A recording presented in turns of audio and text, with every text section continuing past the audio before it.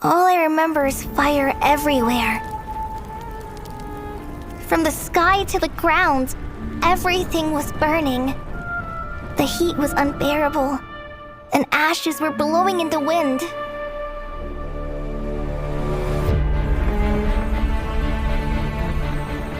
Does the heavenly principles rule with wisdom or folly? And how can we be sure that the seven who wield authority over the world will not be corrupted? Though her body and soul have perished, her essence retains its natural instincts. She must have had a premonition. To the heavenly principles, preserving the existence of the world and its inhabitants takes priority over protecting Sumeru. No. It's... These degenerate rulers lost control over their nation, and with it, the right to occupy that exalted seat. Till we meet again, Lord of Dendro.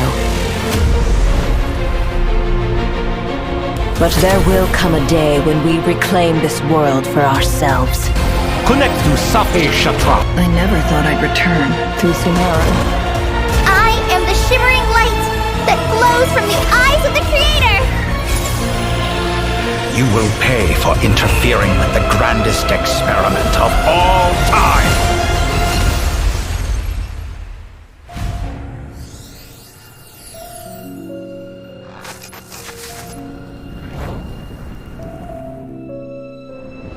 Dreams can sometimes be a warning of things that will soon come to pass. Kali, time to go. Okay. A storm is coming from beyond the bounds of fate. Traveler, Paimon. It's been a while. As it happens, there is a letter here for you. One moment. Here. A letter? From who? Dear Diary, I'm Kale. I work as a trainee forest ranger under my master, Tainari. I'm also studying at the academia. I've been getting better and better at reading lately. Mr. Al-Haytham says that the written word is a crucial medium for exploring the world and understanding oneself. That's why I decided to start this diary. That said, what should I write about?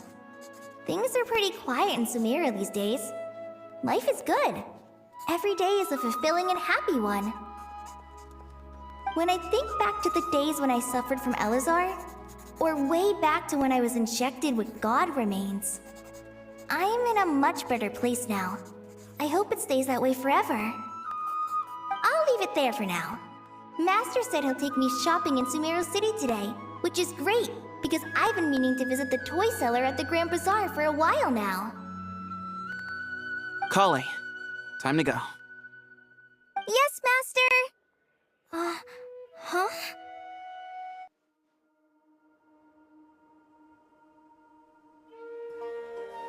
What's wrong, Kali? Is there something on my face? No, sorry. I didn't mean to stare. Did Master Tainari send you to pick me up? Master Tainari? What are you talking about? Tainari is the General Mahamatra. He's probably busy arresting criminals in Sumeru City. I mean, if that's what floats your boat, I can introduce you, but... Wait, Master Tainari is the General Mahamatra? But what about Mr. Sino? Sorry? Oh, you mean that guy who just joined the Vahumana Darshan? Rumor has it he's the leader of the Temple of Silence. If that's true, it's pretty impressive. Sounds like you've been getting to know more and more people since you joined the academia. That's great, but don't let your forest ranger duties fall by the wayside, okay? What's going on? Sethos is acting like he's my master, and Master Tainari has taken over Mr. Sino's job. Is this some kind of prank? If so, it's a weird choice of prank. But anyway, Sethos doesn't look like he's joking. What is this all about? Hey, you're zoning out again. I'm gonna buy some tools for the rangers. Why don't you stretch your legs a bit? It's been a while since you last visited the city, right? Wait! He's right. It has been a while since I last visited Sumeru City. Was it always like this? I mean, it feels familiar, yet somehow... something seems different. Is this really Sumeru City? Lord Kabe Bay, did you get a chance to review this month's accounts? Any feedback? You mean the version you sent over a few days ago? Yeah, I took a look when I received it. I was thinking that maybe our profit margin is a little excessive. I visited some of our commercial partners last month. Their earnings are very slim. Are you suggesting that we give up some of our profits for them? Well, since we have more than we need, yes. Making money for its own sake is pointless. Don't worry, I've already planned for it, and the numbers look fine. We can adjust the rates starting from next month. Also, about that designer you hired, I've had to revise his proposal 3 times now, but he just doesn't seem to... Let's cut our losses. Pay him his fee and send him on his way. I'd like you to get Layla on this instead. She was Cyrus's student, and she designed the Palace of Alcazarzare. Seems like a much safer choice. Who's sneaking around over there?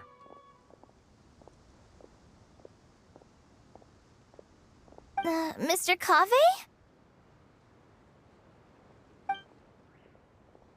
Do you recognize this person, sir?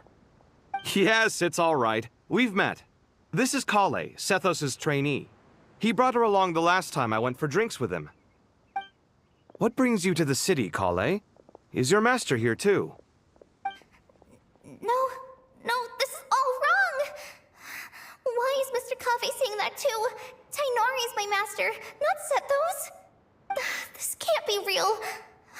I have to ask someone else. There's gotta be someone else out there who still remembers the truth. Hey, wait! Don't run off! How strange. What's gotten into her Lots today? of visitors today, I see. Welcome all. It's been a while. Hey, Raman. You know that guy who sells face powder on Treasure Street? I haven't seen him around in a while. Any idea what happened to him? Oh, you mean a Hongar? Yeah, he got into a brawl with Shavirme on Treasure Street. He's been banned from setting up shop there for now. Seriously? Oh, well, that's a shame. I was planning to pick out some makeup for you. Oh, don't worry about it. The legendary Flame Mane discussing makeup with the Zubair Theater star dancer. Now there's something you don't see every day. Flame Mane? You know, I'm not actually sure when people started calling me that. Maybe the other Eremites thought I needed a fiercer title to scare people off? To be completely honest, I think the title would fit you better than me, Dia. You think? Can't say I've never imagined myself as a merc. If I ever give up the dancing, maybe I'll head to the desert and give the Eremite life a try. You would? Is that so strange? Oh, not at all. In fact, I've actually had similar thoughts before. If I ever get tired of sleeping out in the wild, I think I might go look for a job at the Zubair Theater. I've adored the Dance of Sub-Zeros ever since the first time I saw you perform it. If the chance ever came up, I'd love to try it out on stage for myself. Really? If our manager Sataria heard you say that, she'd hold you to it. Probably grab you by the sleeve and never let you go again. Hey, when that day comes, I'll do your makeup myself. How's that sound? Sure. If the day comes, I'd be honored. Mahamatra Tainari, we've apprehended the suspect. They say that the fool is prone to blind faith, but the wise man is not immune to it either. Siraj, do you have anything to say in your defense? Tainari, you were the one who turned the sages against me. Just a few words of caution from you was all it took to destroy my research. And now you're trying to stop me again? You should know that mechanical life is the future! We must cast aside our useless flesh and... That's enough. I'm not in the mood to listen to your lunacy. Anyone could tell you how amateur your work is. Karina, Ilias, put him somewhere safely out of the way. Yes, sir. Next on the agenda is... Master? What is it? Wait, did Professor Zahahati send you? She's been encouraging me to take on an apprentice.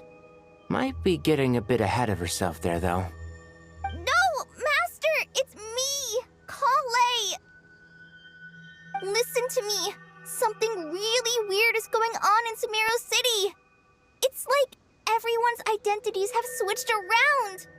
You're not the General Mahamatra. You're a Forest Watcher.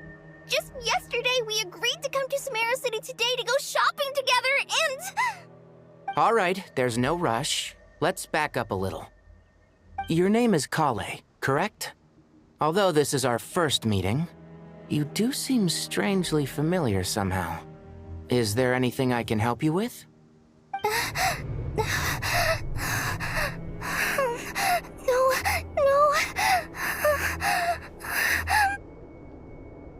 Master!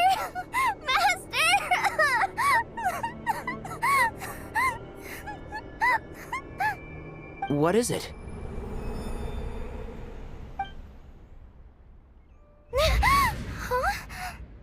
Did you have another nightmare?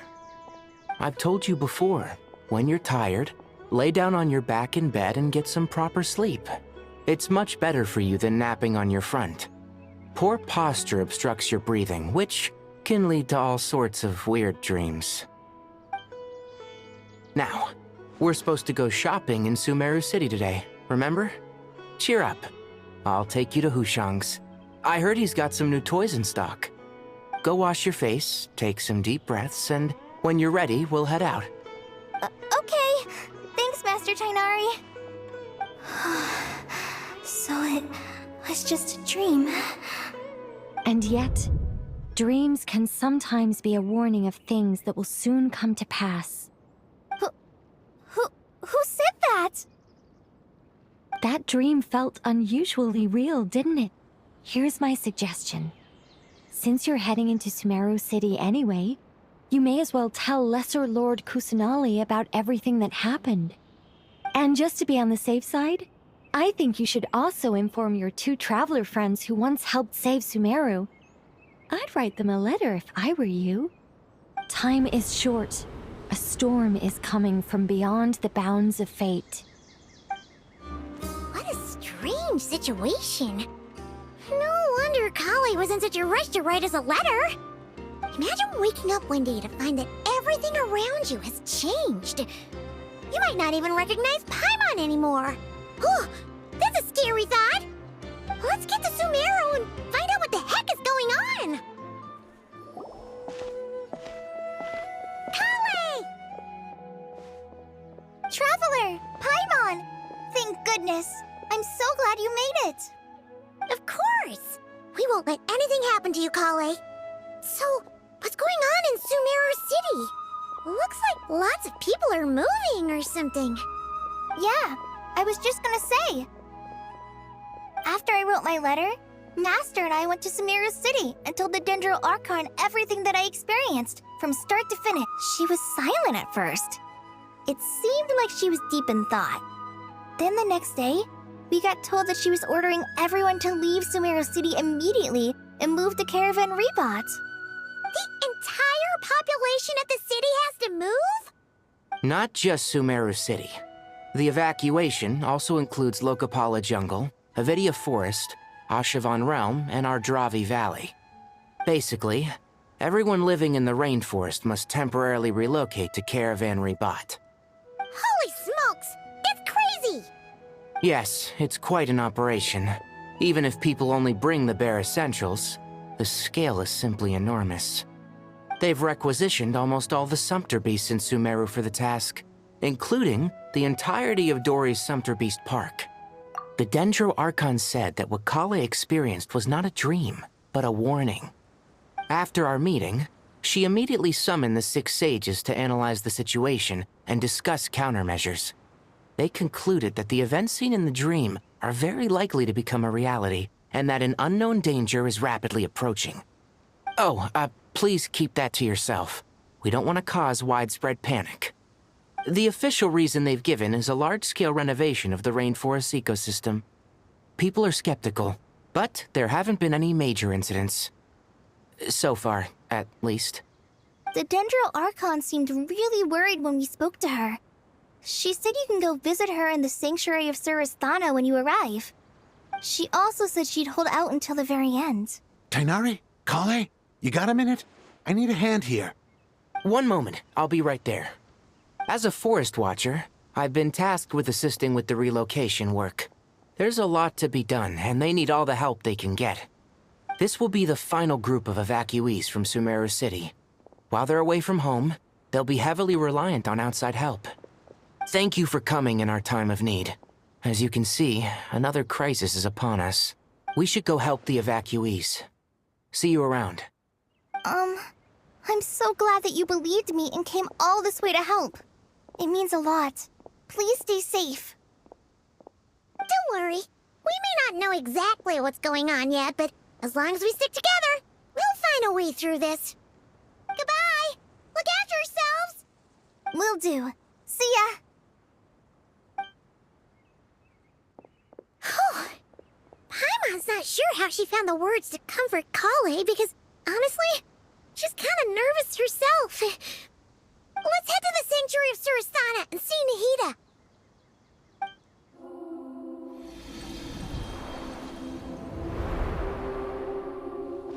Traveler, Paimon, you made it. Aha! Perfect timing. Reliable helpers like you are just what we need right now. Oh, it's good to see everyone again. Kale gave us a rough idea of what's going on, but we still have a lot of questions. What kind of danger is Sumeru City in exactly? And how come everyone has to move to Caravan Rebot? At this stage, we can't be certain. We're investigating, but no definitive answers yet. I take it that Kale told you about her strange dream? Yeah. Apparently, everyone in Sumeru City was acting super weird. Even you guys. It was like you'd all switched places. That's right. Kale and Tighnari reported the situation to the Dendro Archon. She believes that it wasn't merely a dream, and that whatever it was has something to do with Irminsul. It's a reasonable inference. Only through Irminsul can people's memory and cognition be so significantly modified in such a short time. We don't know why Kale would dream of these things, nor who was trying to warn her. The Dendro Archon decided to connect to Irminsul to investigate more thoroughly. Irminsul is connected directly to the ley lines.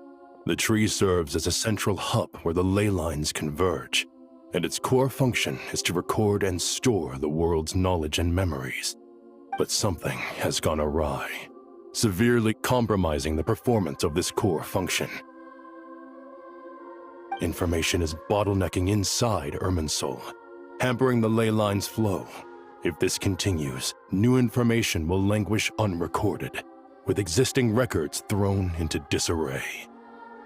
In short, the souls of the dead will be stranded, while the living have their sense of reality warped. In the long run, Kale's dream could well become a reality. And that's just the beginning. There's no telling what other nightmares could end up coming true.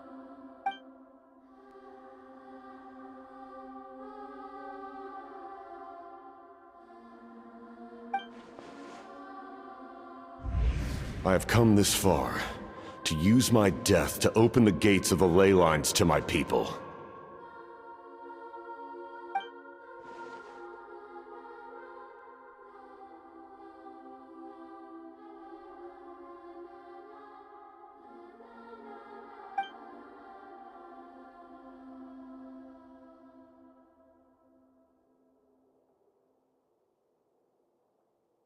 Faced with a growing backlog of information, the Dendro Archon decided to connect herself directly to Irminsul and take over the recording and processing function herself. But it is an almost impossible task. Individual brains aren't equipped to deal with the sheer volume of knowledge and memories involved. All that information flooding in at once would instantly fry any human mind. And for a god, even for a god, the suffering must be unimaginable. The Dendro Archon's power originates from Irminsul. Any issue with the tree itself takes a toll on her to begin with. On top of that, she's subjecting herself to the grueling task of processing all that data. It must be torture for her. And despite all of this, she is somehow finding the strength to investigate the Irminsul situation from within and send us her findings. I finished analyzing the latest data.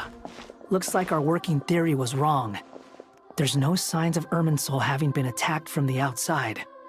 So it's internal then? Some sort of disease, perhaps? No. I've spent half my life studying the ley lines. If Irminsul malfunctioned this easily, the world would have met its end long ago.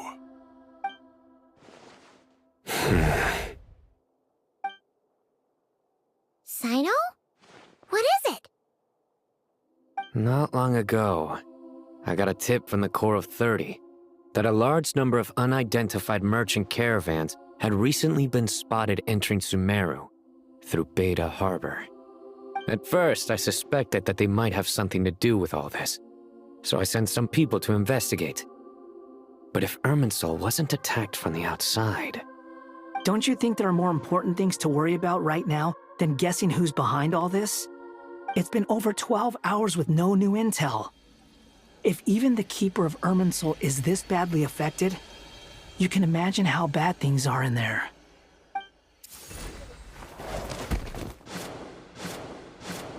Dendro Archon.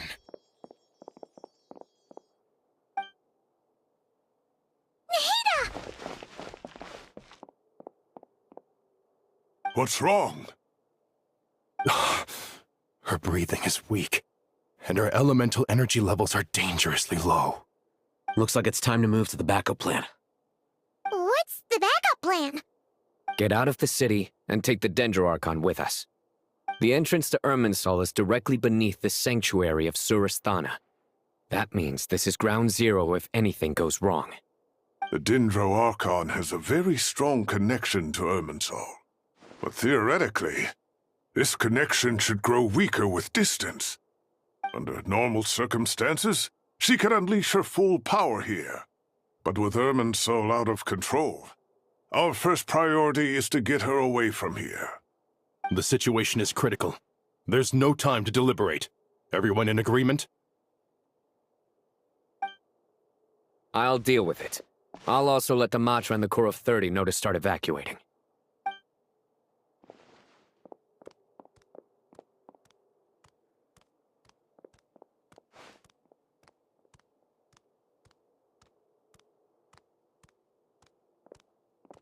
Let's go. No sense grieving when there's nothing more we can do. Agreed. We'll be back as soon as this is over.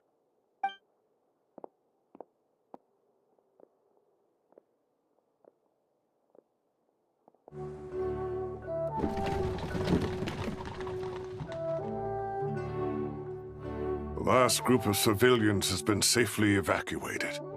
Dendro Archon's carriage will travel with them. Sino and Hat Guy will protect the convoy. With the Dendro Archon in a coma, we've lost our means of investigating the situation. And with Irminsul still deteriorating, we have no choice but to evacuate Sumeru City. Feels as though we're being pushed along by an invisible hand. Stop moaning, Cyrus. We're the teachers here. We should be showing a little more confidence, don't you think? A wise judgment. Let's move out to Caravan Rebot.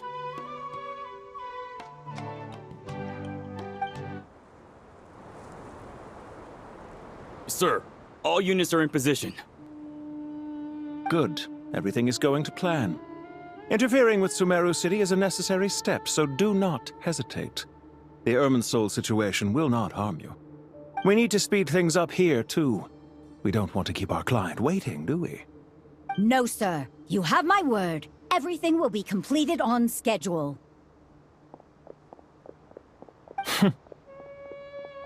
They say that fervent ambition attracts the favor of the gods, and with it, a vision. But we appear to be the exception. So, is our ambition not strong enough? Or does it threaten the very foundations of this world?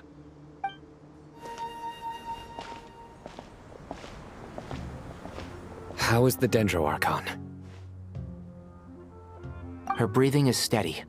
I prepared some therapeutic incense for her, but it hasn't had much effect. Her vitals are still very weak. Based on the information you've provided, I have a working hypothesis. Her condition is partly due to Irminsul's influence, and partly due to a physiological imbalance caused by the rapid depletion of her power. Elemental energy usually flows through the body at a relatively constant rate. The body grows accustomed to this rhythm, so when it's thrown out of balance, physical symptoms will appear. Is this similar to the ley lines? Overloading and withering both directly affect their vitality, potentially causing irreversible damage. Correct. From a biological perspective, if you overexert yourself, you pay the price with your life. The Dendroarchon is not only drained of power, but her life force is at a critically low level. Is there any way to restore her health? I know the ley lines have strong self-healing abilities. As long as any blockages or pollutions are dealt with, they can quickly regain their vitality. But what about people? Well, gods. What's their capacity for self-healing? Before we think about that, there's a bigger predicament to resolve. Restoring the Dendroarchon's power requires us to heal Irminsul first. But that will be extremely difficult without the Dendroarchon's power. Paimon's already getting lost here. Tainari.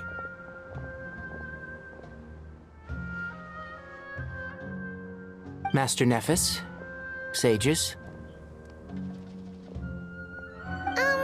Would someone mind introducing us? Ah, yes, of course. Allow me to do the honors. I'm sure we're all familiar with the Traveler and Paimon.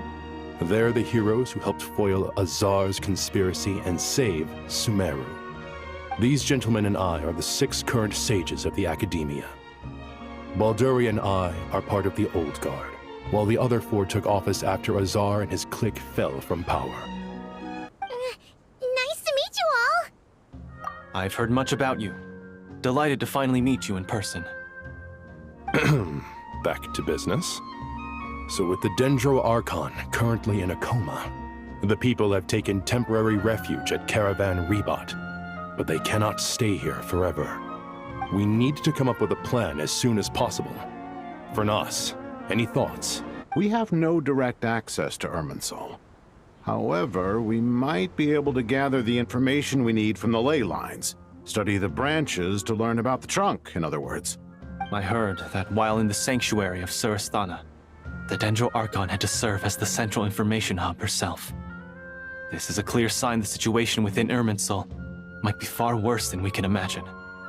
Irminsul is vital, not just to the safety of Sumeru, but to all of Teyvat. We must be the ones to bear responsibility for this world. To be on the safe side, I think we need to consider some backup plans. Are you saying we should consider a scenario in which Irminsul is completely destroyed? I'm merely pointing out that the possibility exists. You have a valid point. But until worst comes to worst, I believe we should focus our efforts on resolving the Irminsul anomaly and helping it recover. If there are no signs of external damage, could it be a stress fracture? Metals tend to suffer from this issue with long-term use. And Irminsul has existed for centuries, after all. It's possible, but surely a stress fracture would be more likely to cause a complete shutdown rather than chaos. Sages, General Mahamatra. Sorry to interrupt, but something has come up. What happened? Some citizens didn't believe that Sumeru City was really in any danger. They slipped away and hid during the relocation, intending to return home. How many people are we talking? About a dozen. Sakura found them while on patrol, but they appeared to be suffering from psychosis. For whatever reason, they were trying to kill each other. By the time we arrived, there were only 2 survivors. One was unconscious from their injuries. The other tried to attack us, but was subdued. Where did this happen? Near Yasna Monument. That's not far from Caravan Rebot. Master. I know. The Irminsul anomaly is beginning to have effects in the world. I didn't expect it to spread to Yasna Monument so soon. It almost feels like we're being chased relentlessly, with no time to catch our breath. Sir Cyrus said the same thing. He sent me back to report in, while he continues investigating. I'll go join him. Count me in too. Don't let my age fool you, I can still fend for myself. Very well. Meanwhile, the rest of us will continue discussing our next steps. Get back soon. Take care of yourselves. It's getting dangerous out there.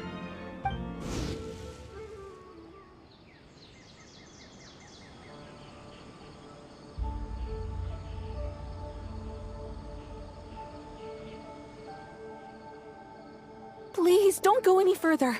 As you get closer to Sumeru City, there's no knowing what dangers you might encounter. So this is our mentally disturbed man?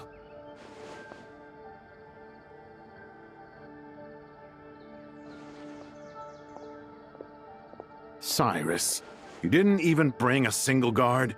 Do you think you're some sort of warrior? It's fine. Come here and look at this. Oh, it's... That's right. Flowers that bloom from openings in the ley lines, indicating some sort of anomaly. I don't believe I've ever seen a color like this before. Did you discover it nearby? Not just here. Way over there, too. They're everywhere. There's even more in that direction. How did you ascertain the situation further ahead?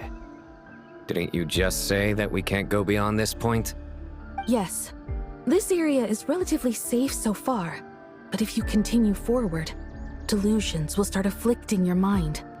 However, some vision-bearing mercenaries were able to maintain their sanity a little better. They're the ones who brought back news from further afield. Sino, do you remember the class I taught on dissecting ley line blossoms? I do, Professor. I received full marks in that course. Good. After all these years, it's time to put that knowledge into practice. There must be anomalous information hidden within these blossoms. Alkindi, I'll need your help as well. Sure has. Well, what are we waiting for? Let's get to work. Anything we can do to help?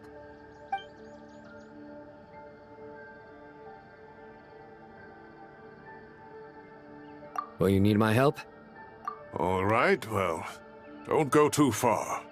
There's too many unknowns at this stage. Let's regroup at Caravan Rebot later. Don't worry if you don't show up. I'll come and find you.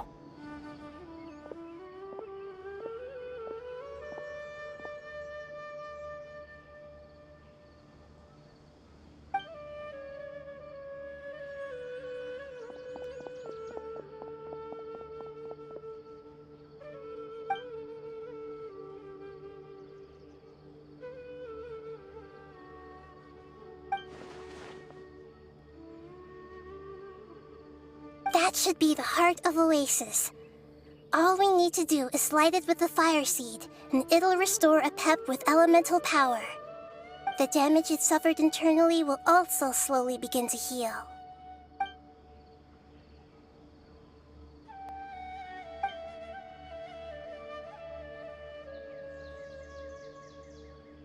What is it?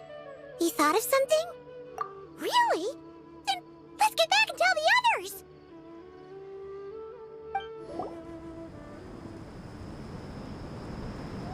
Whew. Glad to see you've returned safe and sound. Any longer and we would have gone out looking for you. Well, this is a nice surprise. I'm unsure if... We've made some progress, so let's start by giving you and Paimon a quick update. By dissecting the ley line's blossoms, we've been able to deduce that although Irminsul is experiencing an anomaly, It has not completely rejected access from the outside. The Dendro Archon has the power to connect to Irminsul, but there's also another way.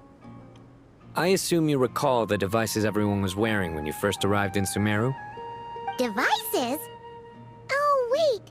You mean... The Akasha terminals? That's right. Yes, but although the system isn't currently operational, the technological infrastructure is all still there. The Akasha is exactly what Sumeru needs at this moment. Between us, we should have all the knowledge and expertise we need to get it up and running again. But if I recall correctly, doesn't the Akasha need a Gnosis to function? That's exactly right. The Akasha relies on the Gnosis as a power source, and in its absence, we'll need to find an alternative. To tackle this problem, it looks like we'll be relocating once again. Namely, to the Temple of Silence. Ring any bells? It's the only major institution in Sumeru dedicated to preserving the knowledge of King Deshret's civilization. You might find the answers you're looking for hiding there. I agree.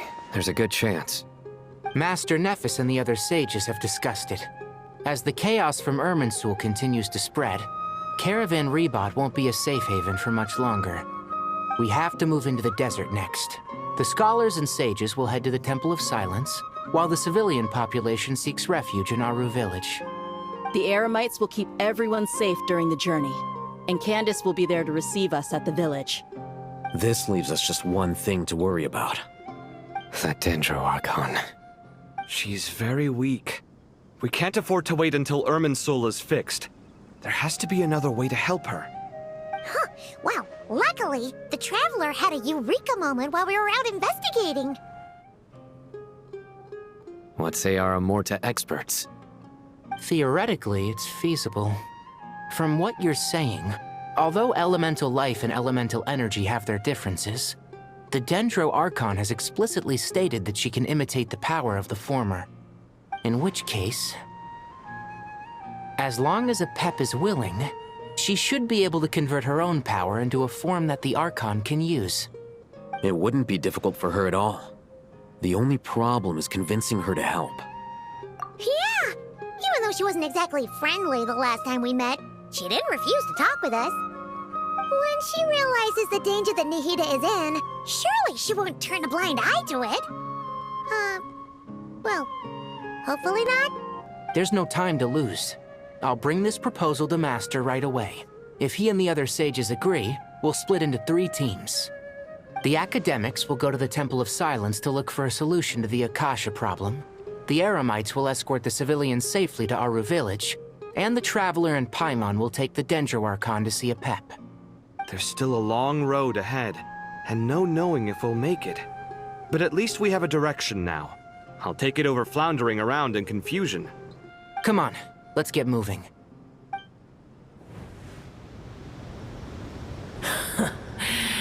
I had a feeling your kind might come calling. The ley lines are in disarray. Something has gone wrong with Irminsul, yes. Even from a great distance away, I can sense that Sumeru is headed for destruction. You who took our home from us, prepare to watch as your own world is plunged into oblivion. Oh, how the cycle of history comes to a poetic conclusion. This isn't a joke, Apep! Nahida's in grave danger! Can you please help her? Is she now? Then do explain. For what reason should I lend Boer my assistance? Apep, if you truly despise gods and humans so much, well, after the great humiliation of being helped by a god in the past, shouldn't you be jumping at this chance to balance the scales? Now that is a compelling reason. When El Ahmar plotted against me and I was tortured by forbidden knowledge, it was Boer who saved me from agony. And though I regard with shame the pity of my enemies, to receive aid without repaying it would likewise tarnish a dragon's dignity. Oh, tiny Boer, puny humans. Just this once I shall deign to show you the true power of dragonkind. Whoa! It's happening again! We're gonna get sucked in!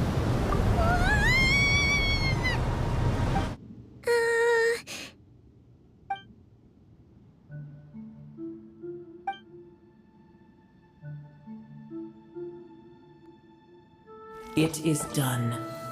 The heart of Oasis is supplying her with life force as we speak.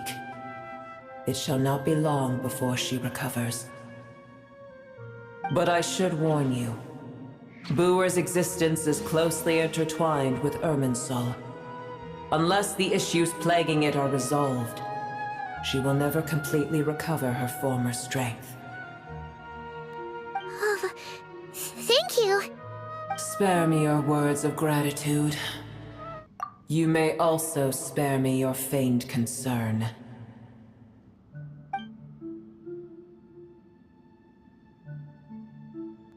A dragon's sovereign's power is far greater than you can imagine. While I was indeed weakened when the heart of Oasis ran dry, providing Tiny Boer with a morsel of my life force shall have little consequence for me. Oh, good to hear.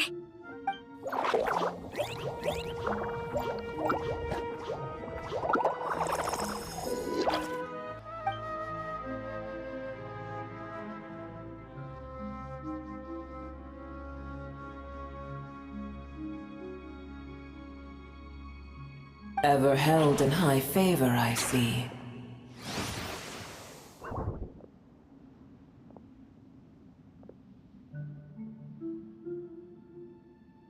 Oh, well, you know. The compliment was sincere. Simply accept it.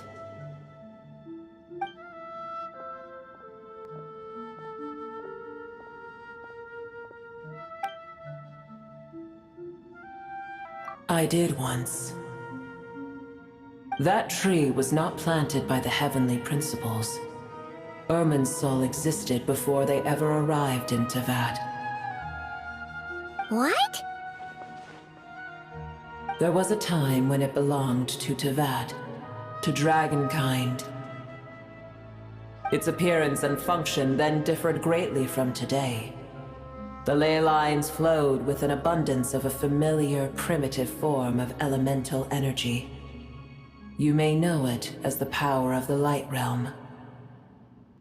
The heavenly principles usurped and refashioned Irminsul, made it serve humanity, and used it to anchor the fate of the world. Yet in the end, humanity has failed to protect it. Heavenly principles, God of gods. It makes me sick. The enmity between your kind and mine can never be bridged. As things stand today, holding a grudge against you would serve no purpose. But there will come a day when we reclaim this world for ourselves. I can already sense that far away from here, the Hydro Dragon has wrested his authority from the hands of the usurpers. Though we have yet to meet, I know that we are both preparing for our revenge day and night.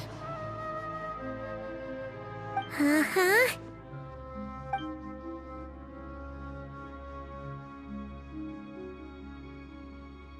I hear a great disturbance out there.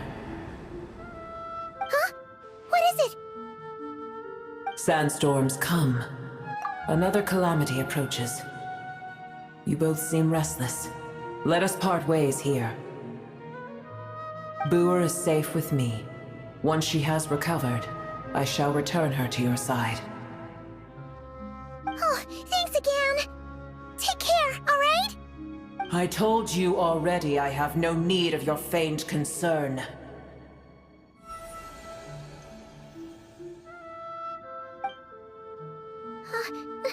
Mahita? You're awake! Are you okay? Cease your interrogation.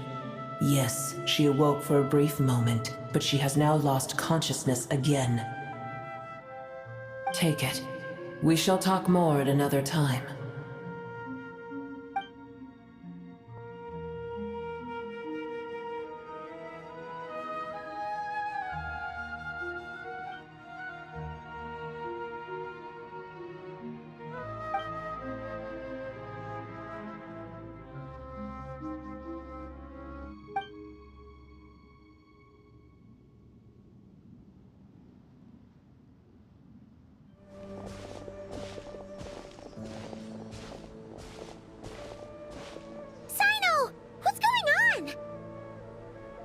You're back.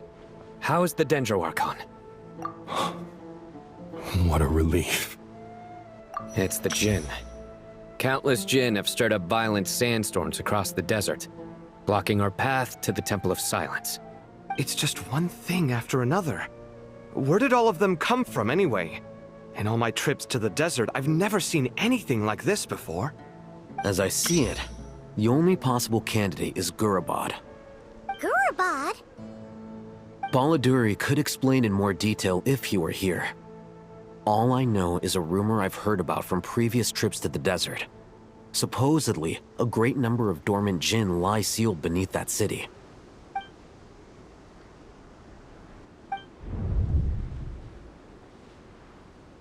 Gurabad is, for me, a fated land. I must therefore return back to this city, where my destiny awaits me still. Lilupar. Yeah, we once said goodbye to a friend there. Well, maybe not a friend exactly, but someone we met on the road anyway. She was a strange bottle. If we can find a way to wake her up, maybe she can help solve the situation in Gurabad. Well, be careful. You may find there's more than just the Jinn to worry about. You mean, there are other dangers in Gurabad? It's a sensible assumption to make. The moment we arrived in Caravan Rebad, the Irminsul anomaly started spreading in that direction. Now we've moved to the desert, and suddenly we're plagued by Jinn and sandstorms. To call it a coincidence would be a stretch.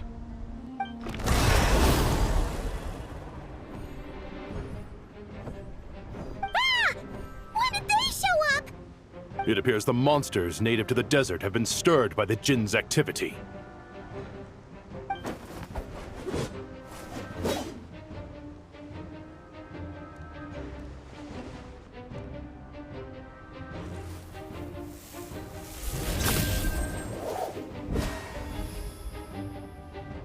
You should get going.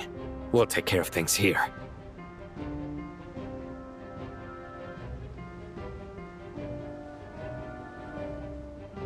You too. Don't do anything too risky. You got it?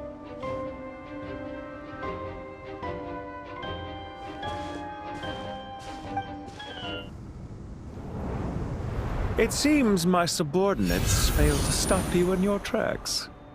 Apologies, sir. There is no need to apologize. You did well to hold your ground against such a powerful adversary for as long as you did. I must commend your courage and perseverance. So, you're in charge here, huh? First the problems with Irminsul, now this mess in Gurabad? Are you the ones responsible for all this? I'm afraid I cannot answer that. I assume you aren't naive enough to expect answers from an enemy. Oh, this guy is so snooty! However you want to spin it, you're clearly involved in this somehow. So you can either start talking, or we'll have to make you talk. Let's get him! Traveler, what's wrong?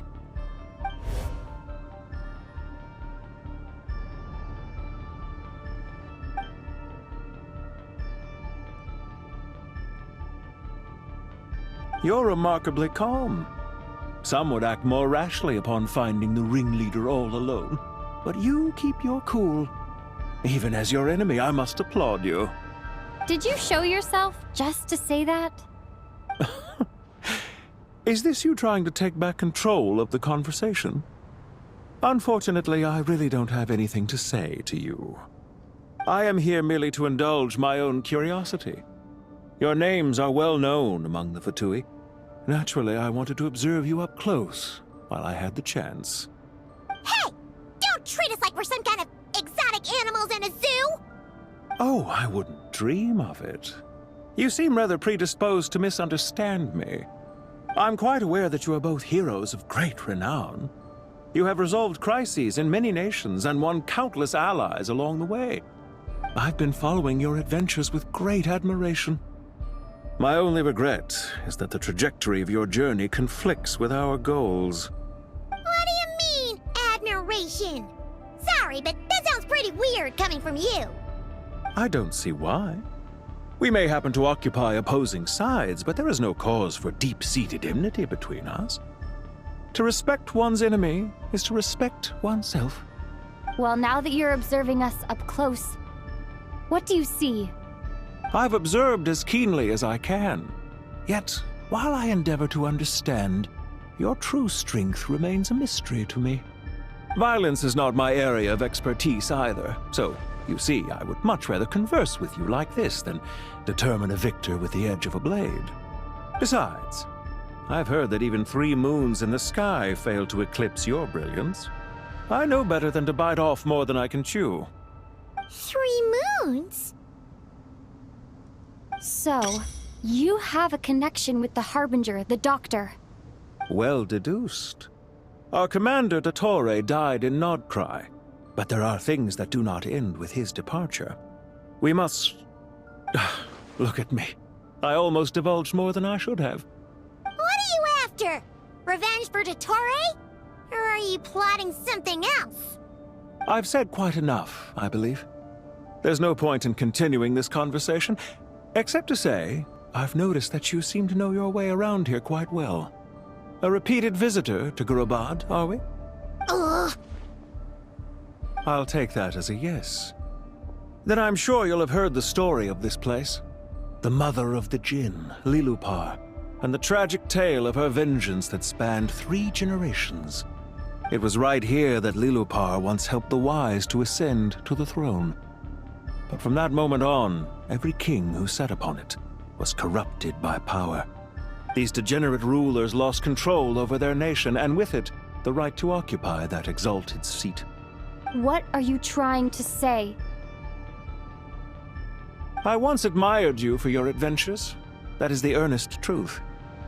But it appears to me that your journey serves ultimately to uphold the rules of this world. Are these rules truly just? Does the heavenly principles rule with wisdom or folly? And how can we be sure that the 7 who wield authority over the world will not be corrupted? Do you seriously think you're gonna convince us of anything? Convince you?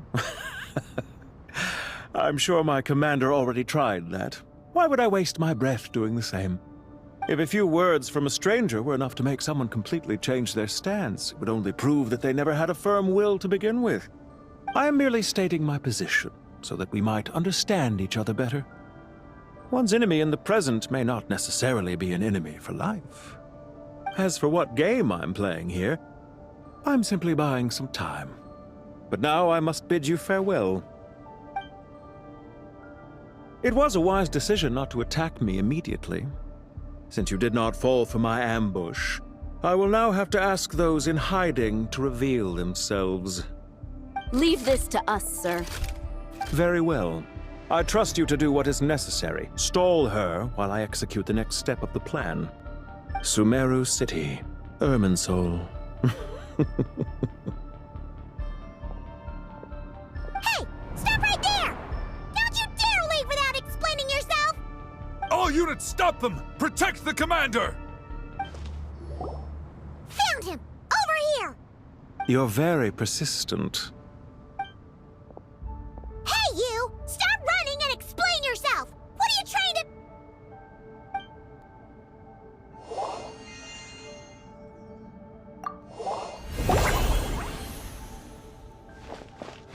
What's this? Relax. A small trap like this won't be enough to hold you. The sandstorms from Gurabad will die down soon enough, but this small window of time was all we needed to launch the next phase of our plan.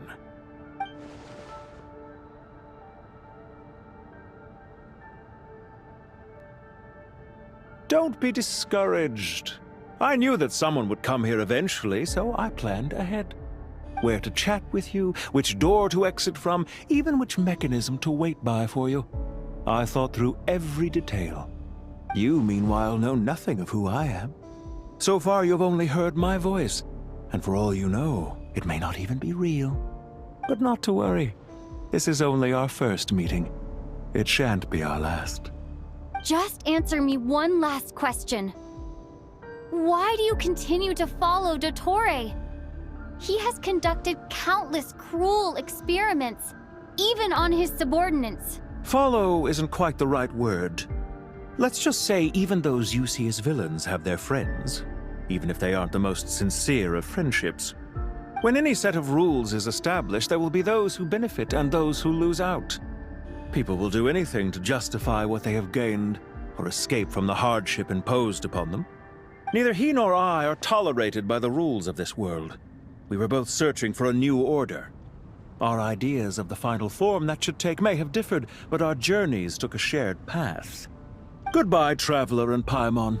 I wish you a timely escape, albeit not too soon. I will need a little more time to prepare, after all. Hey! Come back! Wait, this dark wall. We've seen these on our adventures before. It swallows people up! Oh, I'm sorry. She shouldn't have jumped the gun! Oh, okay. He may have fooled us this time, but we'll get it back!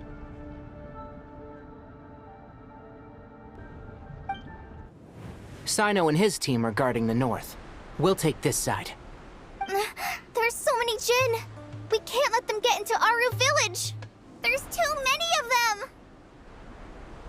Tainari, how's the situation on your end? We held the line, though it was a close call. But it looks like they're preparing for another attack. Has something happened? They've breached our defenses in the south. The Jin are pouring in. We're moving the villagers to the north as we speak. We're hemmed in. This is getting precarious. Our margin for error just got a lot smaller. That's why we wanted to confirm your status. We need to consider our next move carefully. Bad news! Another line of defense has been breached. Kale, go with them and assess the situation. Dory and I will hold the line here. But Master! Even with 3 of us, we barely managed to. This is not a discussion, Kale. Don't worry about us. She clearly still has plenty of tricks left up her sleeve. Wait, you can't pin all your hopes on me? Oh, great. I've almost run out of the things I brought with me, and the rest is back at the caravan. I should be able to hold out for a little longer, but still... Master! Need any help? Huh? What is it, Kale? If things continue like this, it won't be long before Aru village is overrun by Jin, and the sandstorms are sure to follow in their wake. I do have a plan, but I can't guarantee it will work. I don't care. Whoever you are, please just help us. The only one who can help is you. I am merely here to guide you along the correct path. I am a spirit created at the beginning. I am a flickering illusion. I am the shimmering light that flows from the eyes of the Creator. What do you mean? It doesn't matter. You don't need to understand it. Just repeat after me. Watch out!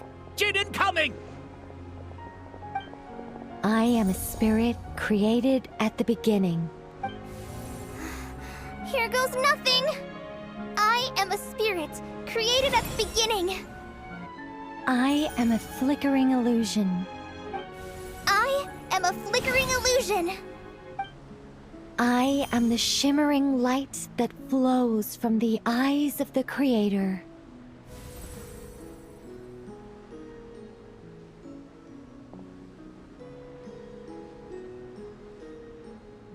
I am the shimmering light that flows from the eyes of the Creator.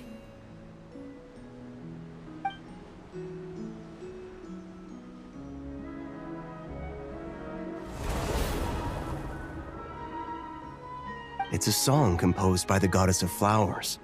But very few records of it remain, even in historical texts. All we have is a few fragments. Is Kale an avid historian? Not to my knowledge. The Jinn have actually quieted down. Although... no, it's more than that. It looks like they're showing... submission. Clearly the songs left by the goddess of flowers have a soothing effect on them. At the very least, they're much calmer now. It seems like the song only works when Kale recites it. But why? Kale. Yeah! Any luck?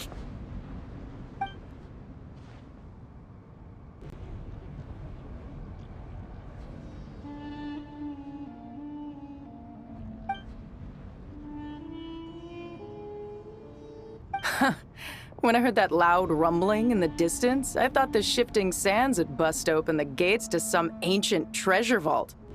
Turns out it was just you guys. Huh? Wait, that sounds like... It's been a long while.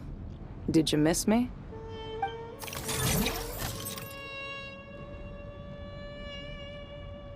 Jet! Ben! Let's save the catching up for later. First, I gotta get you guys out of there. This should be the right mechanism. Ben, can you handle it?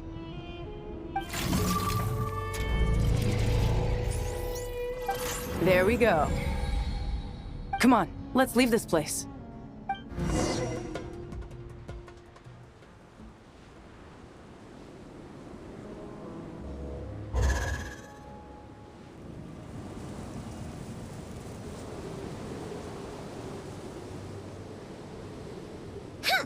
Those Fatui sure made themselves scarce. It's like they were never here. The Fatui? They came to the desert again? Yep. No idea what they're planning this time. They were being very coy about it. How have you been, Jet? Well, since we last met, I've started my own band of mercs. We've actually made quite a name for ourselves. Oh, yeah. On a slightly different note, I have some good news. I finally took care of Masaira. Not much to write home about. It was just another day. Found his hideout. Dragged him out of his cozy little bed. He tried to talk me into seeing his point of view, as usual. But I'm way past that by now. There was nothing he could say to save his life. What about you guys? Bet you'd forgotten all about me and Ben, huh? Of course not! We're super duper best friends! Wow. Sounds like I should make time to visit some other nations too. Anyway, what brings you to Gurabad? Oh, right. I almost forgot. We're here to look for Lilupar. That bottle? Seriously? Yeah! We need her power to calm the Jinn and stop the sandstorms. Here's hoping we actually manage to find her, after all the trouble we've been through. Surely, with everything's been going on in Gurabad, she must have woken up, right? Only one way to find out. Lilupar! What a long dream that was. It's been a while, my master. Oh, and you're here too, little wildcat. The four of us back together again. Imagine that. Why have you returned to Gurabad, my master? And why is my sand-swept homeland in disarray once more? Well, basically, Sumeru's in danger and a lot of our friends are affected. Some bad guys messed around with Irminsul and now they've released the Jinn in here. We managed to chase off the culprits, but we have no idea how to seal this place back up and stop the sandstorms. Child's play. I shall quell the Jinn and scatter the storms. Thank you, Lilupar. No need to thank me, my master. I have granted many wishes in my time, and this was the most trivial of them all.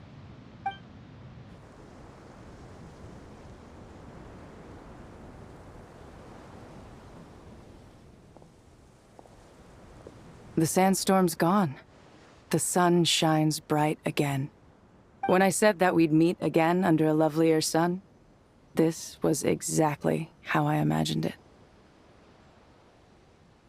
Yay! Although, honestly, would love to hang out with you more, even if the weather sucked. Well, there shouldn't be any more gin breaking out, right? Are we okay to head back? Sounds good. You can introduce us to your other friends. Another adventure begins. Lovely.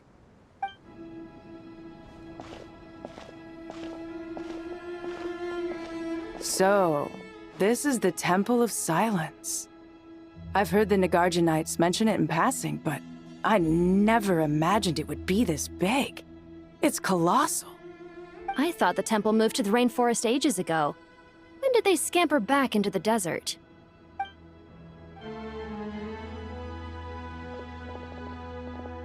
You're back.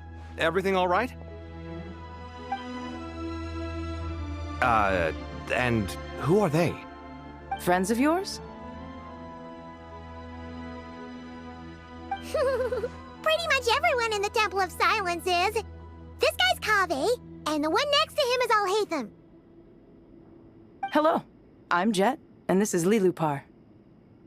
Oh, a famous name from the history books. Pleased to meet you. A friend of a friend is a friend of mine, as they say. Who's they? Huh? Do people not say that? Not in the desert. Friends you can trust, but friends of friends? Gotta keep an eye on them. Still, I do trust the Traveler's judgment. I'm sure you're good people. The sandstorms have calmed down. I take it the Gurubad problem is resolved? What did you find? And after getting all smarmy with us, he trapped us there. Luckily, Jet used the mechanism outside to free us, and then we got Lilupar to put a stop to the chaos. Wow. Thanks for being there to help them.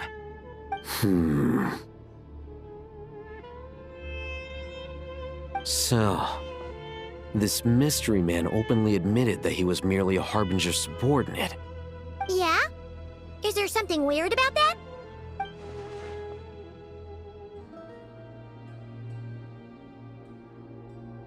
Are you wondering about his true identity? Or do you think there's a big conspiracy behind all this? I wouldn't go as far as to call it a conspiracy. Just the simple fact that having someone to shift the blame on tends to prove useful should trouble come knocking later. The most important thing for now is to solve the immediate problem. Perhaps that man knew you wouldn't have the resources to investigate his background and so didn't put much effort into disguising himself. This is all getting a little cryptic for me. I'll let you guys talk while I take a walk with Lilupar. Jet? Aren't you with the Blazing Beasts? What a coincidence. Didn't expect to run into you here. We're mercs. You can run into us anywhere. Who's this with you? So, did you find the solution you were looking for in the Temple of Silence? You bet we did. This place is incredible. It has everything. So far, we've discussed a plan and verified its feasibility. Building a new system from scratch is out of the question. So our only option is to modify the Akasha using certain resources we hope to find in the mausoleum of King Deshret. According to certain sources in the Temple of Silence, there is a core device in King Deshret's mausoleum known as Aru. Little is known about this device in academic circles, which suggests it was hidden quite effectively. If these sources prove correct, the energy contained within Aru may be sufficient to power our Akasha renovation plan. However, this raises difficult questions regarding technological integration. The sages are still debating it. Yeah, but I'm sure they'll reach a compromise once they've argued it out. The people of the rainforest are always cautious when it comes to desert technology. But times of crisis like this leave us with little choice. Wait, Paimon has a question. Is this the same Aru we've heard of before? It's sealed off, right? Some sort of prison where the Goat King, Ibis King, and Crocodile King are locked up. Well remembered. Yes, that's exactly right. According to our records, Aru was the most brilliant creation King Deshret ever conceived of. Built by divine and mortal artisans working together. It was a miraculous accomplishment, and it lies hidden deep within the king's mausoleum to this day.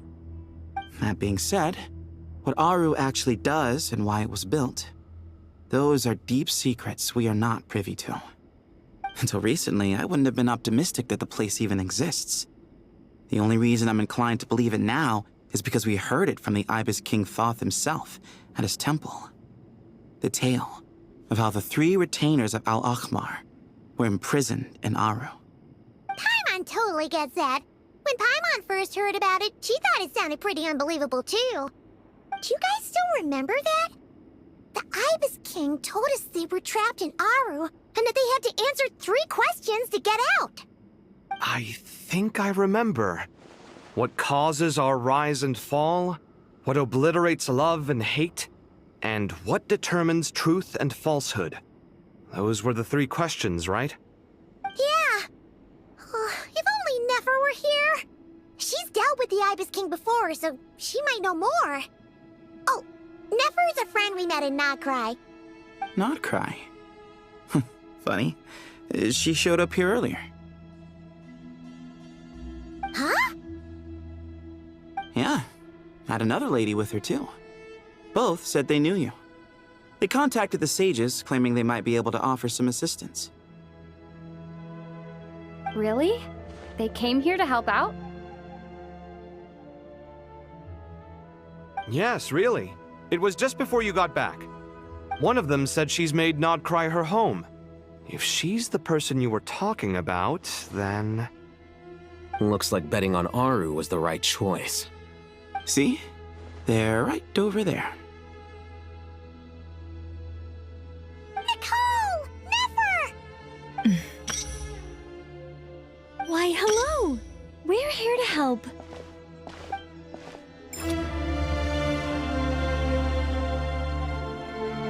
It's a good thing we left early. We almost got locked out. Locked out? What do you mean? Oh, you haven't heard?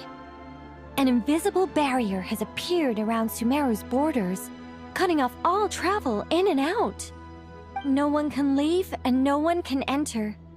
Sumeru has become a lonely island. Are the Fatui behind this too? Actually, no. This has nothing to do with them. I suspect it's a defense mechanism within Irminsul itself. Irminsul is the source of Tevat's ley lines, after all, and Sumeru is the nation closest to it. I imagine this function was put in place to seal the entire region off in the event of serious damage, preventing the disaster from spreading to the rest of Tevat. It may have been implemented long ago. But doesn't that mean that the people here won't be able to escape to other nations if the anomaly keeps spreading? Currently, that does appear to be the case, which is precisely why I am here. This is a critical moment for the world, and Sumeru is the eye of the storm. Paimon's surprised you managed to convince her to come back to Sumeru. Indeed. Even for someone of my wisdom and eloquence, this tested my skills to the limit. And why should it concern me that Sumeru's in trouble? Surely you don't think I still have feelings for that place? Judging by your tone, I suppose you don't. Sounds like you don't know much about my past. And here I thought you knew everything. All I know is that the Ibis King is the source of your power. He was quite a prominent moon envoy once upon a time, so I do know a thing or two about him. As for your past, I have ways to learn the full story if I wish to. But everyone has secrets they'd rather keep to themselves, wouldn't you say? I'm glad you see it that way, Miss Nicole. I've chosen to call Nodcry home, which is why I did my part in its hour of need. That doesn't mean world savings become a habit with me. I have no particular desire to play hero in Sumeru, thank you. I understand. Human emotions do not appear and disappear without cause. There is always a reason to be found behind both salvation and destruction. Still, if time has taught me anything, it's that human emotions are often complex and in conflict. That's why people change their minds about things all the time. But that's where we angels come in. Our duty, ultimately, is to guide people towards their deepest, truest desires and help bring them to fruition. So I wish to hear about your past, because I do not believe you are motivated by hatred alone. And if we still arrive at different conclusions in the end, that's okay.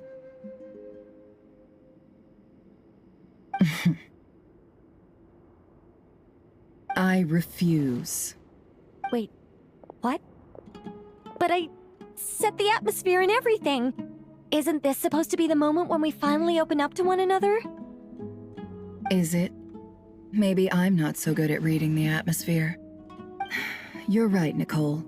There's more to me than just hatred. Had it consumed me, I'd be left stuck in the past forever, never living in the present. But I don't think that your guidance can change my mind. The all-consuming sands, the bloodshed, both deserved and undeserved. Those old emotions cling to me like a shadow. Do you wish to shake them off? No. I hope to remember them forever. Those emotions and memories shaped me into the person I am today. They'll always be a part of me. In that case, would you like to hear my perspective, at least? Sure. It's not every day you get to hear an angel's opinion. A long, long time ago, when the angels still walked freely upon the earth, I found life tedious. Monotonous work, lukewarm relationships. Things weren't nearly as interesting as they are now. And yet, since the angels' demise, I have found myself missing those days on more than one occasion. Human emotions are often attached to a person, a place, or an object. When those things are gone, the memories quickly fade, and the emotions slip away along with them. If Sumeru were destroyed, both rainforest and desert would be no more. With the object of your hatred wiped from existence, it would not take long for the memories buried deep in your heart to slowly fade. Both love and hate are intense emotions, but they are nothing compared to the void left behind when they disappear. Most sophisticated, Miss Nicole. But anyone focused on the future could only ever applaud the destruction of the things they hate. Still, I'm a special case. Someone once told me that human memory is more selective than a Mora-hungry merchant choosing between customers. We all need a reality check once in a while, so we don't forget the truth. As much as I dislike Sumeru, this is no way for it to perish. All right, you win. I'll help you out a little, but I won't work for free. How much will you need? You're not gonna milk this for all it's worth, are you? What do you think? I'll be upfront with you. I don't have much more on me. If that's what you need, I could borrow some from Alice. Or perhaps I could pay in sculptures. The ones I carve are actually worth quite a lot. Just cover my travel expenses. Huh? Is that all? That's all. Given all the people I owe favors to, I can just about justify a trip to Sumeru. Yehoda!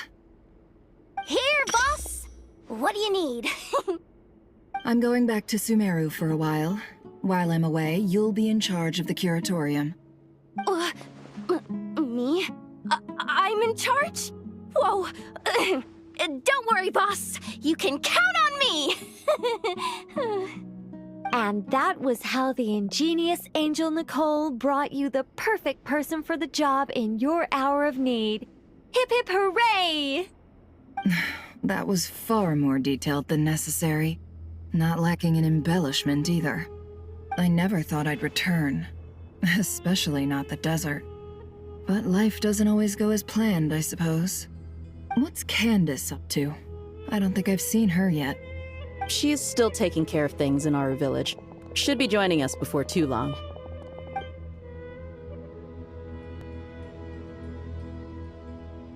Oh, and sorry. Hope we're not interrupting anything.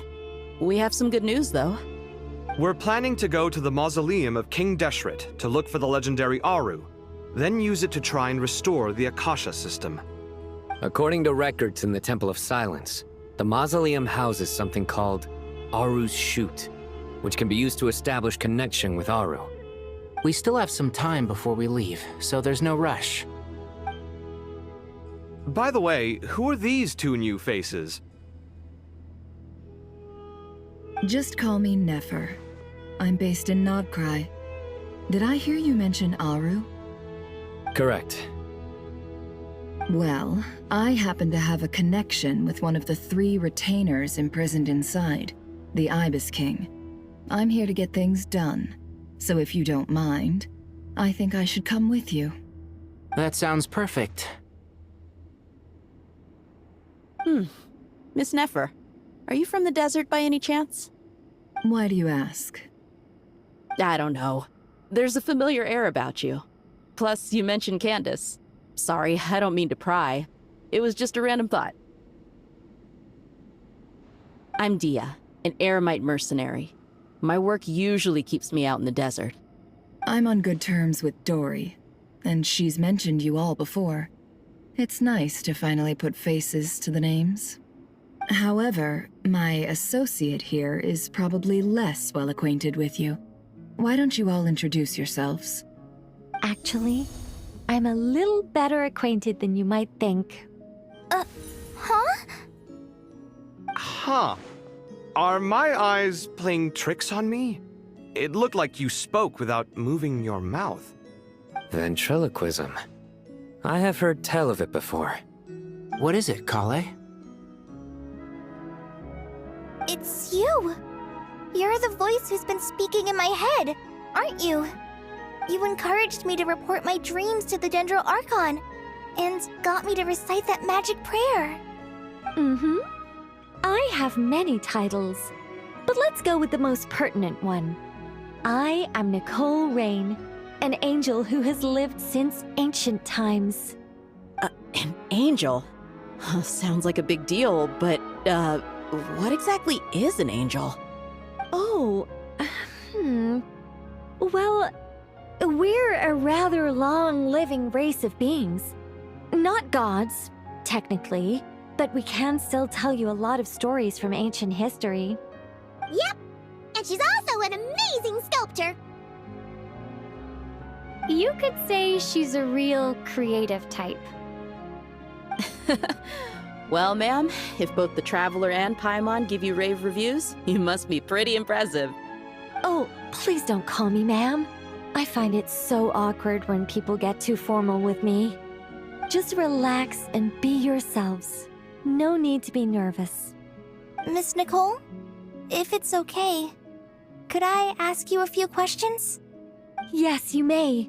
I can see your heart is filled with confusion, and you are desperate for answers. I also know which questions you want to ask me. Why did you dream of Sumeru City in disarray? Why did those verses soothe the Jinn only when recited by you? I can guide you to the truth, but it involves a personal secret of yours. I'd prefer to speak with you alone, if possible. I thought we were going to speak alone. This is a lot more people than I was expecting. What's wrong with it? Even the doctors at Dar al-Shifa allow patients to be accompanied by family members. Well, if Kale doesn't mind her secret being revealed, I have no problem with it. Thanks for being so considerate, Miss Nicole. I don't know what secret you mean, but whatever it is, there's no need for me to hide it from my closest friends. All right. In that case, I'll get right to it. Kale, are you aware that there are god remains inside your body? I am. Anyway, so You're saying that what happened to me has something to do with the god remains they injected me with? Yes. Those were the remains of Nabu Malikata, the goddess of flowers. What? Huh. Fascinating. You don't seem surprised like the rest of us. Why? The possibility crossed my mind when Kale recited the Goddess of Flowers song and calmed the Jinn. Ah! You made Paimon jump! What are you doing here, Lilupar? I was merely passing through when I heard the name of the Goddess of Flowers. Be assured that I share your surprise. You, with the hat. Are you certain? I sense no trace of the Lord of Flowers within her. Well, it is a very small fragment. Unless special methods are used to manifest its power, even her closest acquaintances would find it near impossible to detect. After the goddess passed away, her remains were scattered across the desert. King Deshret gathered all the pieces he could find and buried them in the eternal oasis. But some fragments remained unaccounted for. Eventually, the Fatui must have found a way to track some of them down. Presumably for use in some experiment. It's not an uncommon occurrence. You're more shaken than I thought. In one sense, you've been extraordinarily lucky. So many people who yearn for this kind of power never attain it, yet you have coexisted with her all this time without even realizing it. I don't know what to say. I'm glad that I could help everyone with this power, really. But knowing that a fragment of the Goddess of Flowers is inside my body is... it's a strange feeling. So about that dream I had, was it a warning from the Goddess of Flowers? Yes. Just like me, she was an angel created by the primordial humans, born with the instinct to guide living beings. Though her body and soul have perished, her essence retains its natural instincts. Even her smallest remaining fragments would do their utmost to send you that warning. The Mother of Dreams? Lord of Flowers and Oases? She must have had a premonition. That is why she gave that dream to you.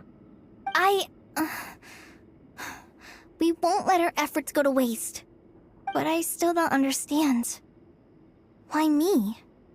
Yes. Why indeed?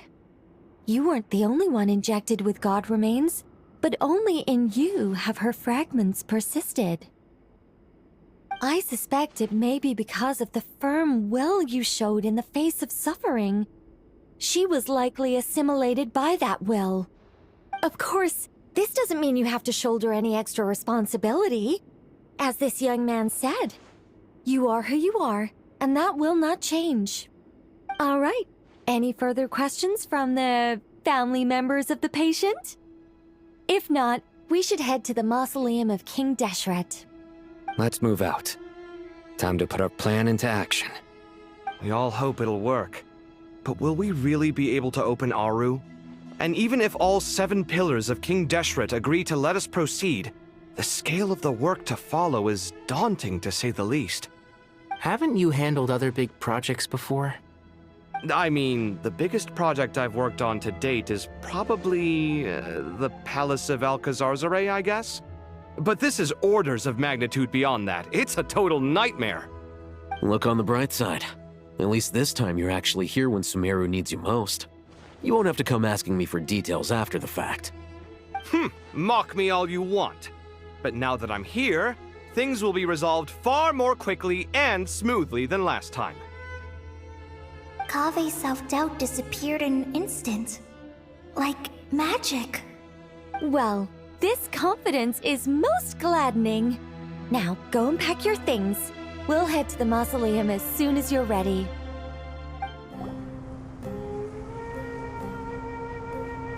Why, we've not seen so many visitors ever, really. What is this place now, a tourist attraction? Closer inspection reveals many familiar faces. To what do we dusty old fellows owe the honor? Surely you're not just here to chat. You surmise correctly. We are here to carry out a rather enormous project. Ho, enormous, you say? How large, then? Larger than the gaping void in our lives? Why, you've even put a smile on Goatee and Croco's faces. All this activity is making for quite a special day. I know that laugh. Lilapar? What on earth are you doing here? Oh, this is hilarious. Turns out good things really do come to those who wait. As long as you stay alive long enough. When did you three get locked up in here? And still you act all high and mighty, putting on a show for the younglings. Truly hysterical. Why you... Time is of the essence. Let's get down to business. We come to you, O three ancient lords, to request your assistance on behalf of the Academia. If we can help you regain your freedom, then please consider lending us your aid. As for precisely what we need your help with, it's a long story. So, to demonstrate our sincerity, we are prepared to first resolve the problems that plague the three of you. All right, stop arguing, Croco. And Goatee, don't you start. What's the harm in letting her speak? It's not worth getting so angry about. Forget about her. The three questions are the crucial thing here. But do you really have a way to answer them? You once answered the final question, Nefer, but the seal did not open. Unless, with the passage of time, you have found a new answer? You could say so. When you first asked me what determines truth and falsehood, my answer was a liar's soul. Liars are the best at seeing through the falsehoods of the world. But if you want them to tell you the truth, you have to reach their soul. I think that makes sense. I found it quite compelling myself, and I told Nefer so. Unfortunately, it brought us no closer to liberation. Well, that's simply because it was my answer, not the one King Deshret was looking for. Can you guess which answer Al-Ahmar wanted then? Time. And that's not only the answer to the final question, it's the answer to all three of them. All things wax and wane with the passage of time. Love and hate eventually fade into nothing. Current affairs are always fraught with conflict and controversy. Only time can distinguish between right and wrong. You once described King Deshret as a proud man.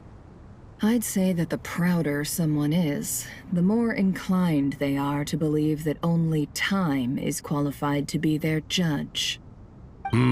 Time. Well. Indeed.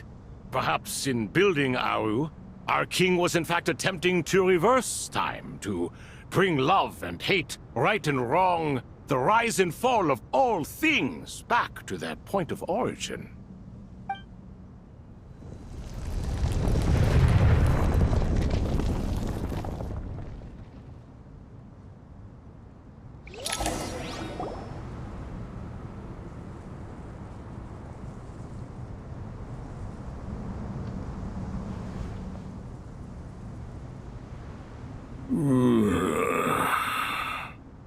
This is the most eventful day I have experienced in a long time. You have my sincere gratitude. You three seem to be in good spirits. Prison can help a person grow and learn to cherish what they have. Nevertheless, after everything you've done for me, I sincerely hope you never have to experience it for yourself. Hello, Nefer.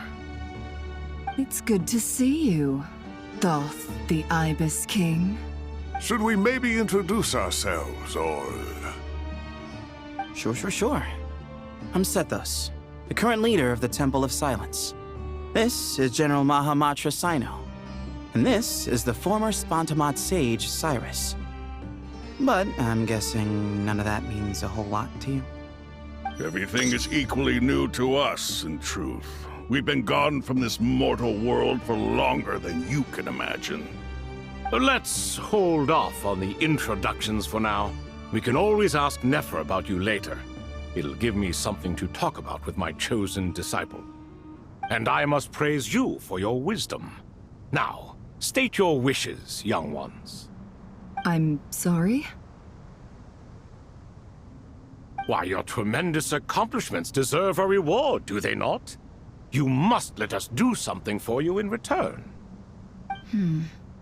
General Mahamatra, what do you think? I won't beat around the bush. Sumeru is facing a crisis the likes of which have never been seen before. And we need your help. Every calamity throughout the ages has been connected to us in one way or another, whether we were its cause or consequence. Whatever is wrong with Irminsul, it severely affected the Dendro Archon. She fell into a coma and is currently receiving treatment from the Dendro Dragon. The Dendro Dragon? I'm sorry, the Dendro Dragon is helping to heal the Dendro Archon?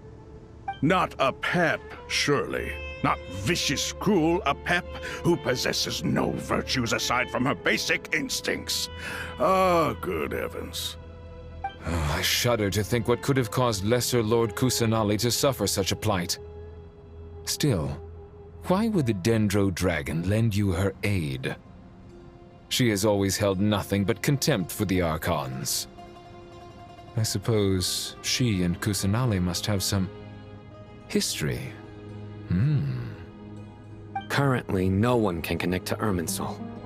We hope that by opening up Aru and making some modifications to it, we can use its technology to our advantage. Unfortunately, Aru is an imperfect creation. King Deshret never managed to realize his full vision before his death.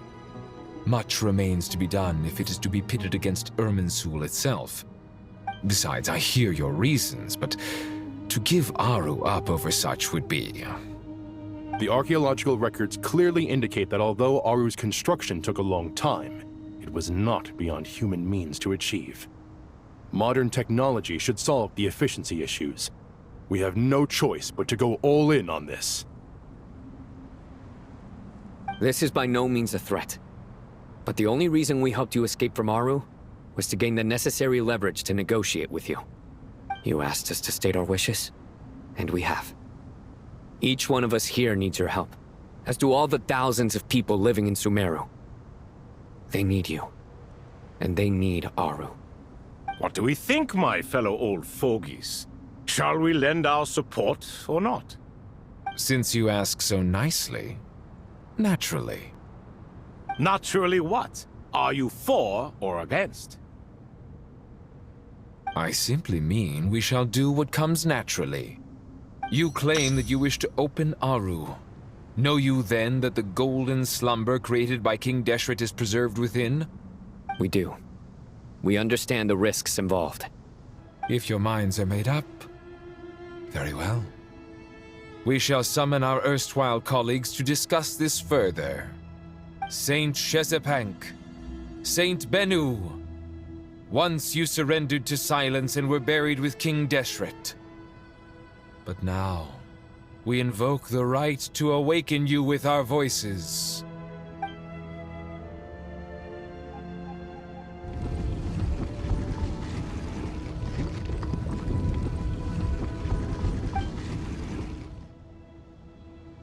Saint Bennu, responding to your call.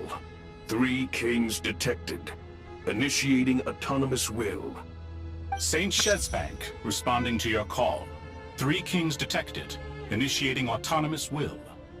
Ah, Lord Herreshoff. What a long time it has been. I trust you are keeping well. Then your trust in my well-being has long outlived your physical body. You have always opened with that same phrase, in life, death, and now even beyond. Al-Akmar is long gone. What is the reason for this meeting? You're awake? Good. We are voting on whether to give the people of present-day Sumeru access to Aru and permit them to perform technological renovations. You have the right to support or oppose the motion. Aru is the pride of Al-Ahmar. Opening Aru requires the unanimous consent of the 7 pillars. I hope you have a convincing reason to present to us. Sumeru is currently in the midst of a major calamity. Let us not forget that while Al-Ahmar was a stern ruler, he was also a teacher of wisdom. A god without his people shall cease to exist, and King Deshret's greatest wish was to provide protection for his people. Let us then honor our God King's wishes as we consider our decision. I do not mean to mock these proceedings, but what is the point of a unanimous vote when we know that the last of the 7 pillars, the Dendro Dragon Apep, will never communicate with us? This will no doubt surprise your mechanical mind, and I have no intention of trying to persuade you it is true. But Apep is, in fact, healing the Dendro Archon as we speak. Huh? Can someone attest to this? Do we have any proof? I ask the 3 kings, can any of you vouch for the truth of this claim? Naturally, the Ibis King, Thoth. What? It was Thoth's disciples who revealed the truth to us. We need not debate its veracity. Simply let Thoth bear accountability. That way the rest of us may have a clear conscience. Harishef, you diabolical fiend! I awakened our former colleagues for you, supported your opinion, and backed your decision. What sort of fiend would do that? I miss the days when Hermanubis was still around. At times like this, he would offer to take accountability. What are you trying to say? Is my word worth less to you than Hermanubis's? Hypocrite though you are, Lord Thoth, you are humorous in equal measure. How could we bear not to associate with a character such as you? I, Saint Shezpank, approve the Goat King's proposal. Since King Deshret is no more, we shall receive no reprimand for acting beyond our remit. Nevertheless, I sincerely hope that those before us understand the significance of what they intend to do. Remember, the moment that Aru is liberated, the myriad souls residing within the Golden Slumber will return to the ley lines. And once the ley lines flow again, these souls shall in turn be received by Irminsul. To take this step is to bring the perfect afterlife created by our king to a permanent end. We understand that well, and we have decided to proceed regardless. Furthermore, the contemporary human perspective would contend that confining souls in this way is no act of benevolence. The deceased have a right to rest in peace. King Deshret's creation is clearly a place of rest and peace. It is just that many do not see it this way. But no matter. Saint Binu approves. Hermanubis' representative and the Dendro Dragon Apep made their choice ahead of time, while the Goat King, Ibis King, and Crocodile King have also granted permission to liberate Aru.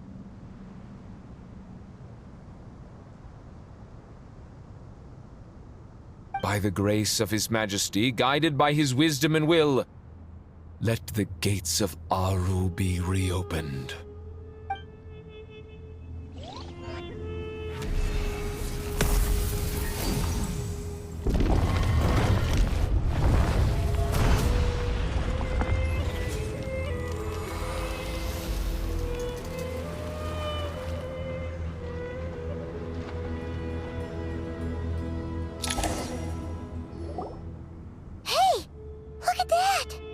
What's this? Are we under attack? No. Wait, it's...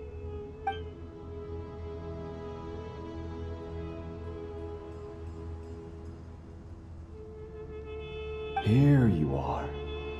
Through the sands of time. I see you.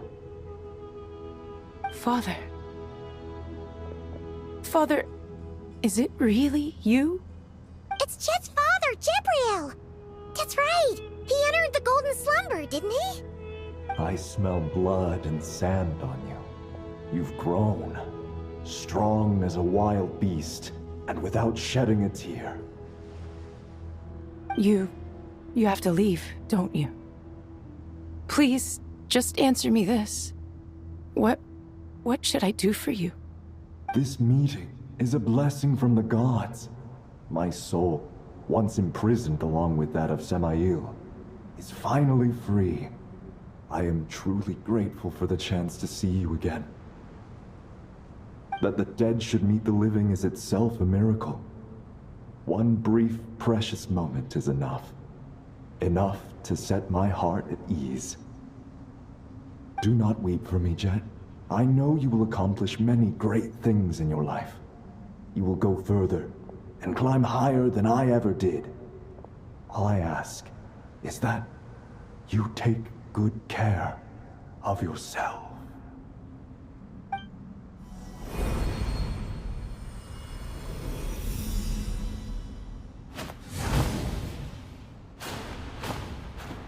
Father! Father! Father. Hey, Jet. Do you want something to eat? Maybe it'll help you feel better. I'm fine. Thanks, Paimon. It was just a little sudden. The chance to see my father again meant the world to me. He was trapped in the golden slumber for our sake. And now, after all this time, he can finally rest in peace. I'm glad. It's a huge relief. You've grown strong, Jet. More than enough to fend for yourself. Yeah. I'll leave the past in my memory where it belongs. My family, the good times and the bad. Goodbye, Father.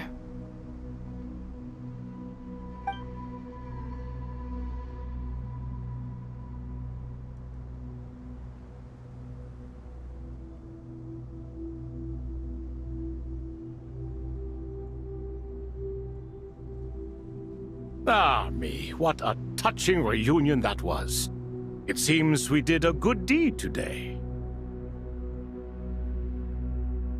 We three retainers, once imprisoned for our iniquity, are surely the least qualified to judge whether this deed is good or bad. Either way, Aru is open. Now you have your opportunity, and with it, whatever trouble may ensue. Although Aru was created by a god, human craftsmanship was nevertheless required to build the gate that connects it to this world. Perhaps the relationship between gods and humanity follows a similar principle. As for your proposed renovations, we cannot determine which functions to keep or discard. Proceed as you see fit, but please entrust the task to your most accomplished scholars, or Bennu will be most displeased. It matters not. The Ibis King shall be accountable if any problems arise. Ibis, you chose to take on disciples, and so it follows that you must accept the risks of associating with humans. If I'd known you'd be like this, I would have locked all of you away in Aru, never to leave again for all eternity. All of us? What does this have to do with me? Vilify me no further. Scholars, since you have liberated Aru, allow me to present you with a gift. Using Aru's power, we shall install a defense mechanism at our king's mausoleum. You must be guarded even against Irminsul itself. This shall afford you some convenience. Unseen and unheard. From this moment forth, none may by sight or hearing perceive anything said or done within the mausoleum. Amazing. And all this is achieved just with the power of Aru? With technology from the heavens, the possibilities are endless. Just because King Deshret did not use it for this purpose does not mean that it cannot be done. So, marvel away. This is the reward you have earned. All right. Well, that resolves the issue of confidentiality. What about the technical side? Do we have the manpower? Why, yes. I've already contacted them. They'll be here soon.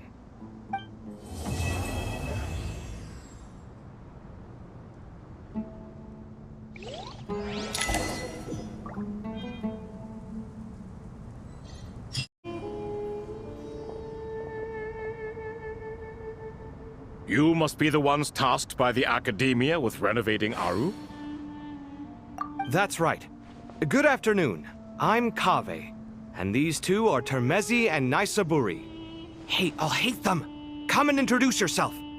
We've met before. This is Thoth, the Ibis King, and everyone knows these two. Afternoon, gentlemen. I've only ever seen these two in murals! Ah, the paintings in the temple. They show us chatting, playing cards, playing chess. Precisely the activities we most enjoy, funnily enough. Back to the matter at hand. A preliminary assessment by the Academia indicates that this project requires expertise in various disciplines, including the deciphering of ancient texts, mechanical engineering, the restoration of ancient ruins, and elemental theory.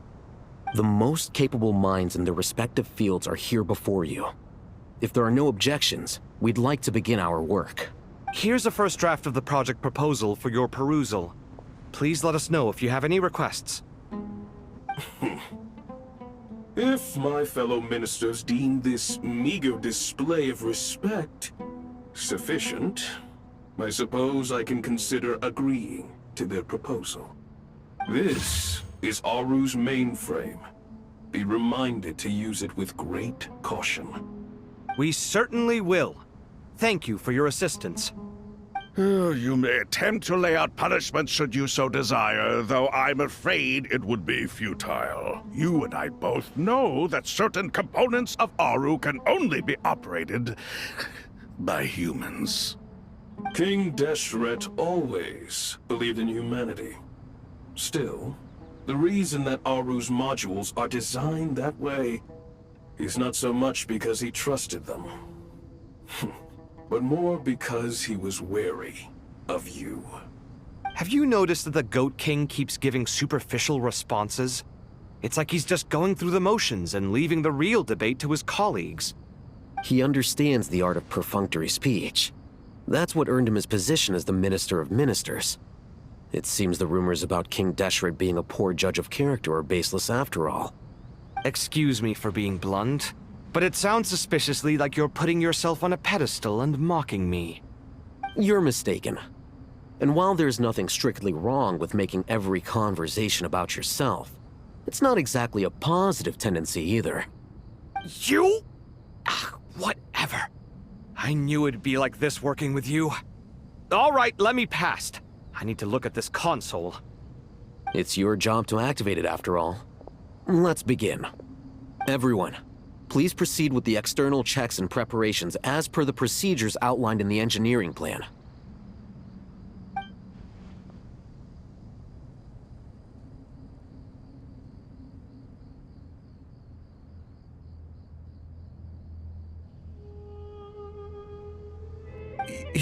You did say we could start our research, right? Are you having second thoughts now? I've reviewed the proposal. The work you're planning to carry out on this grand device is ambitious in its scope. You have ample confidence in your abilities, I take it? I wouldn't say I'm feeling hugely confident, but given how bad things are, I'd rather at least try something than sit around waiting to die. You are the top scholars of your day. I trust you are aware that there are countless links between Aru and the Akasha? You've read the instruction manual, right? You tell them. An instruction manual? The Akasha has an instruction manual? The Dendro Archon is a kind and thoughtful god indeed. It used to sit on a shelf in the corner at the House of Dana. Not the most popular read. If the manual is to be believed, Aru was in fact the original inspiration for the Akasha system. What? But there are so few records about Aru anywhere. And practically none of these scientific expeditions into the desert had anything to do with it. Ah, but this is something you could not possibly have known. You may have heard many stories about the desert, but what is the most important aspect of history? Consider this a quiz. Anyone from Vahumana present? I'm from Vahumana. It's well, veracity. Precisely. And a large part of veracity is the chronological order in which events occur. I may as well tell you. In the beginning, Nabu Malikata, the goddess of flowers, descended upon Sumeru. The glory of the heaven was within her. She brought life, oases, and knowledge to this land. Then she created the Jinn, enlightened them, and ordered them to serve her.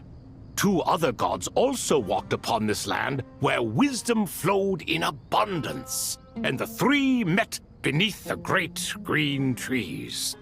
It was the first and greatest alliance. We should speak with reverence of this covenant between the 3, which transcended both time and life. For they promised that in Sumeru, wisdom would be shared with all. All the great changes in Sumeru's history began with the goddess of flowers. For King Deshret's sake, she pried into the secrets of Celestia, and for this was burned to ashes by the flames of wrath. So grieved was King Deshret by her passing that he lost all interest in state affairs and devoted himself instead to the knowledge that she had brought back. It was after learning of the technology from that floating island in the sky that he first conceived of Aru. And so, the Akasha was inspired by Aru, while the basis for Aru itself came from Celestia's technology. Well, if the 2 share a common technological origin, then connecting one system to the other is an entirely feasible idea. Still, if Aru is so powerful, why didn't King Deshret use it for more ambitious ends? Because it was never fully completed. King Deshret had grand plans, but he perished before they could come to fruition. In the beginning, his wish was to create something that could rival the very world itself. The Lord of Flowers sacrificed everything for that ambition. What he desired, she bestowed, and thus was knowledge brought into the world. Her courage and sacrifice had to be honored with the most splendid of monuments, or King Deshret would surely have deemed it a grave injustice. And that monument, built from knowledge and technology, etched with a sacrificial and courageous love, even in its unfinished form, it deserves to be treasured. At that time, King Deshret said the following to the Lord of Dendro. Since we share an eternal covenant, I shall never be your enemy. Hence, the fruit of wisdom from the heavens is not to be devoured. Remember, it is not that I lack the power to become the enemy of wisdom. Yet you and she have taught me much and shown me kindness. For this, I cherish you both. In the end, Aru was only used to store a portion of the souls. It was but a primitive form of the masterwork the king had envisaged. His final hope for Aru was to return to the past, when she yet lived. You have to be careful who you get involved with, or you invite all manner of misfortune. This is as true for gods as it is for humans. Love is the same. It is both a prison and a monument. All right, let us pause the story here for now. Seeing as you've been so diligent, I'll offer a little help. Who's in charge again? Is it you two? Ah, yes, me and him. Now then, close your eyes. Wisdom hides in the space between the tangible and the intangible. It is to convey the incommunicable through the simplest of mediums. By the power of King Deshret, I shall grant you a glimpse into the unseen secrets that lie at the threshold of existence.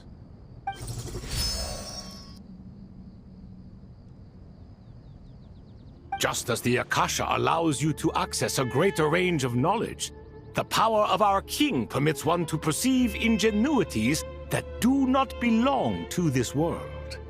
This is no ordinary mechanism. It reflects the internal structure of Aru. Whether you choose to increase or decrease, keep or discard. Come, use these to achieve the outcome you desire. Looks mechanical to me. Better let me handle it, just in case. But wait, how do I get up there? Turn around. So that's where the elevator is!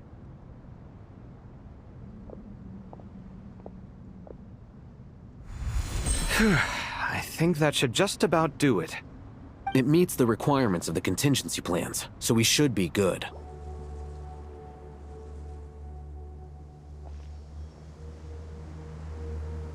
Traveler from afar, do you worry for the fate of Sumeru as well? Greetings, Crocodile King. Please be at ease. I'm just here to chat with you about Lesser Lord Kusanali. Speaking of Nahida, Paimon was wondering how she's doing. Wait a moment. What is it?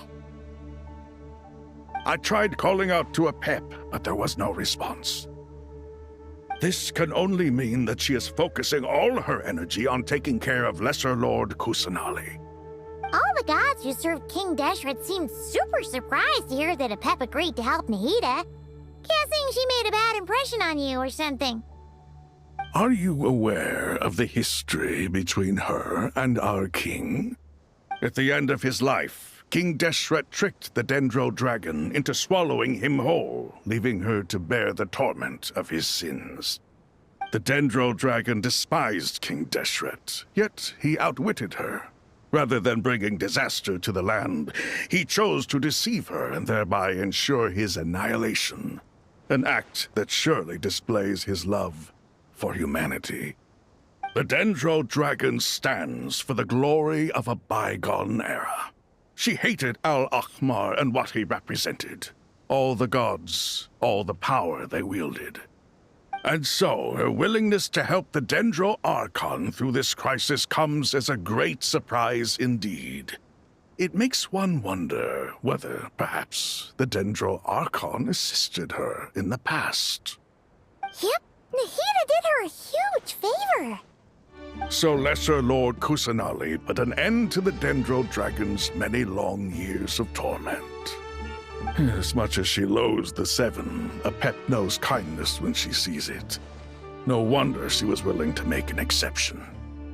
All of this being said, I wouldn't expect too much from her if I were you. Nothing will change her hatred towards humanity and gods. We'll keep that in mind. Anyway, how much longer do you think Nahida needs to stay with Apep? For all we know, the Fatui might still be in the desert. Just to be on the safe side, why don't we grab anyone who isn't busy right now and go look for her? I'm alright, Paimon. Huh? Was that Nahida's voice? It seems the treatment was effective. Since when do my deeds require your evaluation?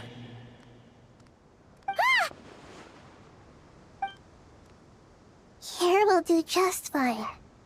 I had no intention of taking you any further.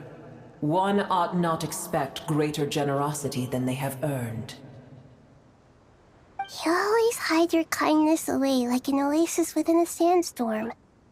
Only those who make it through the swirling winds can know just how beautiful that oasis is, and how much hope it brings. You dare appraise my being? No, I'm expressing my gratitude.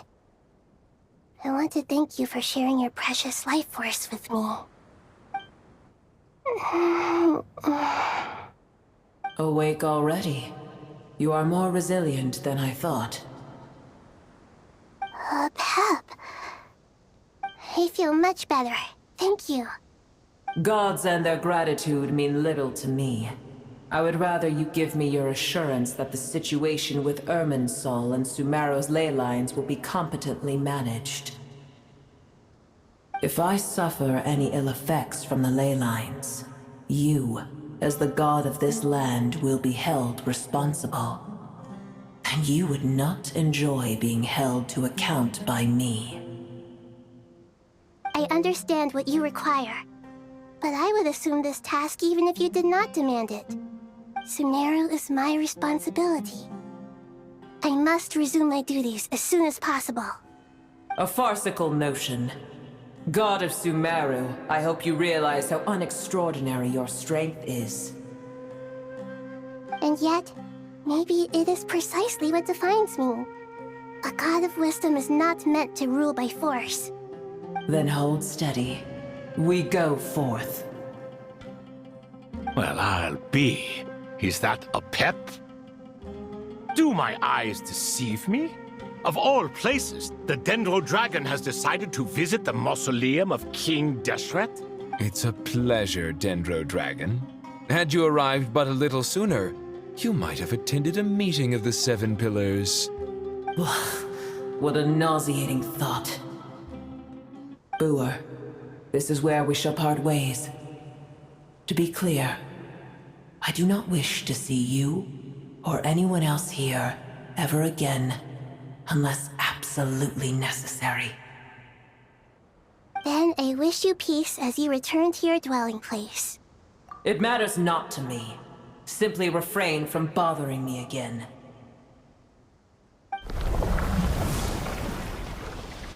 Hold on, just hold on, okay? We're almost there.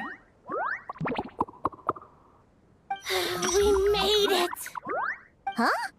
Wait, that voice! It's... Uh-oh, I'm gonna fall!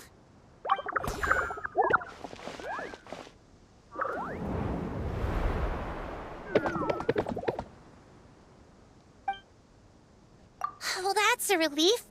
A pair of safe hands indeed. The Dendro Archon's familiars. They are the last thing I expected to see here. Huh? Wait, what are the Aranara doing here? Don't you guys hate the desert? Obviously I was worried about the Dendro Archon. I've been supporting them with my Pari powers the whole way here. Not just people. It's all these non-human beings, too. It's hard on them. I can't believe you made such a long and dangerous journey just for my sake. I appreciate your support so much. Thank you all. I'll have to ask everyone to wait while I help our new arrival settle in. Once I'm done, I'll gather everyone to discuss our next steps. Traveler, Paimon, shall we find a place for our friends to stay? Well, first I have some questions.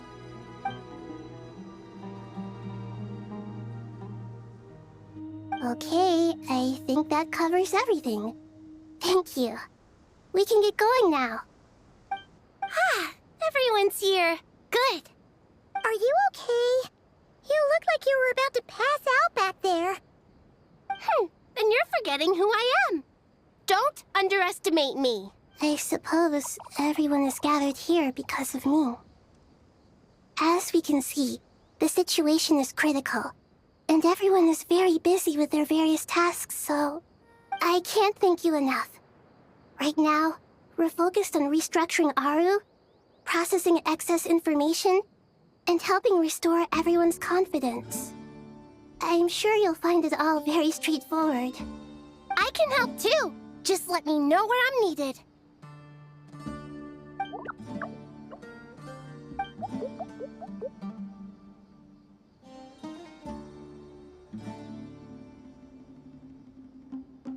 Up to no good?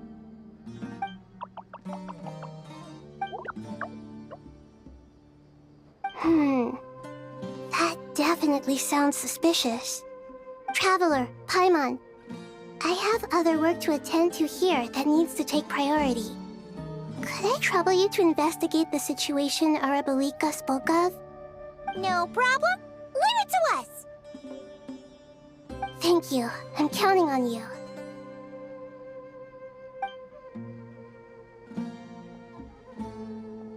There's one other thing. If you are to work alongside the people of Sumeru, you will need to make yourselves visible to them. Is that acceptable to everyone? Very well. Now, I shall bestow a small blessing upon you all. Whenever people see you and interact with you, from the moment their gaze meets yours, they will experience the most beautiful of dreams.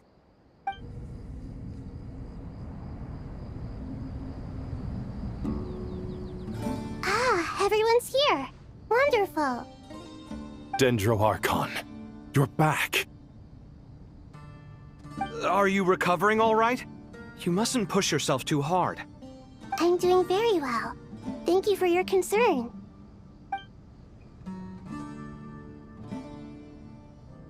I see. Using the power of Aru to reboot the Akasha and gain access to Irminsul. It's a sound plan, although... I regret to be the bearer of bad news, but with the state that Irminsul is currently in, it's impossible to access via traditional means. Even the Akasha won't change that. Alas, we had feared this may be the case. And what about non-traditional means? Non-traditional means? Are you saying... Desperate times call for new measures. Hey! We're here! Ah, it's you. Is there a situation?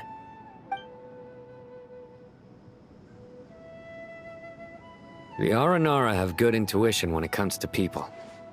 In other words, there may well be a traitor among us. Miss Nefer, as a professional intelligence broker, I trust you have a solution? Not one that I'm willing to volunteer. What's in it for me? Let's say I'll treat this as a pilot project aimed at expanding your intelligence operations. Whatever business you're in, an avenue to demonstrate your abilities could never hurt. I like the sound of that. Glad we're on the same page. Given that you rarely set foot in Sumeru, practically no one at Caravan Rebot knows who you are. I take it you've read the files on everyone in the area? Yes. I also skimmed the list of evacuees, and am more or less up to date on where everyone stands. Any initial suspects? Limiting the scopes to males whose recent activity could be viewed as suspicious. I've identified 3 names. The Aranara saw 2 people talking, but currently we only have 1 suspect. The other person was probably just a messenger, and in all likelihood has already left Caravan Rebot. Everyone is heading for the desert per the evacuation order. Anyone willing to turn back at this stage is almost certainly with the Fatui. There's no way it was a spur-of-the-moment decision to act at a time like this. This spy must have been planted long ago. We need to smoke him out from wherever he's hiding. Sounds like you have the beginnings of a plan. I see. Your suspicions are well-founded. I'd be watching him too if I were you. So far, we still lack solid evidence that he's been bribed. He hasn't made any recent purchases that would indicate he came into some cash. Then let's get closer to him to confirm before we make our move. I can handle it. I'm not based in Sumeru, so barely anyone at Caravan Rebot knows who I am. And you're certain you've never encountered this person in Nodcry? I'm certain. Besides, it's extremely rare for me to have had any direct contact with Sumeru mercenaries besides Jet. There's no way he could have seen my face before. Sino, stay out of sight and wait for my signal. If he raises any red flags, I'll bring him toward the main road. Understood. I'll take it from there. Excellent. Well, it's a pleasure working with you.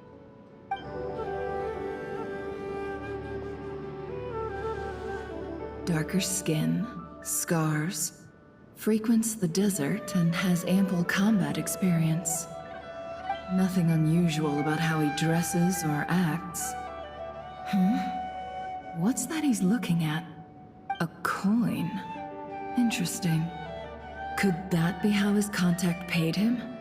Conveniently discreet for someone trying to hide any unexplained income. And yet it could be highly valuable. Sorry to bother you. Has everyone here already left? I don't suppose you happen to see a lady wearing a hat? Yes, I think that does ring a bell. Ah, My apologies. During this exceptional time, the Corps of 30 are under orders to be extra cautious when dealing with unknown people, whoever they might be. I understand. Well, sir, is there anything else you need to know? If not, I'd better try and catch up with them. Hey, wait! They left a good while ago now. You'll never catch up with them on your own. Why don't I give you a ride? I'm here to collect the last few people anyway. We have plenty of carts, so one more won't be a problem. That would be amazing. Traveling with a group will be much safer. I'll have to pay you for your trouble. Hey, let's not worry about the money for now. Wait here a moment. Once I'm done packing up, I'll take you to join the rest of the group. All right, thanks. Let me know if you need a hand carrying anything. No need for that. I'm strong enough for both of us. Okay. Well, I wish there was some way I could repay you. Guess it's my lucky day, running into someone who knows what they're doing here. You might have just saved my life, you know? You're not wrong there. I mean, what kind of cargo is so important that it's worth risking your life to get back? I hope for your sake that it's priceless. Actually, I suppose I can tell you, since you've been such a big help. But be sure to keep it to yourself, or we could both be in big trouble. Oh, really? Sounds mysterious. We're in the antiques business. You understand? Some of our goods aren't acquired through the most legitimate means. We have to be very discreet when we're selling them. That's why I had to go looking for the missing cargo alone. Ah, no wonder. Well, ma'am, in that case, it turns out that maybe there is something you could do for me. I'm all ears. But to be clear, our commission isn't cheap. Think carefully before you ask. We don't want to ruin our relationship before we even hit the road. I'm sure that won't be a problem. My issue is, I have something that's a little difficult to sell on as well. Take a look at this.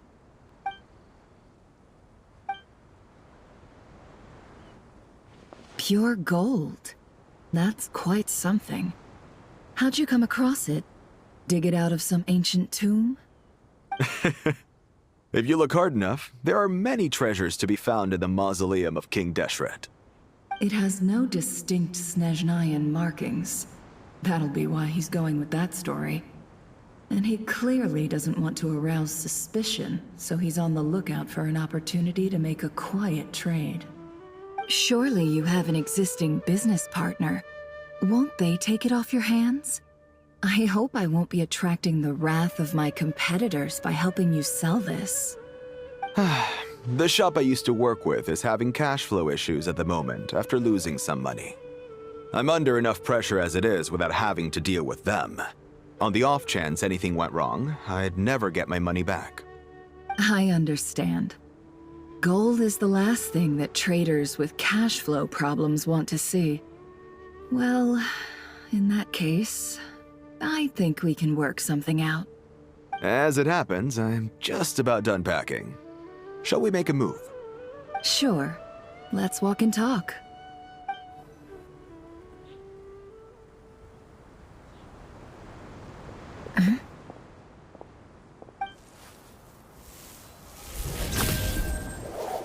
Hands where I can see them. General Mahamatra! No, wait! What are you doing?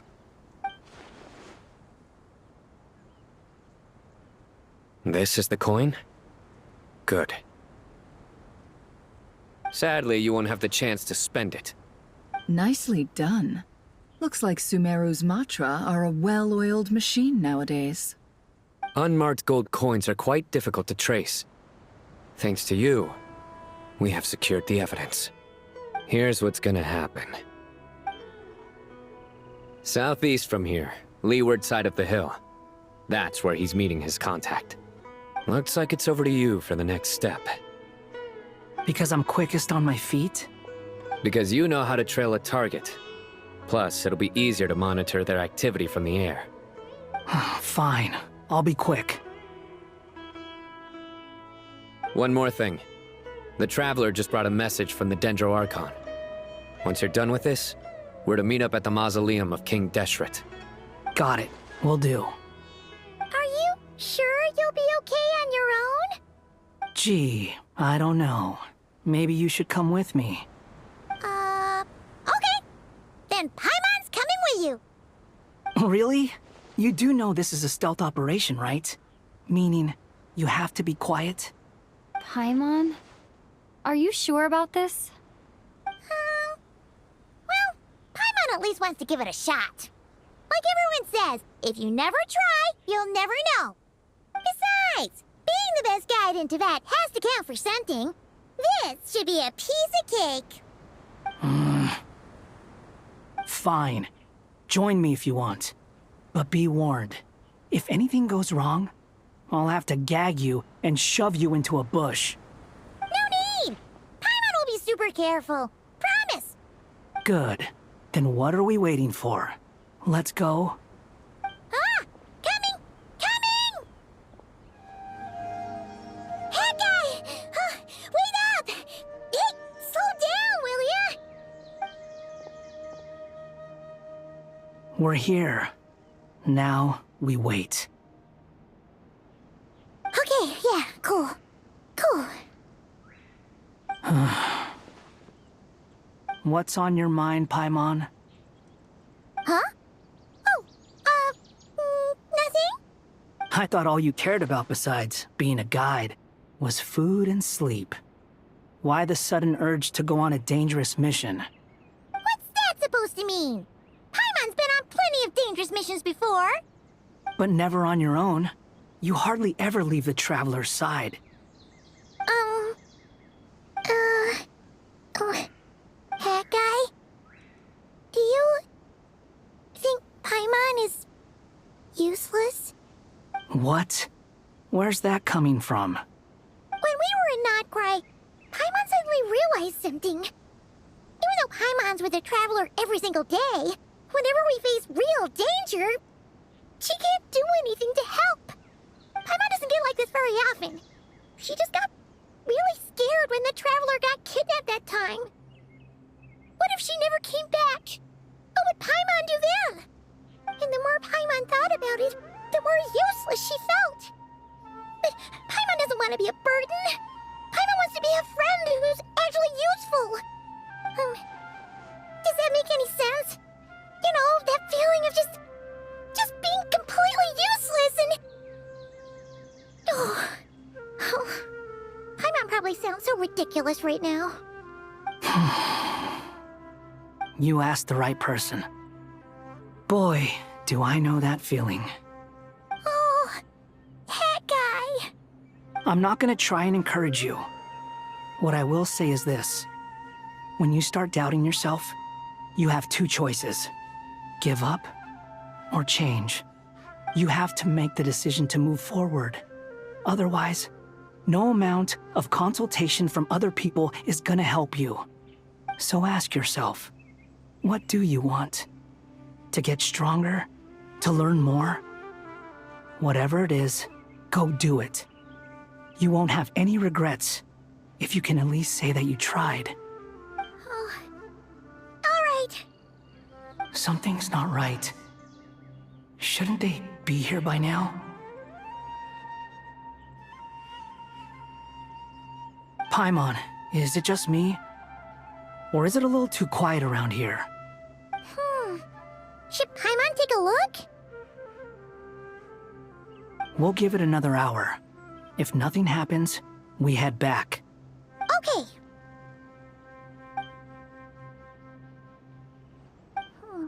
How strange. We've been here for ages. Where the heck are they? Have we been stood up?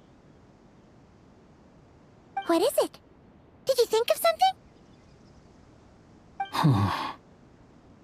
Something feels off about this whole situation, but I can't quite explain why. We know for sure that the guy Sinocot had something set up, yet somehow his contact is a no-show. So, either the handler got caught, or, more likely, they decided to cut our guy loose. But how would they know to do that? Wouldn't they have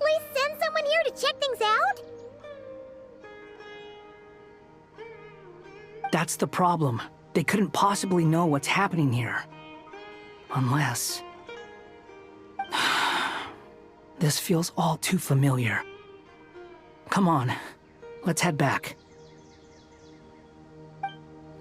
Even though this isn't a formal meeting, I'd still like to start by saying how grateful I am to each and every one of you. Thank you all for coming here and standing by our side. Chesipank and Bennu are currently assisting the scholars with the maintenance of Aru. Please forgive their absence. As for Hermanubis, may he rest in peace. We remember him with great fondness. There have been times when I imagined what it might be like to meet you all. Now that it's really happening, I feel quite emotional. Time has taken many things away, but that which remains is all the more resilient. I must say, there is one thing that rather surprises me. You appear to be in good spirits, Lesser Lord Kusanali.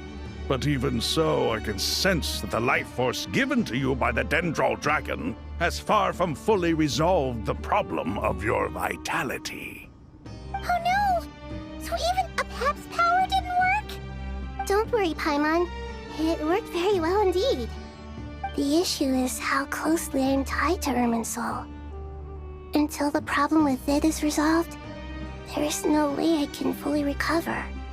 Sumeru has undergone tremendous changes during her absence. When gods pass away, inevitably, people's faith in them grows weaker. You must have sensed it already. Your power is not what it once was.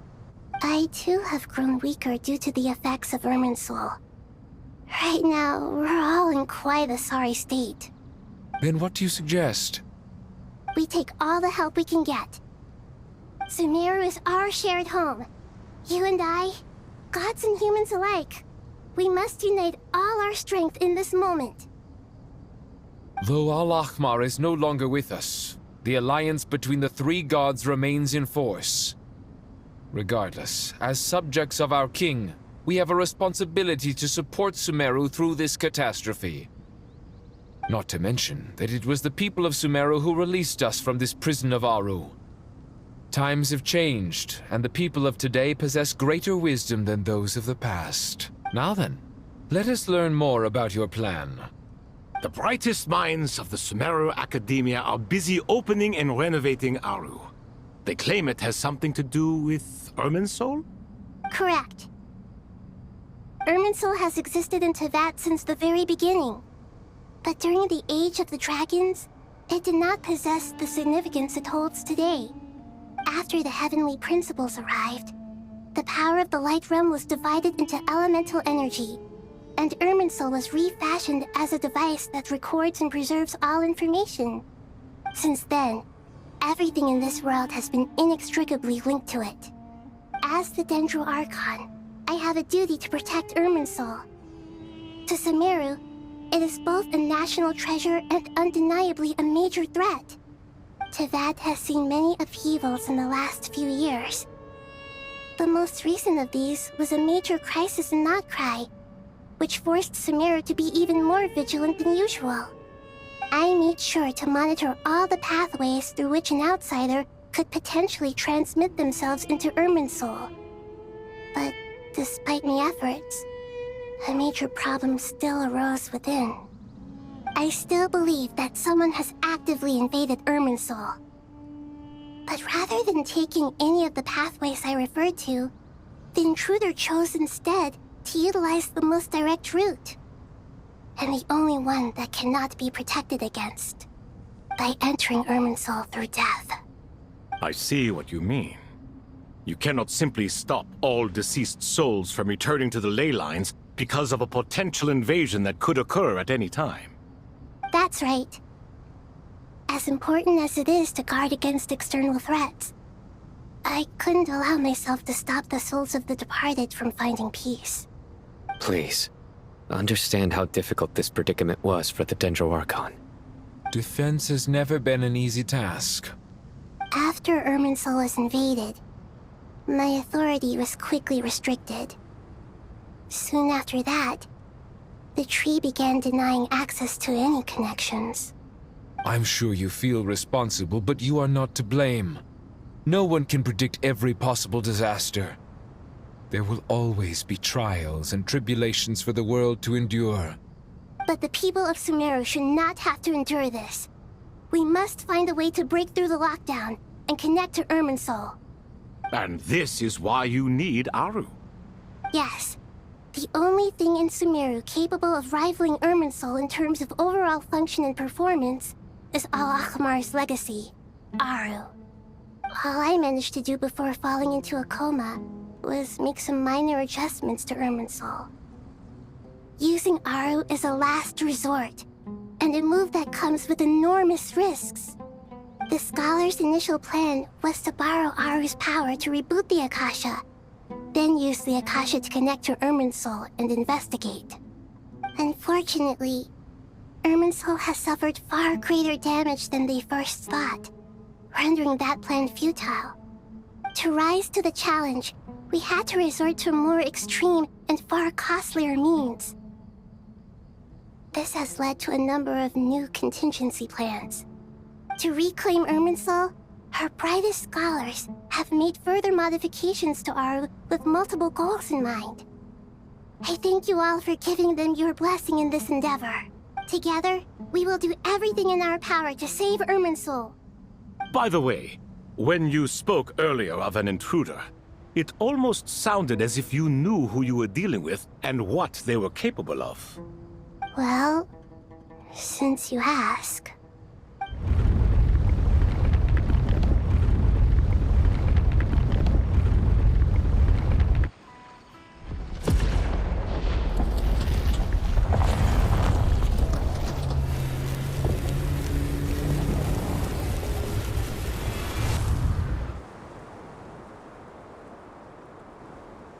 Master Tainari! What is that? Is this Irminsul? Oh my. I understand now, Dendro Archon. You make yourself quite clear indeed. Not once over the millennia has Irminsul been so terribly afflicted as this. Please continue, Dendro Archon. Irminsul's root system is what comprises the ley lines. In the past, it has always been hidden away, going unseen by the general populace. But now, an evil intruder is making it reveal itself. It has become a tree of unbridled greed. A clear sign that a deranged experiment has advanced to a new stage. The birth of this tree proves to me beyond doubt that this incident is connected to him. But to explain the situation in full, there is someone I need to tell you about.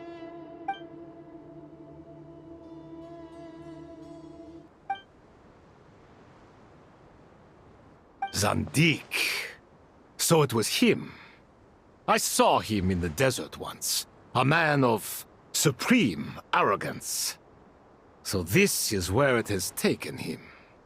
But didn't Dottore die and not cry? How is he still able to do all this?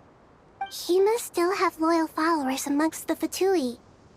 Even so, I'm still unclear as to how he has been able to wield such a profound influence over Irminsul.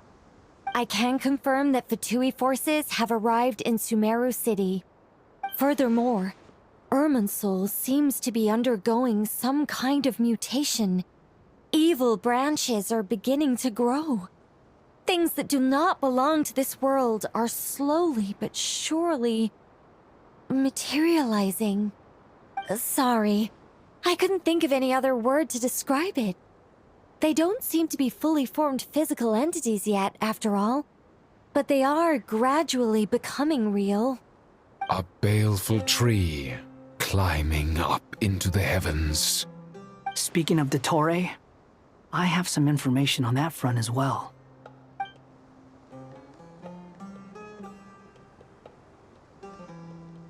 I didn't think it was wise to state this out in the open.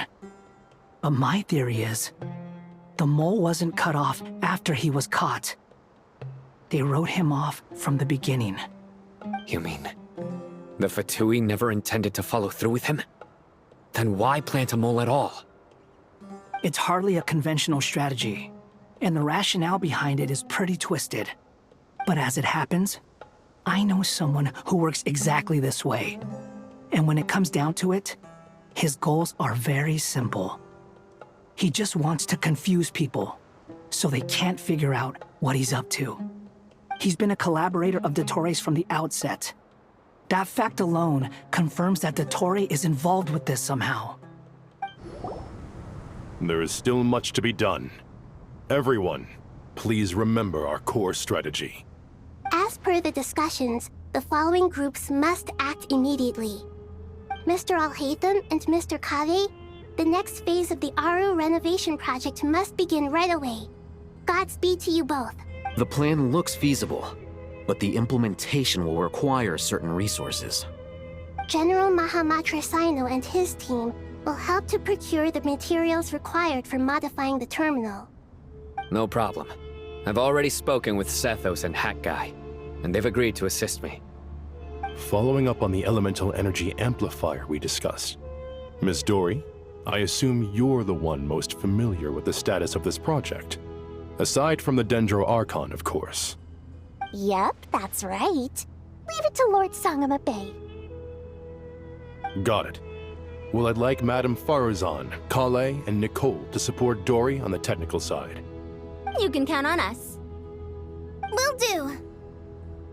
Rest assured, I'll take good care of Kale. Dia, Candace, and Nefer, you'll be in charge of negotiating between the various parties. I trust you remember our goal. You bet. We can handle it. Good.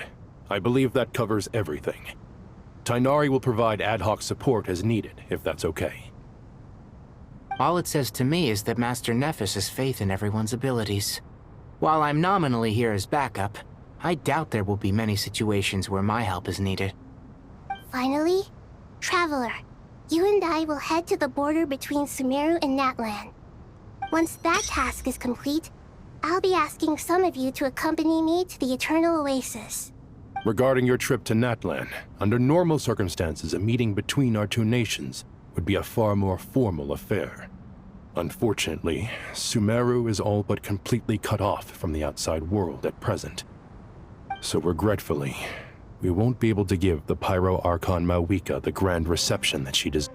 Well, time to get going. To what extent we can implement the final plan depends on how successfully the Akasha can be modified and configured. And to make sure the configuration works, Aru will also need some further optimization. Once we roll this out, any Sumeru citizens who already have Akasha terminals can simply continue to use their existing devices. This still leaves us with a significant equipment shortage, though. Many groups of people were never issued Akasha terminals, including mercenaries, the desert folk, and many others. We'll need a supply of rare materials for the renovation of Aru and the production of new terminals. Right now, the best place to source these locally is from the primal constructs within King Deshret's mausoleum. Time is not on our side here. It's gonna be a race against the clock. The Aru merge and renovation project will have to be carried out by you two. Everything's riding on this, so failure is not an option. Best of luck to you both. As discussed, General Mahamatra Sino and Mr. Hat Guy will source the required materials. Mr. Sethos is quite familiar with the layout of King Deshret's mausoleum. With him accompanying them, things should go quite smoothly. I have every confidence. In the meantime, we may as well take a breather. Get information and stay close. Everyone clear on our mission objective. Look at the excess primal constructs, dismantle them, and extract the required materials. How many do we need again? Enough to make an Akasha terminal for everyone who doesn't own one. I remember you telling me how revolutionary these Akasha terminals were. You've used one before, right? The Academia declared the Akasha to be the most powerful and comprehensive wisdom dissemination system in history. That should give you an idea of how powerful it is. Certainly sounds impressive. Neither Hat Guy nor I have ever had an Akasha terminal. Well, if it all goes to plan, that's about to change. Oh, goody! Thank you so much for handling the delivery. What a long way it was. You've really outdone yourselves. I'm well aware what a bumpy, dangerous journey it must have been. Now, I would have loved to oversee the process myself, but of course, those of us who know the plan can't leave the mausoleum. But will you really be needing all of this? According to our plan, yes, this is the quantity required. I have no complaints about the quality either. Only the price. So expensive. I heard you covered a lot of the funding out of your own pocket. Oh, that's an exaggeration. The academia provided most of the funds. I just offered a small token of my goodwill. Of course, the real tragedy is how little profit I'm making on this. You know, it's a serious crisis when you can't even make money out of it. It's really quite a beautiful design. And I'm intrigued by how such a diminutive device is able to output the power of the Light Realm. Did you attend the lecture on Light Realm energy, Madame Farzan? I don't believe I saw you there. Of course I attended.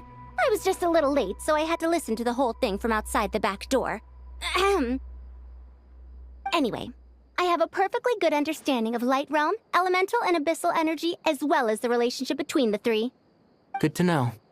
Master told me in private that the conversion process between Light Realm energy and elemental energy involves highly classified knowledge that shouldn't be disseminated too widely.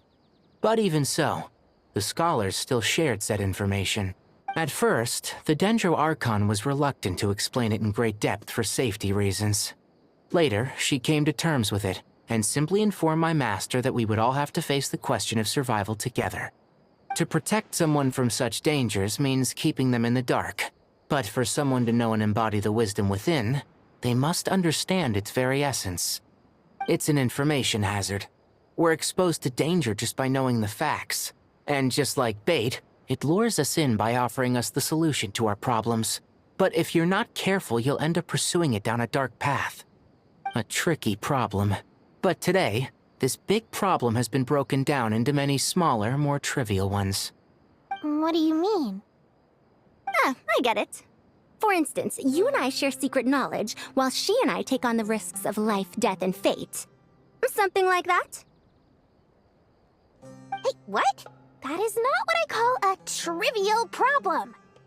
Well, as they often say in Vahumana, an event that is monumental to the individual is negligible in the grand scheme of history. Generally, the fate of the individual is an insignificant affair. Being from Amorta, where the subject of our research tends to be a lot more personal, I have to disagree. It's hard to dismiss the individual as insignificant.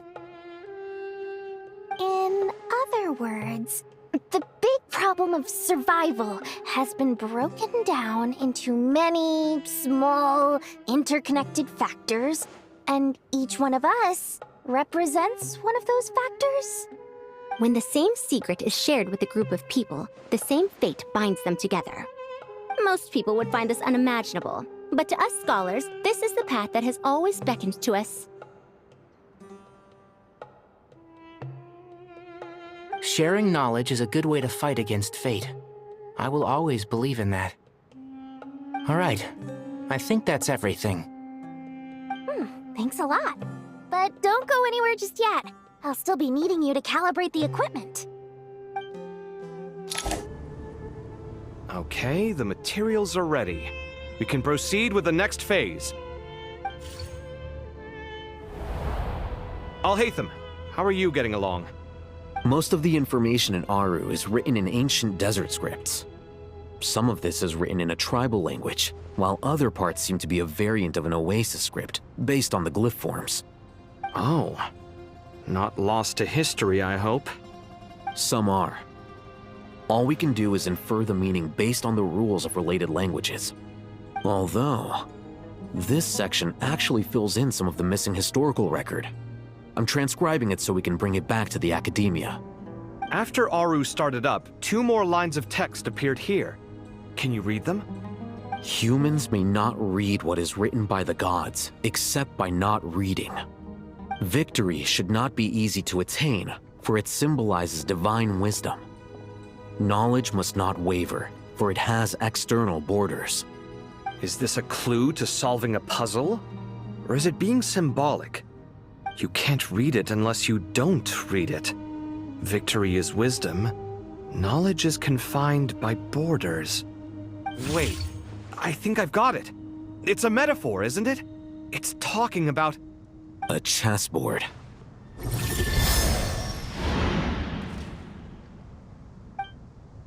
You were right. The youth of today are skilled at solving riddles. Have the secrets buried in the desert not been unearthed over the years all the same? Since Aru is a place reachable through wisdom, this day was bound to come sooner or later. Oh, I've always been against overly cryptic sentences. Don't you get tired of reading and writing all that? Ah, it's you three. Just in time. We've been delving deep into Aru, and now this board has appeared. I've heard this was how you'd while away your free hours. You must be quite the experts by now in that case. It is true. King Deshret's chess games are some of the most well-loved of all his wonderful creations. If you have ever been to Safhe Shatranj, you may well be familiar with the chess pieces you see here. Is this chessboard supposed to be another visualization of the interior of Aru, then? Naturally. Visitors, everything is ready. Only by completing the challenge on the board in accordance with the rules will you be permitted to overwrite Aru. 1 second. It's not dangerous, is it? Dangerous? Why, yes, of course. I should be the one to go, then. Wait for me here. Sounds like the self-confidence of our present company has rubbed off on you. Don't be ridiculous. I'm your upperclassman, and that means I have to look out for you. I appreciate the sentiment, but a game of chess typically requires 2 players. Besides, I'm sure they won't let things get out of hand. Keeping things relatively safe is in your best interest too, isn't it? Fair enough. I mean, you guys are controlling the difficulty, so please don't go too hard on us, all right? Ah, but Bennu said he wanted to put some respect into these whippersnappers. All right, all right. Thank you. Obviously, we'll still try to be careful. This doesn't seem like ordinary chess. Is the goal to defeat the opponent? No, you must enter the board and pass the trials we have placed there. Ready? Let's do it.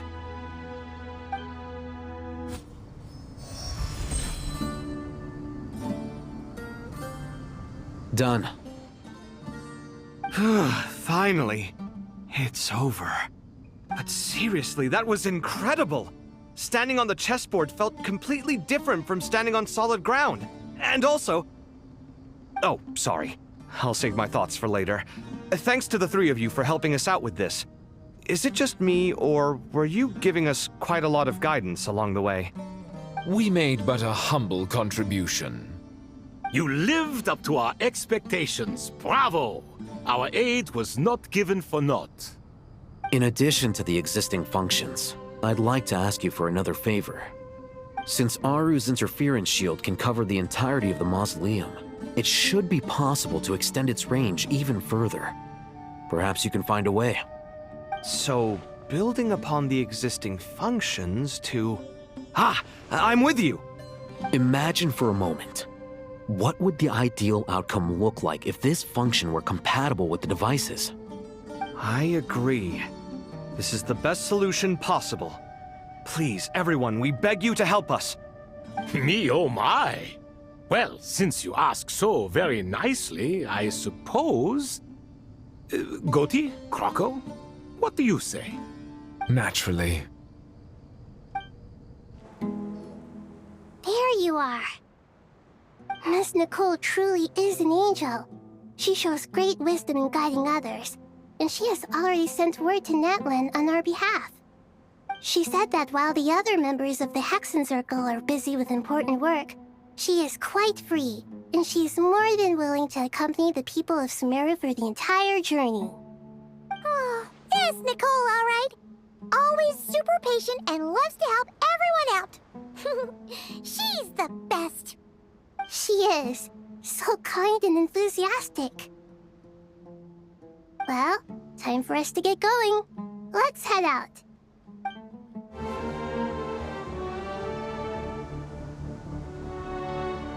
This should be one of the closest places to Natlan in all of Sumeru. There's the barrier Nicole and Nefer mentioned. It completely cuts this nation off from the others. But why? Why separate you from the rest of the world now, specifically? And if I'm not mistaken, Irminsul was polluted once before, wasn't it?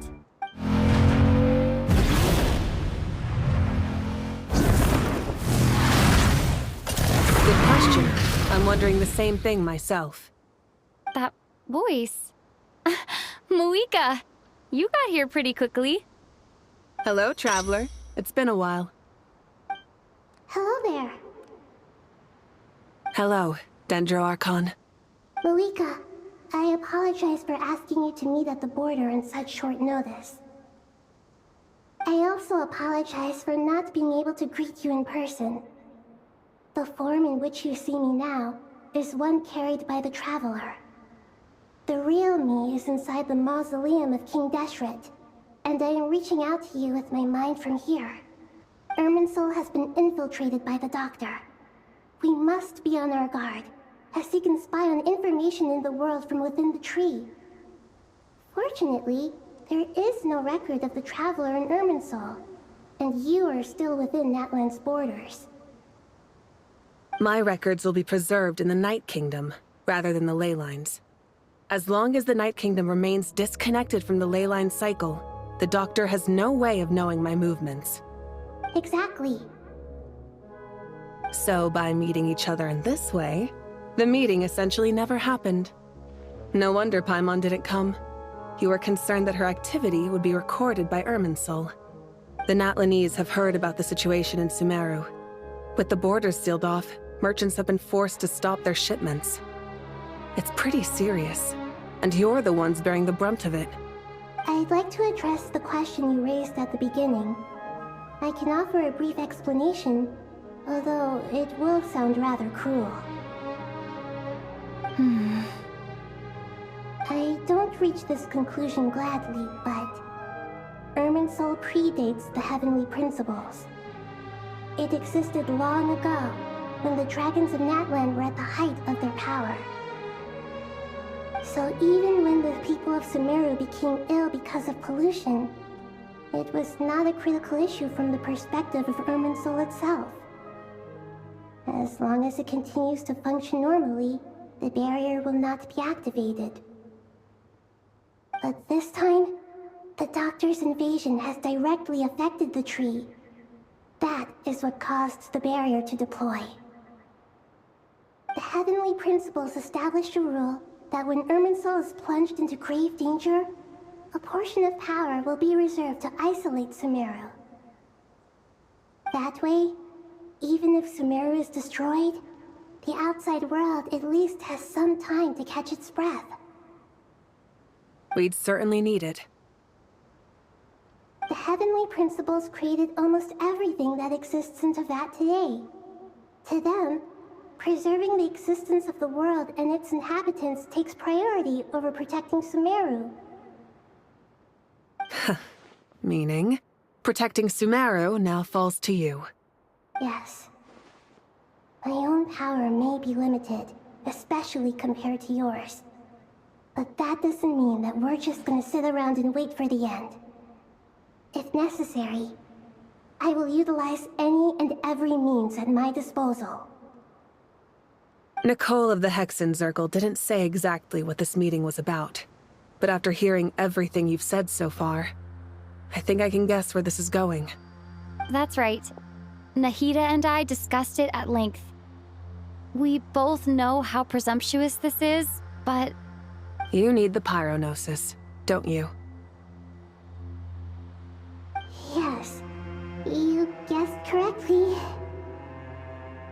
Originally, I only intended to borrow it, but the situation is far graver than I foresaw. So instead, what I ask of you is to please give the pyronosis to Sumeru. Why do you sound so nervous? There's no need to be shy. Surely a gnosis is pretty important to a god. I guess, but it's not as if losing it would suddenly render us powerless.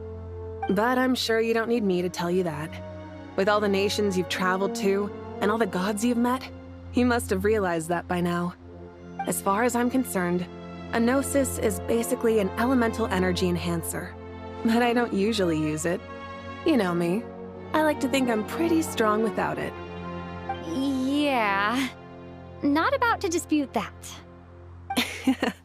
So you see, you don't need to sweat it. Here, take the pyronosis. Uh-huh? Just like that? Uh-huh, just like that. To tell the truth, I've always toyed with the idea of giving it to someone who needs it more than I do. I know you accompanied Nahida here to try and increase the chance of success. It's a good thing you did, because your involvement is one of the main reasons you've managed to persuade me. Are you sure about this? Handing over your gnosis just because of me? I won't try to quantify it, but trust me. Handing over the gnosis to Tumaini is far from the craziest idea I could think of. Besides, even if you hadn't come here personally, I think I still would have agreed to Nahida's request. Irminsul doesn't just affect Sumeru. It impacts all of Teyvat. I know all too well how difficult it can be to protect the things you care about. So logically, morally, or however you want to cut it, helping you is the right thing to do. You don't need to tell me the specifics of your plan. Where the gnosis is involved, the tighter the secrecy, the higher your chances of success. Moika, my heartfelt thanks go to you and the people of Naplan. Don't mention it. But now, for the hard part. How do I actually give it to you? The Irminsul barrier is right in the way. I have an idea.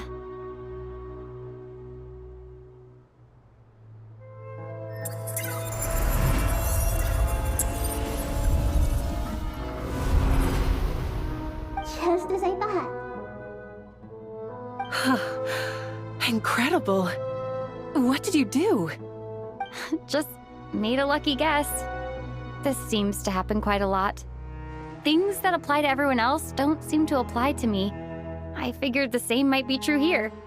Irminsul usually produces effects based on the records it holds. Since the Traveler is a descender, Irminsul contains no records of her, and thus has no way to impede her. Is that right? You really are full of surprises. Catch. Whoa! Thank you, Moika. Thank you for trusting us with something so important. All right. No need to get so formal. It's not like we're strangers. Besides, there's still one problem. You might be able to pass through the barrier, but I don't know about the gnosis. Any other surprises for us, Traveler? Let me try something. I have the pyronosis in my hand. It feels strangely ordinary. Not particularly heavy. And yet, this tiny thing symbolizes the mighty authority of a god. I need to think hard about my memories of Pyro. My memories of journeying through Natlan. All those important experiences I've had. The gnosis disappeared. Traveler, are you alright? I'm fine. The pyronosis disappeared into my body, just like phlogiston. Maybe it resonates with you because you've mastered the power of phlogiston. You might not be recorded in the ley lines, but you're still our Tumaini. Whew.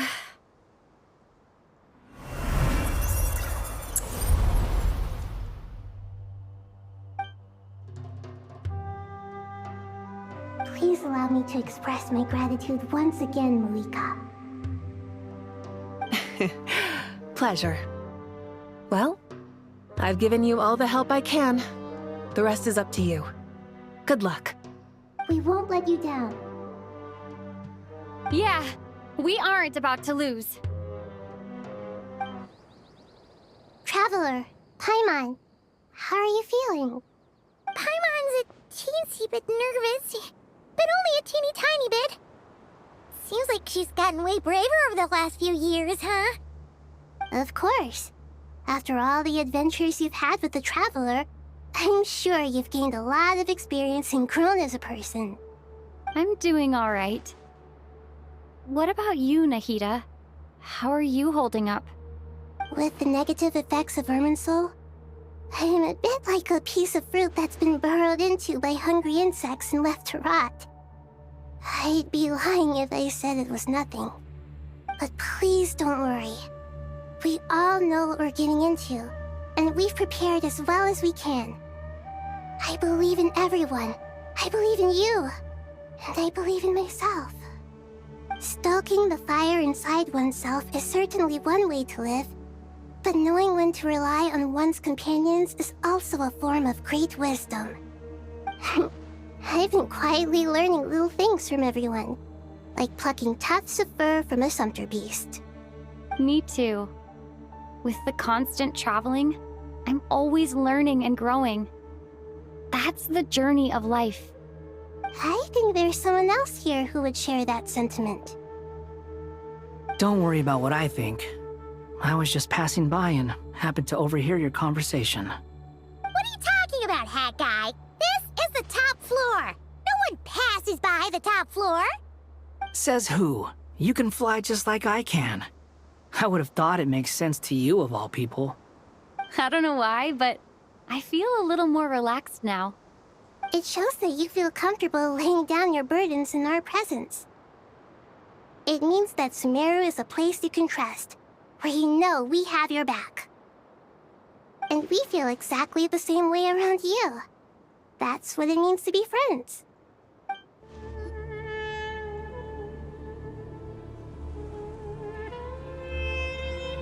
I have not felt this way in a long time. Dendro Archon, what is on your mind? I was wondering, whose counsel I should seek on the questions in my heart? What kind of questions? So many. More than can be put into words. As I once said to a friend, we look, we see, and we comprehend. But the question still troubles us. What are the many disasters that this world faces, but the sum of all irresolvable questions? The biggest question you should be asking is how to seize victory. Yes. Although, I would express it differently. I must not fail. And so the question I am most curious about now is whether the path to victory will be an arduous one. What we declare to be a young sapling, we may, in fact, find to be a towering tree, if we would only cast aside our ignorance and look beyond the veil of time to see her true form. Nahida! We're here! Just in time. My preparations are almost complete. Ready when you are. We're here too. Miss Nicole! Miss Nicole! You run so fast! I thought I'd get a lot of exercise as a forest ranger, but I can barely keep up with you. Sorry, I got a little carried away. Lesser Lord Kusanali, the equipment is ready, and the modifications to Aru are all complete. As discussed during our meeting, Accessing Irminsul via the Akasha is no longer feasible at this stage. There are other options, it's just... they're a little more extreme, and more technologically demanding to implement. Maybe you should take it from here. The architecture and functionality of the Akasha terminals overlap considerably with Aru. There is reasonable evidence to suggest that one was developed based on the other, or that they both utilize technology of the same origin. As long as the transplant and merge operation succeeds, Aru should theoretically work on a scale greater than the Akasha and approximately equal to Irminsul. It will become the largest active computing device in all of Teyvat. A system this powerful is capable of a lot of different things. In the past, the Akasha was primarily used for one-way information transmission, but I suspect it could also serve as a central bridging hub. In the pursuit of greater knowledge, some scholars have attempted to connect their consciousness to Irminsul through the use of terminals, incense, and meditation. Correct. In academic language, scholars who reach that stage are said to have entered Satyavada life. Hypatia has performed this practice many times in the past, and she was once under my care for a period of time. Right. And this at least proves that there is a zone within Irminsul that can be connected to. That's right. Providing wisdom to the people is one of the very reasons for Irminsul's existence. I think I understand where you're going. Please, continue. In that case, I'll skip to the conclusion then. We need to further modify Aru, merge it with the Akasha, manufacture terminals, and distribute them to every single person we can reach. Every person? Even the desert folk? Yes, everyone. I've already calculated the amount of raw materials we need. So you mean we're going to get new Akasha terminals? Yes, but this time the people of Sumeru won't be using them to acquire knowledge, just to connect to Irminsul. That's the key. When we evacuated the city, we brought all the important assets from the House of Dana, in case we ended up needing them. Fortunately, this included the Akasha system's main terminal. We've checked all the relevant records, and one thing is certain. Nothing like this has ever been done on this scale before, so... Everyone in Sumeru is part of the plan. Whoever controls the people controls the situation. Since this function of Irminsul was introduced, it has only ever been made available to scholars, who don't constitute a particularly large group of people. But by expanding the scale to include all the people of Sumeru, all the individual connections will stack up to create a significant load on the system. Under normal circumstances, Irminsul would be able to cope with the additional load. But with it already being under strain from other activities, its remaining capacity is limited. Thus, it might be possible to shut it down completely by overloading it.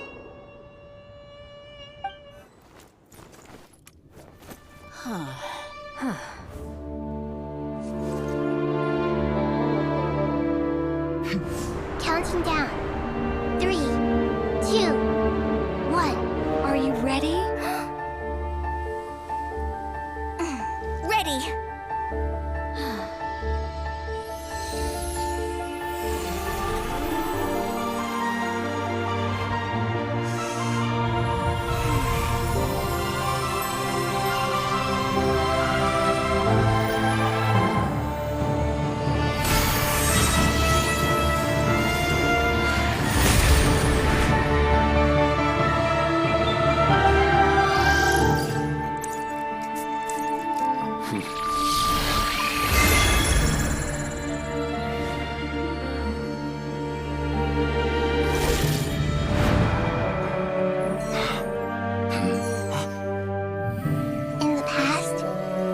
People sought knowledge, they turned to the Tree of Wisdom.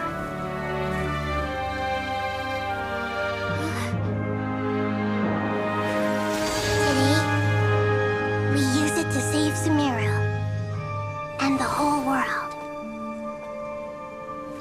These boughs that nurtured learning must not become tools for destroying the world.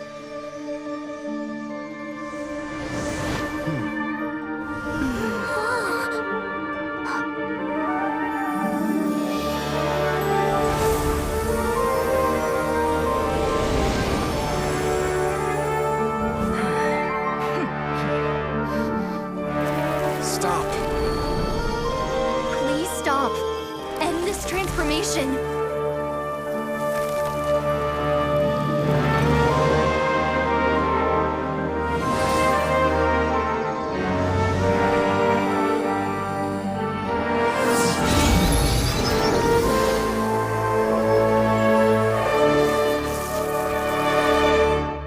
You would shut down Irminsul just to stop me? You fools. I have all the time in the world. Success! The evil Irminsul tree has stopped growing! Great!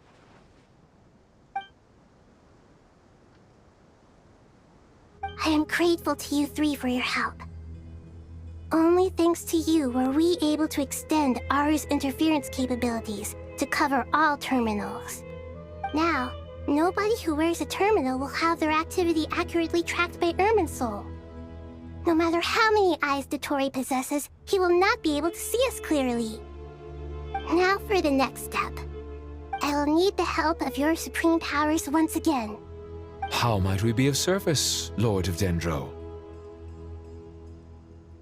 I need to reach the Eternal Oasis immediately. Right now? In that case, Ibis King, would you agree that this is a fine opportunity to dust off our old tricks? Never. I assume you have that chess set with you? You mean the one you gave to me as a gift? Asking for it back, are you? How could I? You misjudge me. I just wanted to show you another way you can use it. Connect to Safei Shatranj.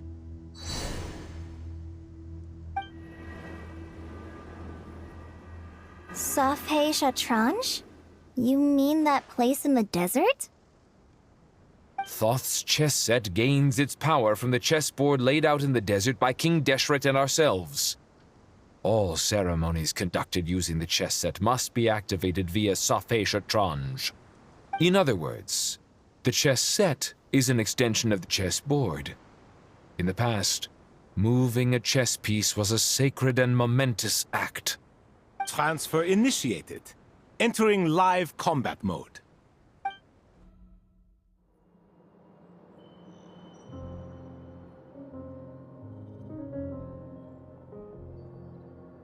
We haven't heard a single word from our spy in the desert. I'm afraid he might have been captured. Never mind. But we spent years turning him. And a lot of Mora. Nothing comes for free in this world, but the loss is not without its purpose.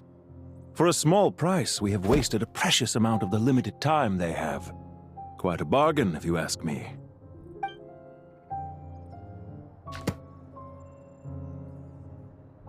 Understood. Weighing profit against loss is a necessary part of life. But to tell the truth, I have been operating at a loss since this all began. Since many centuries ago, in fact. For instance, why would a banker act as the executor of a will? If you hadn't deposited your personal belongings at Northland Bank, I would have no reason to be here right now.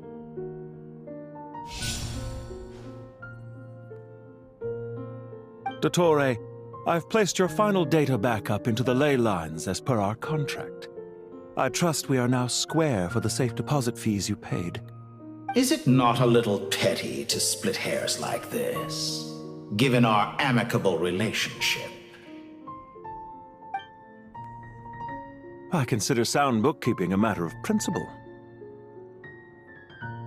Do not forget that you only live to see this day thanks to me. In fact, every day of your life since you met me, you've been living on borrowed time. Why, that's hardly a fair assessment. I will concede that my survival was perhaps at your whim, but I became a harbinger on my own merits. Managing money is not like other professions. Mine is not a role I could have acquired based on your recommendation alone, and certainly not one I could have lasted so long in without genuine ability. The information stored in the ley lines is quite comprehensive. Rest assured, I have not forgotten how strong your pride is. Well, I presume you have no sense of fragmentation while talking with me? How could anything possibly go wrong with such strict measures in place? The remainder of your soul was split in two, with one half sent to Nodcry and the other stored in the most secure vault of the Northland Bank. Though I must say, your disdain for the other segments is quite amusing. Zandik is you, and you are Zandik. Zandik created the segments, yet you, a segment yourself, reject him.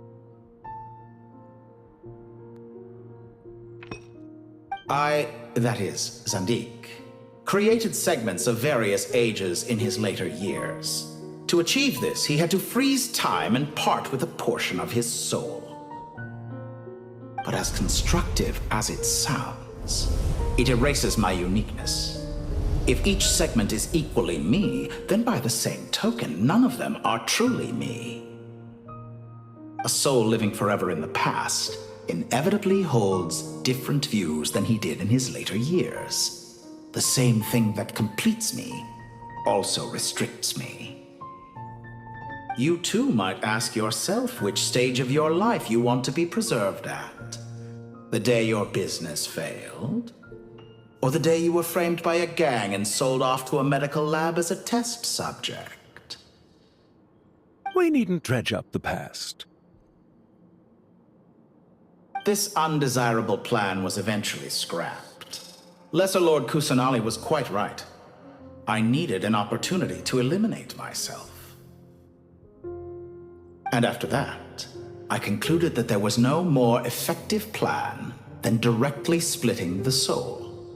Once the soul is transferred out, you will find that creating a physical body is far simpler than creating a puppet. The other half of your soul suffered a crushing defeat in Nodcry, you know. And yet in the process, I obtained the information I always wanted, did I not? Because now we finally know where the best testing ground truly lies.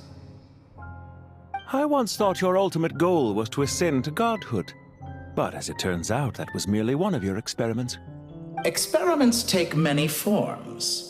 Most people are too eager for success, too fixated on the end goal. They forget that the experimental process itself is just as important. A suspiciously vacant seat, a new face.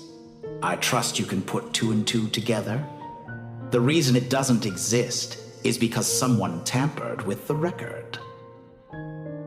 What can I say? After all your efforts, you really did uncover the world's secrets. So, is the new world you promised a lie?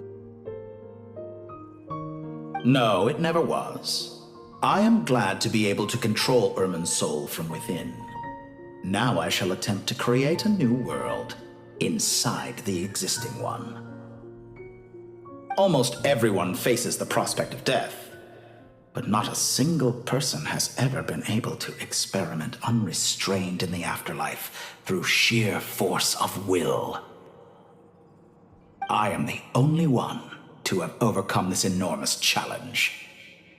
Would I not be letting the world down if I didn't make the most of the opportunity to experiment?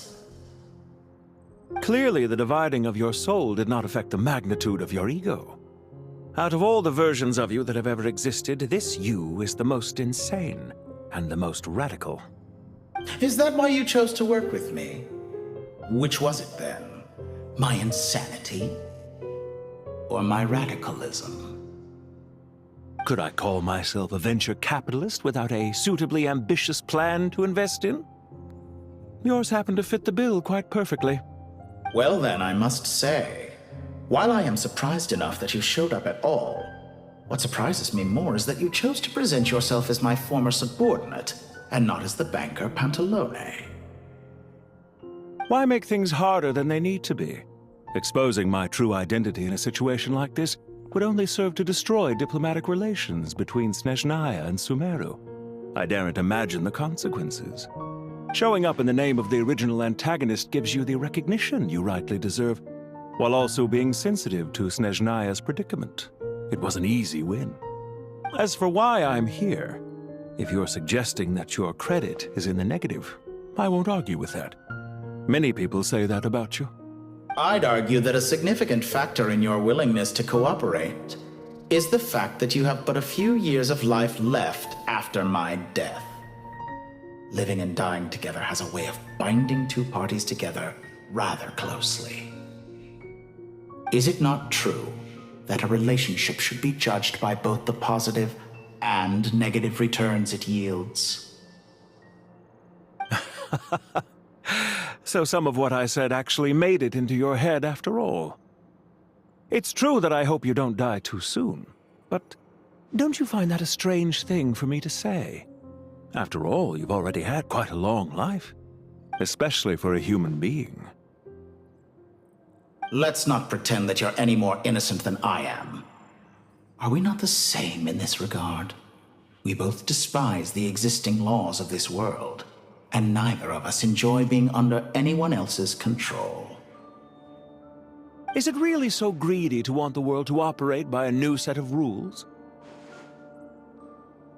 Of course not, my dear friend.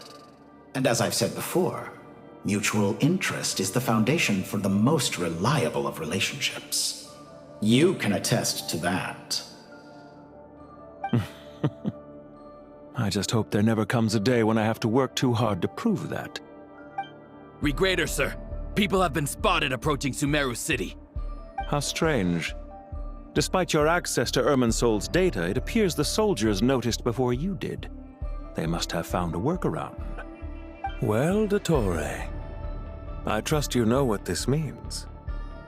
The fact is... They're coming. They'll breach the city gates any moment now. But even so, I would say Irminsol is a wonderfully convenient thing on the whole.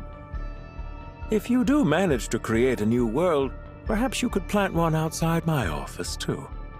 I'll consider it. What do you need me to do? Stall them? The experiment will take time. Stall them for as long as possible. Very well. But you're really asking for the moon here. Have you heard this story? There was once a guilty man, kneeling in the center of a church while an angry mob outside waited to bring him to justice. He pleaded with the gods, begging them to grant him one final request, the chance to finish confessing his sins before he was sentenced. Many suns and moons passed, seasons changed, and still his confession continued, as if he intended to speak until the end of time. Are you suggesting I worship you as a god? Or were you hoping that I might confess my sins to you? Certainly not the latter. That would make my life miserable indeed. Isn't it a little too early to be saying goodbye? Not that I wish to keep you from your business, of course. Very well. Let's leave the conversation there for now.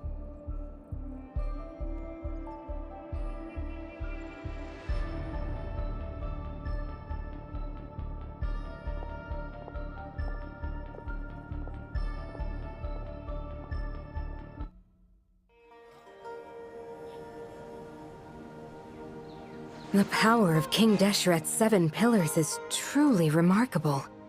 With just a chessboard, you can move an entire unit across the material plane. Yeah, sets us up for a much easier fight. Really makes my day. The last time we stormed the city, it involved a lot more running around. I wonder how many people can say they stormed a city twice in their lifetime. I was just thinking that. I've definitely had more than my fair share of unusual experiences in my life. This is my first time here, actually. We never usually leave Gandharvaville. I hope this will be my last time. Sino, what's the situation? There are troops stationed at every entrance.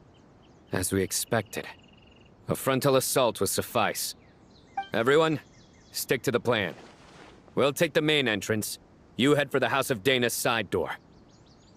Move out.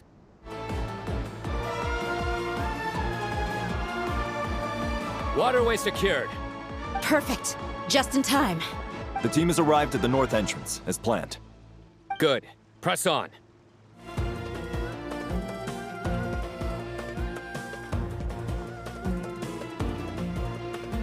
Look out! It's an ambush! Finally. We need to hurry. Take the middle road now. Mahamatra Sino, area clear. Don't relax just yet. More Fatui approaching from the right.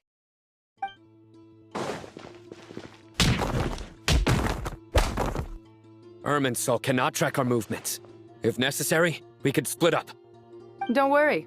We'll wipe them all out. As you can see, our people came raring to go. Good, good. How are things with the Traveler?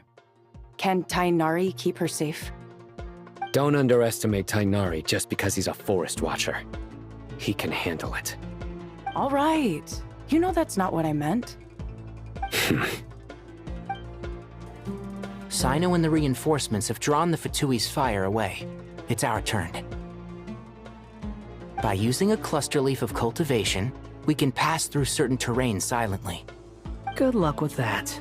We'll just fly up there. Huh? Oh, yeah. Paimon forgot she could fly. Ready? Ready.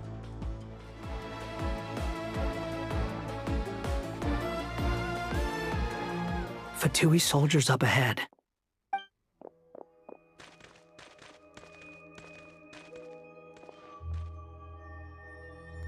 Careful. Prepare for battle.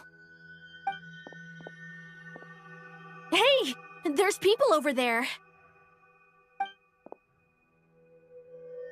You have some nerve showing your faces here in the center of Sumeru City.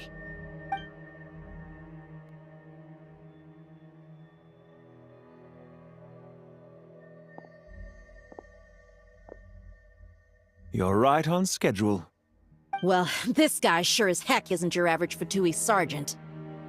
They've stationed quite a few people nearby. It definitely looks like they were waiting for us. But something feels off. Everything about this guy feels too deliberate. I highly doubt he's just a subordinate of Dottores. And he's no mere sergeant. Whatever his rank is, it's high. Much higher than we thought. So you've been waiting for us. But it looks like you're geared up for a conversation, rather than a battle. Very clever, General Mahamatra Sino. I know you're the one in charge of this siege, and I look forward to making a deal with you. A siege? Sumeru City belongs to us! Historically, yes. But things can always change. We have quite a sizable force with us, you know. For instance... There's a Fatui ambush at the north gate. Can you handle him? We can for now. Yes, I'm quite sure both sides can hold their ground for the time being. The battle has not yet reached its climax. But what happens next? Do you enjoy watching bloodshed? Surely some of those here are people you count as friends. Once a war begins, some people must die. I doubt you wish that fate upon anyone you know. Wait a second. It's a trick. He's not even there. Silence! He disappeared. What was that? A ghost? Curses! He was never there to begin with. That was just a shadow projected there to lure us in. Enough talk! Attack! I apologize for being unable to accompany you at this crucial moment, but I am compelled to leave for reasons beyond my control. Please excuse me. Sumeru's General Mahamatra is quite ruthless. It's a good thing I wasn't there in person. Your illusion held them up for a time just fine. But now that they have seen through it, they will realize you were just a decoy. Decoy or not, what matters now is that they will be heading your way imminently. Not imminently. They are already here. We made it! This is far enough. Tainari, you go help Sino. Don't worry about us. We'll manage from here. Are you sure you don't need me to stand guard? No need. Once the connection is established, we'll disappear from the sanctuary of Surasthana. Go help the others. All right. Goodbye for now, then. Please tread carefully.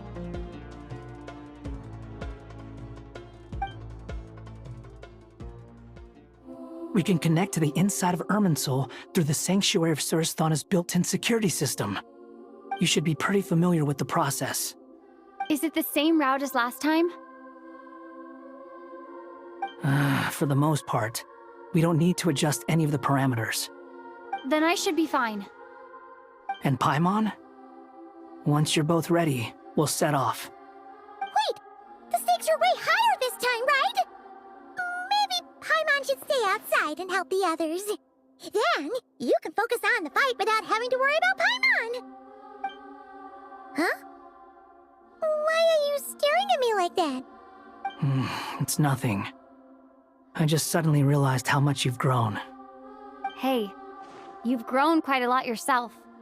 Don't you two start getting into it again. We need to go. Paimon, if you're staying, look after yourself. Will do. Paimon's gonna link up with Tighnari and Cyno. You guys are the ones who need to be careful. We will be. Bye for now.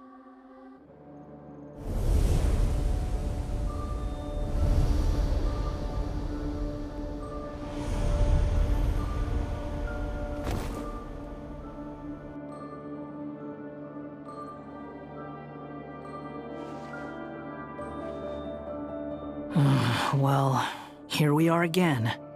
Come to think of it, I still don't even know where we're going. Thanks to our terminals, it should be impossible for Irminsul to read. I can... Don't tell me. Only you need to know. That way, whatever happens to me next, it won't affect your progress. Listen to me. Your safety is just as important as mine. Don't even think about sacrificing yourself for the greater good. We came here together, and we're leaving together. All right, if you insist. I won't argue with you.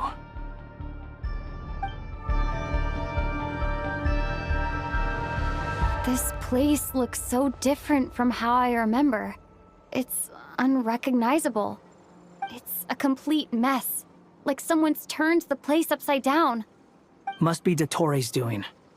Either he's searching for some information he needs, or... It's still changing. He has to know we've entered Irminsul. But luckily for us, he can't pinpoint our location. Be on your guard. Don't let him find us.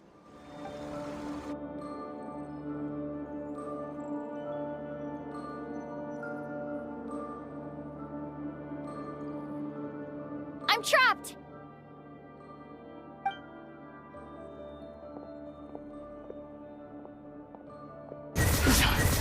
Why won't this thing budge?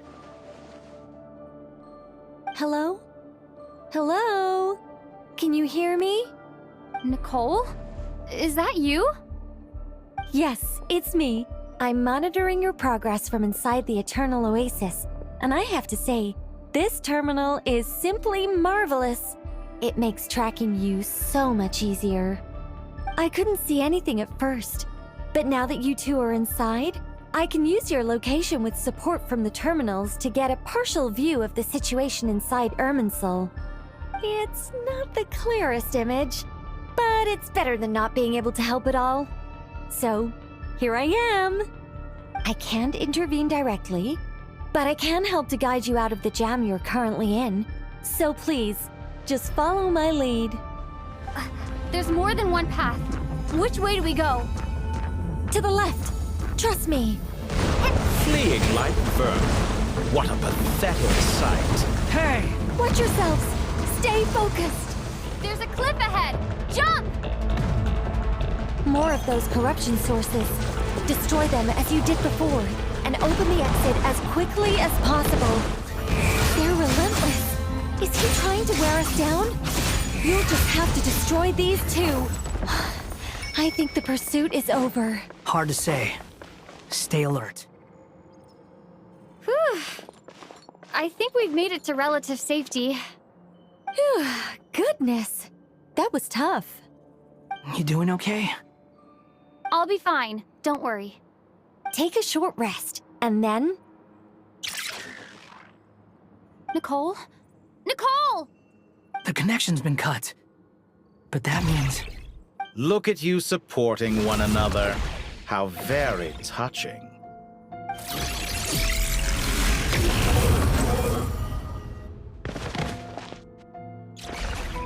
Dottore! Took you long enough to find us.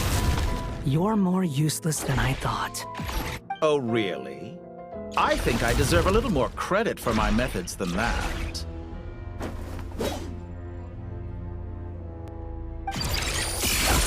Rather than hunting you down, I chose to let you roam free. I indulged your presumption that I was unable to track your movements, played along with your clever little plan. Fleeing is for animals, but I rather enjoy watching you flee. Some things lose the will to run altogether as soon as you put them in a cage. If that's true, then why did you come looking for us? Because I wanted to observe you up close, of course. Don't misunderstand me, I'm not here for a fight. Is it so unusual that I wish to greet my old acquaintances in person? After all, it's been a while. Scaramouche. Why are you so afraid? I have done nothing unprecedented in discovering the truth. Nor did I go to any great lengths to uncover your story. You made a bold series of moves in deciding to erase yourself. And with the power of this great chronicling device called Ermin's Soul, you were able to achieve something quite remarkable. Once most people form an opinion about someone, it tends to imprison their mind. Yet you managed to erase every trace of your existence. A novel take on death indeed. However, this meant that you stood out to me all the more when I saw you in Nodcry. I didn't even have to go looking for you. Just the sight of you was enough for me to intuit the truth. For someone in my position, connecting the dots was a trivial affair. It would have been more surprising if I hadn't managed to piece it together. You seem very pleased with yourself for figuring it out. I'm sure you'd even be more delighted to learn the full extent of your crimes. That would hardly be necessary. Besides, isn't there something that concerns you more right now? Something that fills you with dread? Let me put your mind at ease. I have no intention whatsoever of restoring any of the records you deleted. For one thing, it would be exceptionally difficult. But more to the point, I doubt that the prospect of losing your current life is all that frightening to you. Because in your case, the cruelest twist of fate is that you'll never again have the chance to make up for any of your mistakes. Isn't it? Dottore?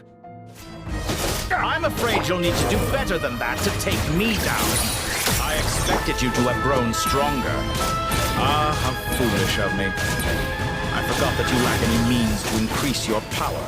You will pay for everything you've done. Oh, will I now?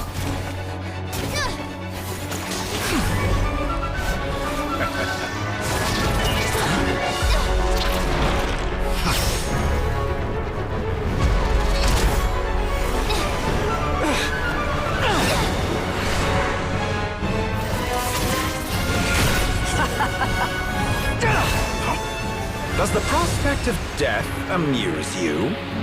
I could ask you the same question! I'll distract Dottore. You focus on the mission. Got it.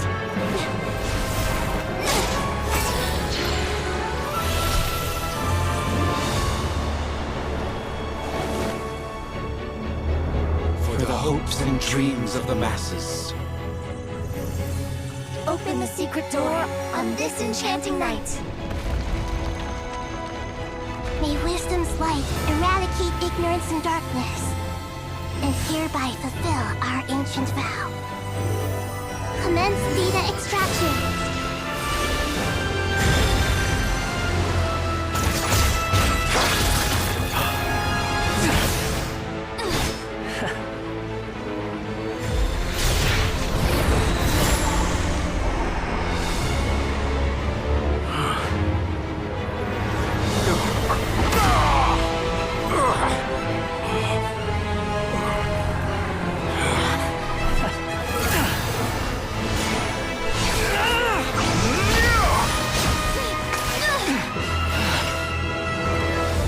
cling to outdated ideals and stand in the way of progress. You will pay for interfering with the grandest experiment of all time.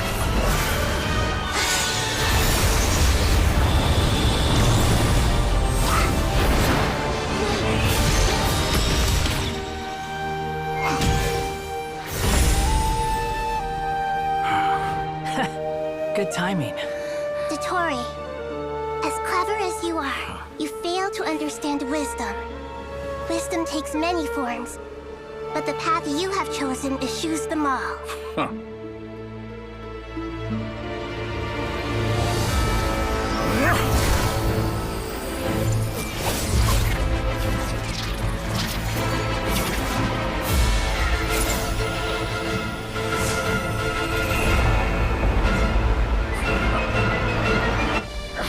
My strength is fading! Since you are within Irminsul, it stands to reason that any power you wield comes from it. You're extracting the information from Irminsul just to strip me of my power. I will find his weakness. I admire your attempt to introduce a new variable, but it's nowhere near enough. You're so close. Just hold on a little longer. I'll hold him up. Traveler, Hat Guy, the rest is up to you. We certainly have a knack for surprising each other, don't we? I'm just getting started. Stay on the offensive, but watch your back. Finally. Time for you to die. Excited? Time for me to die?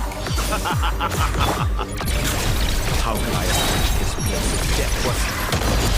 It's time. Say your prayers. That's enough!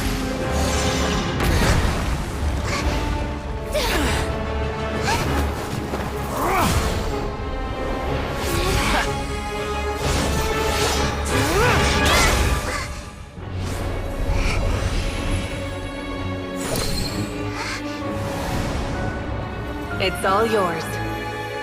Do with it as you see fit.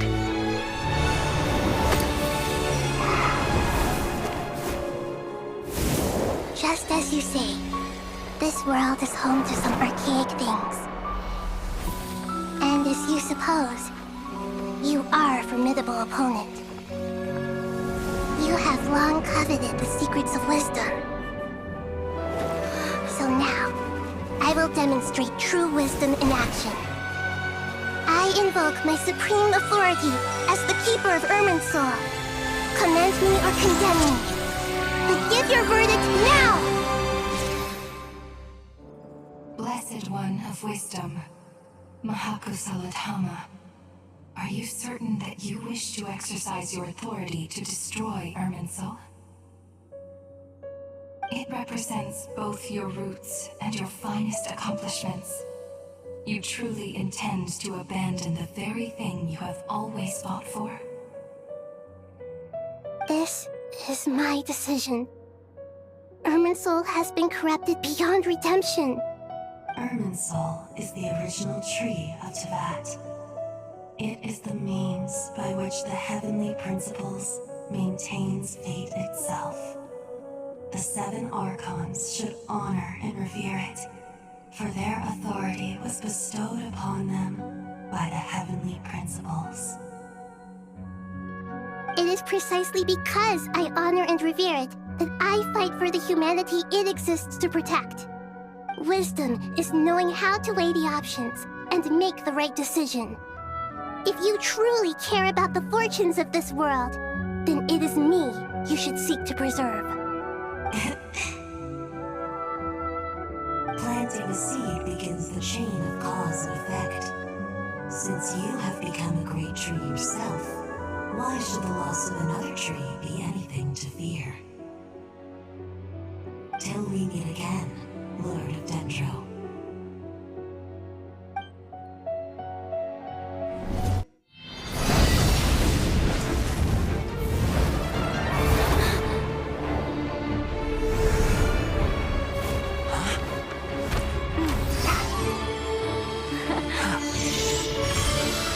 The first flame. The pure, cleansing fire.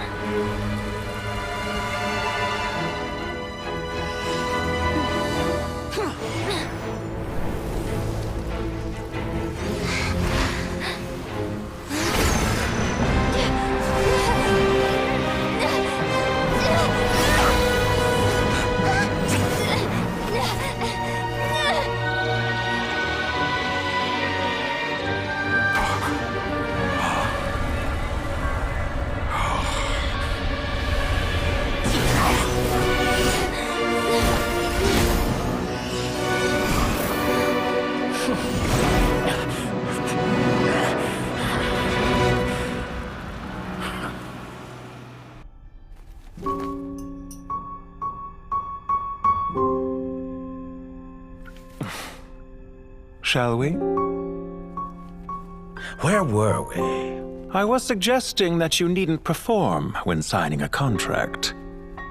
You're only sitting here because your bank demanded an evaluation of the trustee. So you told a story about a young scholar from a merchant family in Sumeru? I told a compelling tale, didn't I? The post-expulsion story is far more captivating. The human experiments or the elixir of immortality? The part where you die. Ah, yes. My favorite part. The 35-year-old Segment thought of himself as Dottore, reserving the name Zandik for the original specimen. Of all the Segments, he was the most selfish. After his expulsion, Dottore searched for a new direction. He joined the Fatui, studied Elazar in great depth, secured resources. He was rather fortunate in his career. Zandik turned to Conrian technology and successfully created his segments. But this was not immortality. Even with backup segments, his body would still age. Still, thanks to Snezhnaya, Zandik found the ideal base for his experiments. Then a perfect partnership materialized at a crucial moment. The year that both parties realized they needed more time. Fortunately, Zandik succeeded. In a miraculous turn of events, he gained the extra time he needed. I seem to recall it differently. All right, it's true. No matter how much elixir he took, Zandik remained human and continued to age. Then, on the morning he turned 85... Help me up! Call for help! Surely he would be rescued, Zandik thought. But to his surprise, no one helped him. Zandik was too selfish for that. Don't forget, you're one of us. Yes, and we're all waiting. Waiting for me to die. Pantalone arrived for a meeting and happened to witness what followed. He found it unsettling. I never said that. But the Zandiks were unfazed. It was a rare opportunity for self-dissection.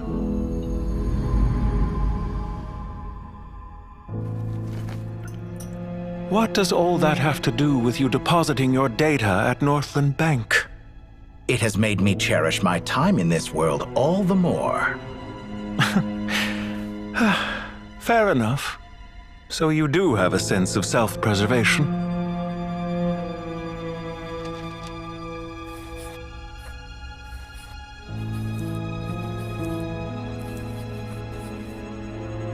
What do you mean? You're hardly normal, and you don't cherish life.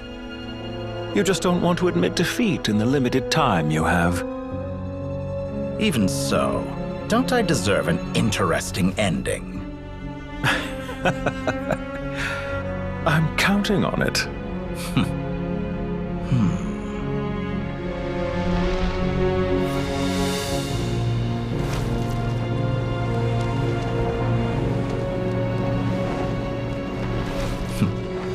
If nothing else, I expect my funeral will be a grand affair indeed. What a magnificent fire.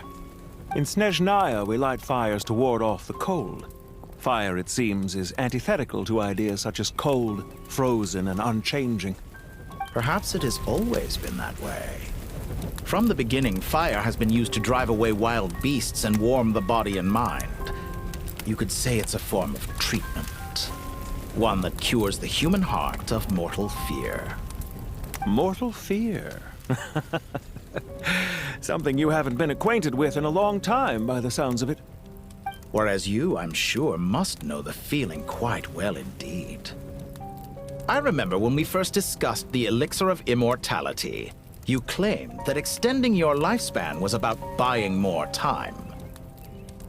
But was that really the truth? You fear the prospect of dying a wretched end in this world, don't you? Of course I do. I'm only human after all. And while you may have forgotten it, you cannot deny that you too were once human, Dottore. I do not believe that there is no such fear in your heart. Perhaps you are right. But I abandoned it long ago and devoted myself to my experiments. I have felt no fear since. From the very beginning, I never thought you could win this game. But still you came, contract in hand, to honor our agreement. Because I am a reputable partner. And as we have discussed, experiments are about more than results alone. The process is equally important. I have come here and completed my creation, and I do not regret my decision. I'm afraid your journey ends here. After I die, there will be no one to make the elixir of immortality, and your remaining stock will only last a few more years. How then will you prove that you didn't perish in this incident alongside everyone else? When I feel optimistic about market environments, I never forcibly adjust them. They have their own direction. And I myself am one such environment. I have been quite particular about many things in my life. But where the manner of my death is concerned, I choose not to be. You make yourself sound so magnanimous. Oh, but I am. And I hope you will be too. It may have been a long time since anyone told you this, Dottore, but I recognize that you are a truly rare talent. Ha! I can see it.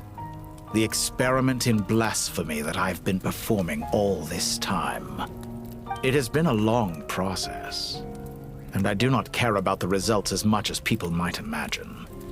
If the very goal of your experiment was to explore infinite possibilities, then there was never any reason for it to end.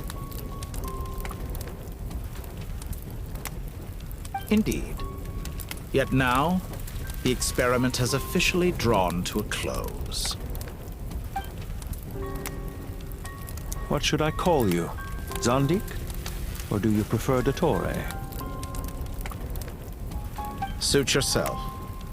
Goodbye, Feofan.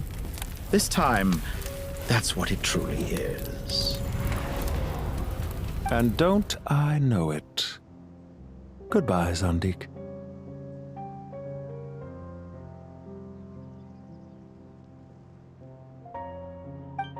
I could have carried out many more experiments. But to me, Lord of Dendro, this outcome is certainly not the worst. I believe you. But unfortunately, this is where it all ends for you. This experiment does not belong to you, nor do any of the results. Experiment? It sounds like you're trying to outdo me in my own field. Wisdom is conveying information in terms that people can clearly understand. You know exactly what I mean. Indeed. I can see no further outcomes. Ha. You have a formidable mind, and you are braver than I thought. Setting fire to the very thing your survival depends on. Your previous threat was empty, but this time, it is real. When necessary, wisdom can be as fierce as an inferno. Some of the flames that incinerate you come from within yourself. Perhaps you are right. You see what lies at the bottom of the human heart, and that is your wisdom. Here is where your journey comes to an end. All that is yet unknown belongs to those of us who will carry on living. It seems I have unwittingly been your arch-enemy all along. But now, it's all over. I do not deny your intelligence. But what you refer to as experiments, I would never describe in those terms. They are events that take place in the real world, and they are so much more than mere data. Goodbye. We will never meet again. Well, that's the last of them. Everyone on the list is already back where they should be. It was a long, hard road, but we finally finished escorting everyone back. I just pray that we'll never need to leave again. I hope we can stay here forever in this peaceful paradise of our own choosing. I'll be heading back to the Temple of Silence. I heard the Goat King and the Ibis King decided to pay us a visit. How about you? It's back to Aru Village for us. Still plenty of supplies to distribute and people to help. Until next time, old friend. As long as you can find the time, you're always welcome to visit us in Aru Village. Right back at you. Make sure to drop by the Temple of Silence the next time you're free. All right. We'll make sure to find time to stop by. Stay safe on your journey home. I will.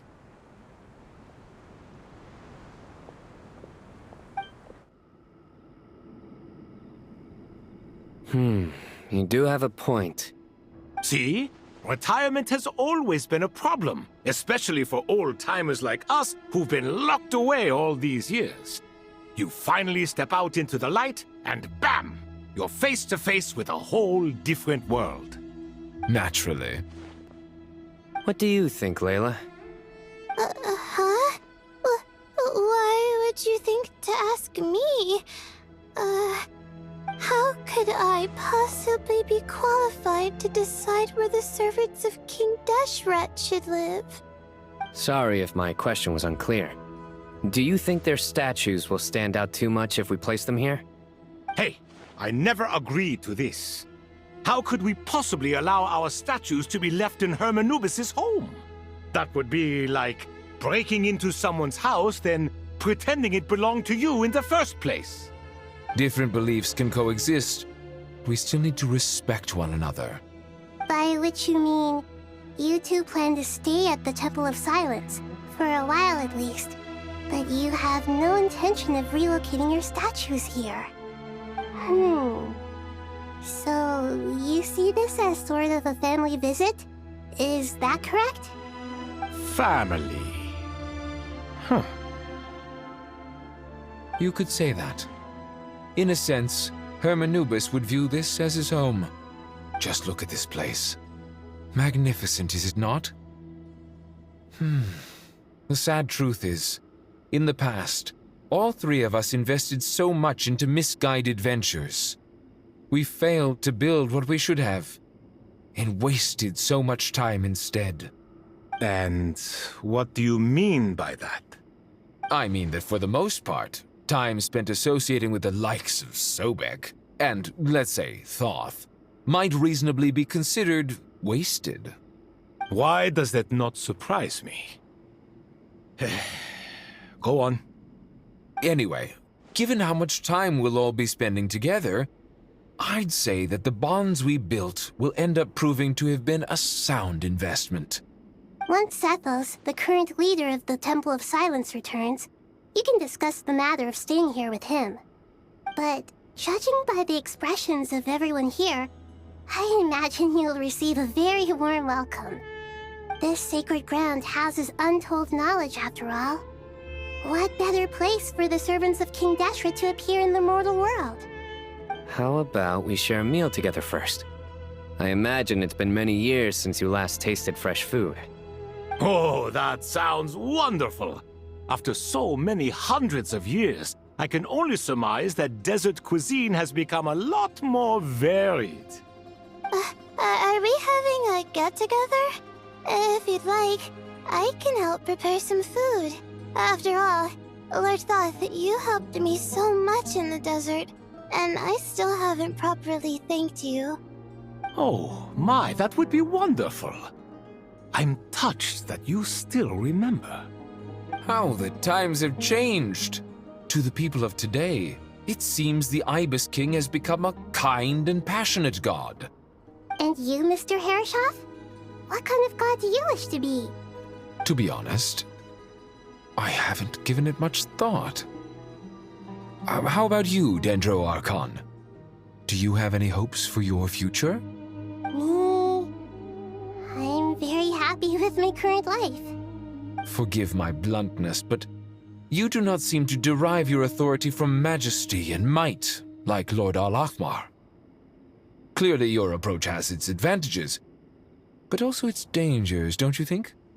I do, but projecting a majestic front doesn't really suit me. Besides, my relationship with others isn't simply one of a god and her people. Not putting on airs might earn you more adoration. Exactly. Besides, I really like parties where everyone brings their own food, and we all come together to share. You should join us. I'm sure you'll find it fun. Last time when we got together for a picnic near the Avidia forest, it was quite the occasion. Seeing as you're already here, how about we hold the next one in the desert? Can we do that? Wouldn't Tainari have to transport a ton of drinking water? Don't worry, I can help out. Layla, would you like to join us next time? Me? Sure. The more the merrier. That way we... Don't take this the wrong way. I just think you should know. When it comes to passing the time, chess is more our thing. In that case, Dendro Archon, what do you say? If I were to compete against you, I can't say with certainty I'd win, but I certainly wouldn't mind giving it a shot.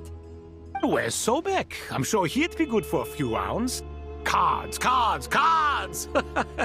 I'll always prefer chess. I wonder what variant of chess we're talking here.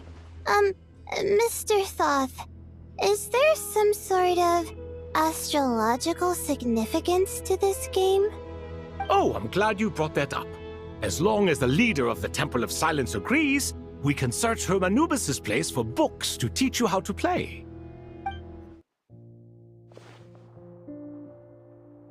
Such devastation visited on Sumeru City. So many houses destroyed or damaged in the fighting. Who could have foreseen this? Look at all of this. It's going to take me forever to tidy up. I suppose living below the academia doesn't always work out to your advantage. I would have thought a little appreciation of my sincerity and effort in helping to clean up this mess might be in order. Helping? Effort? This is your house! Of course you should be putting in the effort! If anything, I'm the one who's helping. Nevertheless... In the wake of a great storm, a missing roof is a predictable inconvenience. I won't pretend it's ideal, but that's no reason to be upset. This is the roof over your head, your shelter from the cold. The furniture is scattered, the paintings have fallen off the walls, the windows are shattered. Don't you feel even a little disheartened? The way I see it, these problems are easily solved. Ugh, this is precisely why I hate talking to you about sentimental things. It's like banging my head against a wall. You simply don't understand just how much work goes into making a proper home. You may consider this my progress on the path to mastery. What? Wait a second. Isn't that box mine? Hey, it is. It must have fallen off that shelf. I'll hate them. Those are my paints and inks. Would you like me to put it in your bedroom for you? Huh? I mean, sure, if you don't mind. What kind of progress is this? Does he think he can bribe me? Not that giving me back my own things is much of a bribe. These books on the floor, they're a complete mess. And this one, didn't he say it was an out-of-print collectible? It's completely covered in dust, and some of its pages have even fallen out. Ugh, guess I should help him repair it. This one too. And this one. Local subterbeasts, imported goods, such a bright future ahead. I can picture the Mora just rolling in.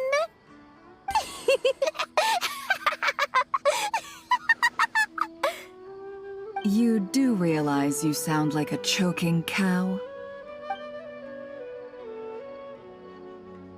It's called being imposing. Can't you feel it? Are you not intimidated?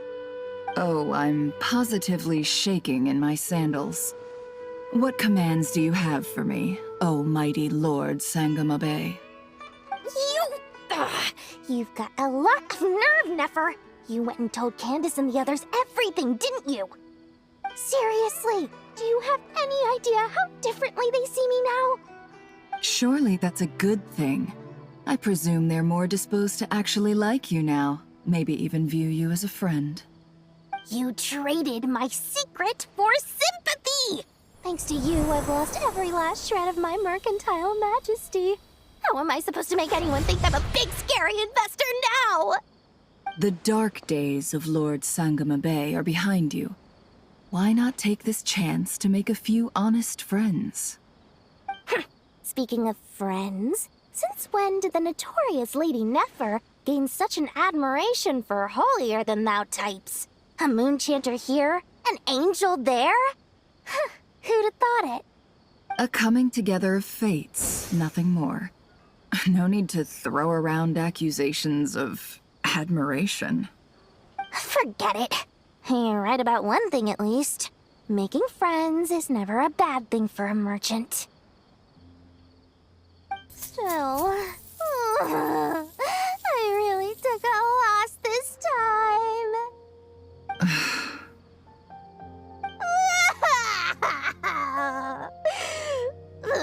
What are you looking at?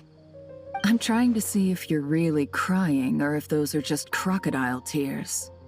A little birdie told me that when Lord Sangama Bay makes money, the tears flow from the center of her eyes, but when she loses it, they flow from the corners.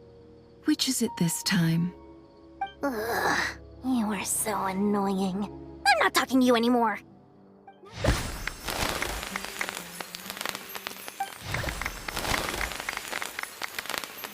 Congratulations, Kale.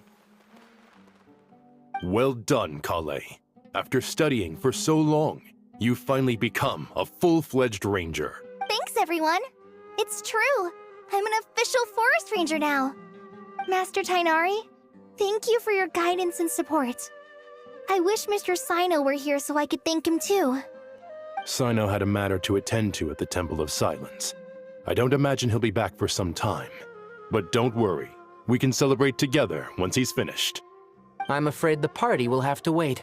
Kale still has some matters to attend to first. Kale? Is everything all right? No, it's not what you think. There's nothing wrong with my health. I just have a few things I need to deal with. I've made plans with the Traveler and Paimon to visit Mondstadt. Master Tainari and Mr. Sino will be accompanying us too. Well, that's a relief. Let's get together when everyone's back. I'm sure you'll be doing even better by then. Of course. I have a feeling you're right. Phew! After all that catching up on sleep and food, Paimon's feeling full of vim and vigor again. For someone who spends so much time resting, your recovery routine is surprisingly simple. Hey! Paimon's been working her butt off too, you know. She flew all over the city helping everyone out. Don't worry. I saw how hard you worked. All right. We all know you're the most hardworking person in Tavad. As long as you're rested and full, that's what really matters. Paimon's been looking around the place, and it seems like the city's already on the mend. But Paimon's been wondering how Nahida's doing. We should check in on her.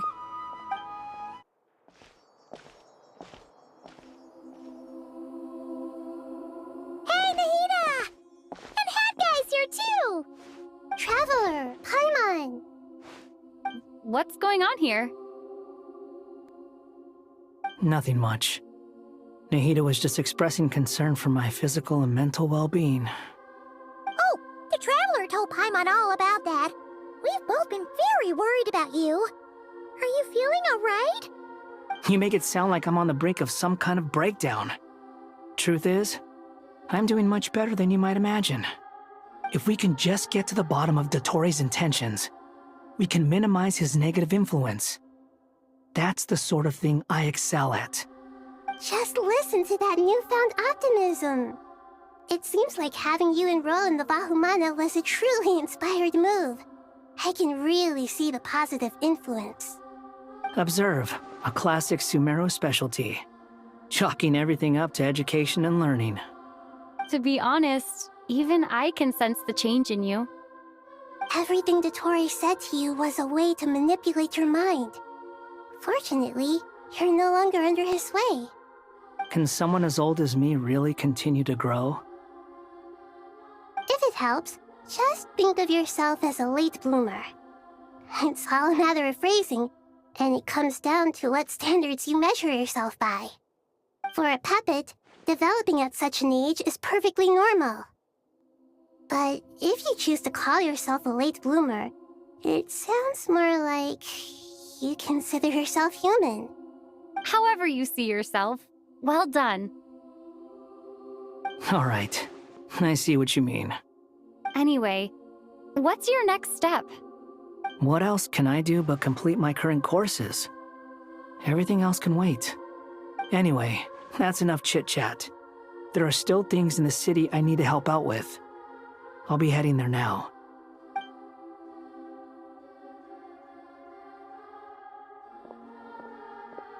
I'm so happy that Hat Guy is doing better than we thought. But what about you, Nahida? How are you holding up? The pyronosis burned down the corrupted Irminsul. The flames blazed for 7 days and 7 nights before they finally subsided. All that was left were the parts underground. Now, Aru shoulders the responsibilities that once belonged to Irminsul. The situation was contained before it got out of hand, so Tevat's most vital information has largely been preserved. Irminsul has a strong influence over you, doesn't it? How will you cope now that it's gone? There is no need to worry.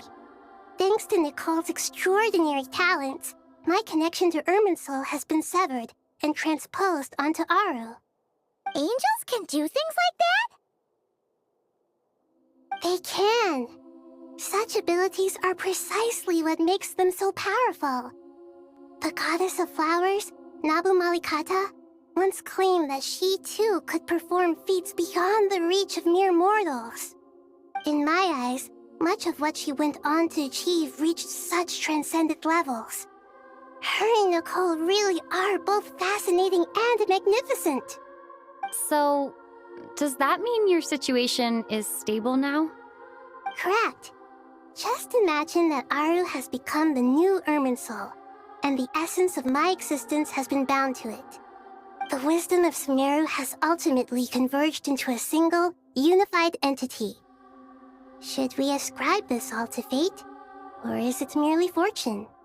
Whatever it is, the important thing is that you're okay, Nahida. Dendro Archon, Lesser Lord Kusanali. Oh, thank goodness you're here. Greetings, Traveler and Paimon. Sir Nevis, do you have something urgent to say? Yes, there's something I need to report. We've received a message from Snezhnaya.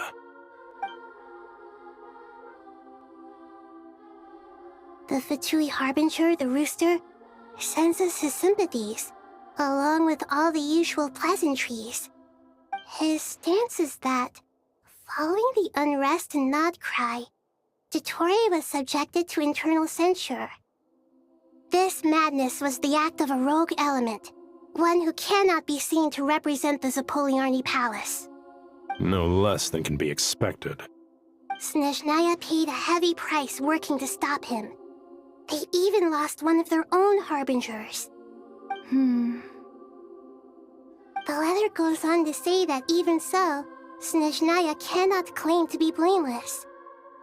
Apparently, they will deal with Dottore's subordinates in accordance with Snezhnayan law, holding all those involved in his crimes accountable. Additionally, they are supplying relief funds and supplies, which are already en route. They hope this will aid in Sumeru's reconstruction. Sounds like he's got an answer for everything. True, but as diplomatic rhetoric goes, it's highly effective. Completely watertight, both in logic and sentiment. This disaster has had a profound impact on Sumeru. There is much that I will keep in my heart. The matter of Dottore can be seen as settled for now. We are sure to cross paths again in the future, and in that light, Snezhnaya would do well to uphold their responsibilities and keep a tight rein over their actions. With Irminsul burned, the flow of fate now carries many more possibilities. I will be watching carefully. Perhaps we can move on to a less serious matter? Dendro Archon, will you eat with us once this matter is dealt with? Everyone wishes to celebrate together. Your presence would be most welcome. Of course! Junior Zod, Sino, and Hypatia all told me the same thing. If there isn't enough room for everyone, we can arrange back-to-back feasts. What a wonderful idea. That just leaves the question of what we should eat. Take your time, there's no need to rush. The Traveler, Paimon, and I still have somewhere we need to visit. You'll have plenty of time to think it over before I return. Does this mean you're going to Natlan? Meeting them there in person. It will require a long journey. I know. But this is necessary. I must go myself. Traveler, Paimon, we'll set off as soon as you're ready. Is that all right? Sure. We'll be ready whenever you are. You'll hear no objections from Paimon. We should grab some snacks along the way, though. It'll be just like going on a long holiday. Wonderful. I'm looking forward to this so much. Natlan is such a lively place. It's super cheerful and positive, too. I can see that. There are people outside exercising at all hours. Such a healthy way of life. You came. Welcome, welcome. You must be hungry from your journey. Would you like something to eat? Oh, thanks, but no thanks. We've been eating the whole way here. We had a mushroom platter, Sab's meat stew, butter braised chicken, Hadasara pudding.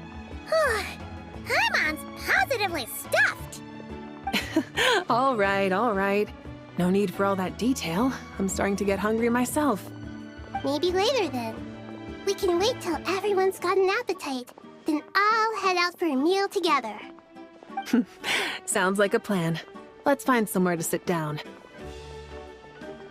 I should tell you, I already have some sense of why you've come. Why's that, Malika? To say thank you. Your senses are spot on. But on top of that, we also feel guilty. Because the pyronosis has vanished? I sensed its loss. Despite scouring through the remnants of Irminsul, we couldn't find any sign of the pyronosis. Not even any trace of it burning to ash. That's certainly unusual. Still, the potential fallout from Irminsul's loss is significant, to say the least. Perhaps the pyronosis's disappearance is simply a knock-on effect of the impact it's had on a certain strand of fate. There's no need to feel guilty. We were clear that this time, there was to be no returning, only giving.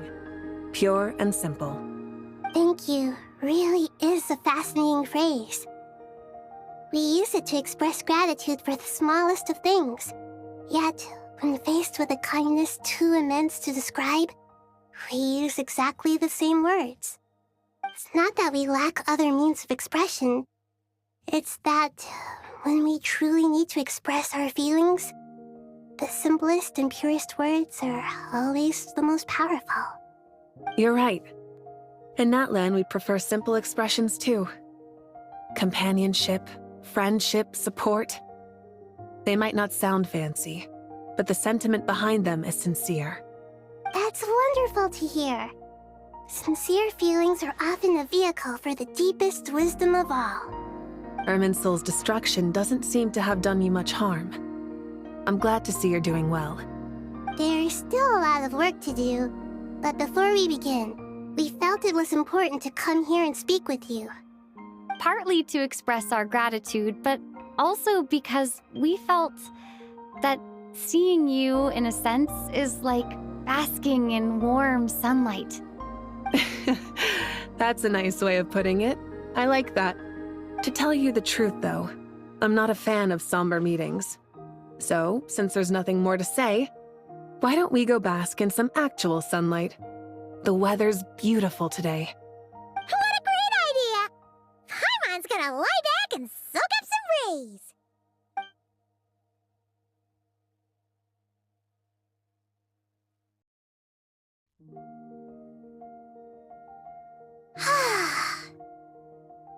In that case, I think I'll lie down for a bit too before we head to our next stop. And where might that be? Mondstadt. Paimon and I are gonna head back there with Kale and the gang. Long ago, I sensed that the god remains inside Kali had come from the goddess of flowers, but I kept it a secret. Those remains weren't hurting Kali, not as she is now. They simply exist. Besides, I could sense a deep yearning within her. A yearning for an ordinary life. A yearning to hold on to the hard-won happiness she now enjoys. With someone like her, I have a responsibility to keep her secret. She should be ready to face the truth by now. Whenever people meet, there is always the potential to create warmth and kindness. Every child grows up, but even as adults, they are still children in the eyes of certain people. Oh, just like how Paimon sometimes sees Nahida as a little kid. Is that so? Well, anyone who's friends with a kid is probably a kid themselves. Of course! And there's nothing wrong with that. When we get back, we'll actually be hanging out with another of our friends who happens to be a kid. Or more like looking after, in her case. Anyway, we'll always be there to watch out for our friends. Dear Sucrose, when you receive this letter, I'll probably be as busy as always. But busy with wonderful things. That's because I'm no longer a trainee. I'm now an official forest ranger. Impressive, right? Sino said them official rangers sound much tougher than trainees. Though he did say it was already pretty tough to start out with. You probably heard that something big happened in Sumeru recently. Don't worry, it's all been taken care of. We're heading to Mondstadt soon, so if you're free, maybe we could meet up? Plus, it's not just me. A few of us are going. Hey, do you still remember that time we all got together? You know, when we all went to the Windbloom Festival? It'll be just like that. Tighnari, is that... Don't you say it! Is that the great Vayu-Vyastra? Behold, the great Vayu-Vyastra, General Mahamatra. How times have changed. I wasn't expecting you to beat me to the punchline. You've changed. You've really upped the aggression in your battle against Sino's jokes. Kale, how did you know what I was going to say? For the love of... Hey! Traveler! Paimon! You're right on time! I hope we haven't kept you waiting. Kale! Sucrose! It's been so long! How have you been? I've been well. Everything's going great. What about you? Are you still busy? Not at the moment. Oh, right! That juicer you gave us works amazing! Farzan loves it!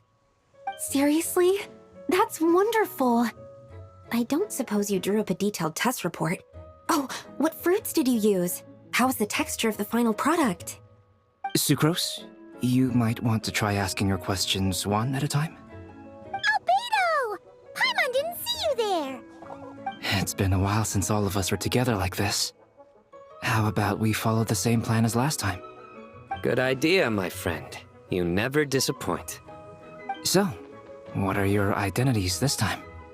Don't remind him. First things first. Allow me to introduce our very own official Forest Ranger Kale. The rest of us are simply her humble travel companions. This sounds like one of those mushy stories that gets people hooked on some corny, heartwarming premise. Oh, is our story not heartwarming? If I recall correctly, there was even a scene like this in King of Invocations. Besides being heartwarming, our story's also about tough, impressive-sounding job titles. At least That's what I think. Oh, you're here already. I'm still giving Dodeko a little trim. I won't be a moment. A trim? Does Dodeko need haircuts too? Of course. It's important to know how to take loving care of the apples of your eye. All of these trivial matters get left to me. It's because I'm an angel, and angels are, in a way, the guardians of all Tavad. Oh, right! Wow, that's definitely an impressive sounding job title. Clearly, my lines are pretty amazing, wouldn't you say? Miss Nicole. Kale? You seem a little nervous. I was just wondering, who was the person you mentioned who needed their wish fulfilled? Wish? What do you mean? Miss Nicole asked if we could meet up in Mondstadt once everything was over. She said a friend of hers had a wish that needed my help to come true. Well, you never mentioned that before. All we knew was that you'd arranged to meet in Mondstadt. But we thought it had something to do with the god remains. To be fair, everything I told you was true. Anyway, my friend is waiting. Come on, let's pay her a visit. Huh? You're...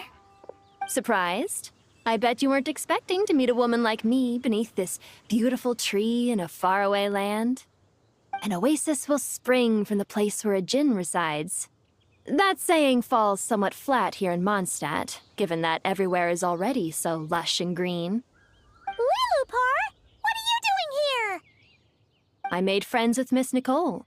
I asked her to bring me here and then invite Kale to come. The prologue to this story is that I have a wish. It has stirred within my heart for centuries. Millennia, even. Originally, it was merely Al-Ahmar's lie, but now it has become reality. Could this be... related to the goddess of flowers? My dear young lady, my mistress left her final trace in this world upon you. I can't tell you how glad I am to see you here. And now I have seen you, and peered into your heart. You have experienced hardships and suffered setbacks. The torment an ordinary person might expect to face has befallen you threefold. This is the source of your resilience. But, beneath all this, I've witnessed the seeds of desire. You yearn to return to the simple life you once knew, do you not? I do. I want to throw away everything that isn't mine. But how do you decide what is yours? The scars that others carve into your flesh? The kindness and love they inscribe? Are these things not yours as well? They are. This is something I've talked about with Miss Nicole. Miss Nicole said I should learn how to adjust my standards. I just want to live as an ordinary human. Anything beyond that isn't mine. Don't you want anything from the remains of the goddess of flowers? She gave me a revelation once. I think that's already more than enough. In the past, you would not have possessed such a rich heart. Your brief life has taught you to hold on to everything good, to home in on kindness. How fascinating. You're nothing like Nabu Malikata, and you're certainly not her. Of course not. I'm not some great and powerful being, Miss Lilopar. Yet I am a djinn. We exist because of the Lord of Flowers. We revere and love her. My wish is to see her one last time, to give everything for her. Kale, can you do this for me? But her remains won't be easy to remove. Are you sure this is what you want? That's beside the point. First, I need to know. Are you willing to do something for the soul of this lonely, wandering woman?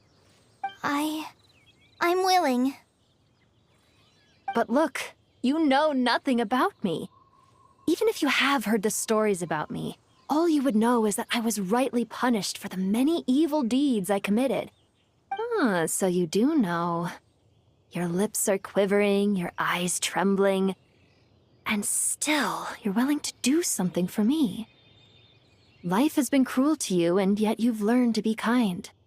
My dear young lady, to repay your kindness, I too must play my part.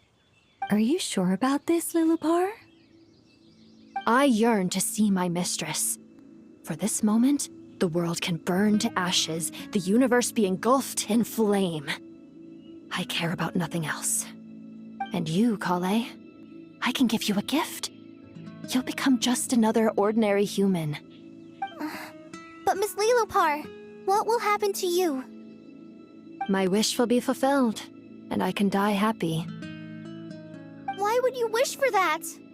A long, unending life might seem desirable for one who has never possessed it, yet it brings torment to one who has.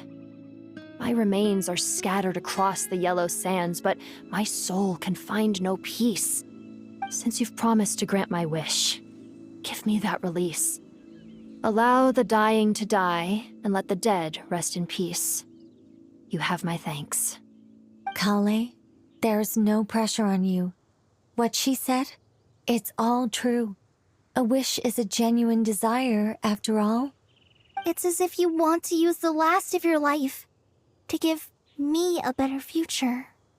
Nothing's so selfless. We'll be using our futures to fulfill each other's wishes.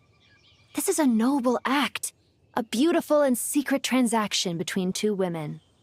I understand. Miss Lilipar, I'm ready. Close your eyes, Kale. Then open your soul. From there, I will embrace my mistress. The downpour of flowers is your touch. Like returning to the very beginning. Like surrendering to your grace, my mistress. People say that devotion is beautiful, yet filled with pain. How foolish of them. For me, devotion is beautiful, pure and painless. Devotion is my love. Thank you.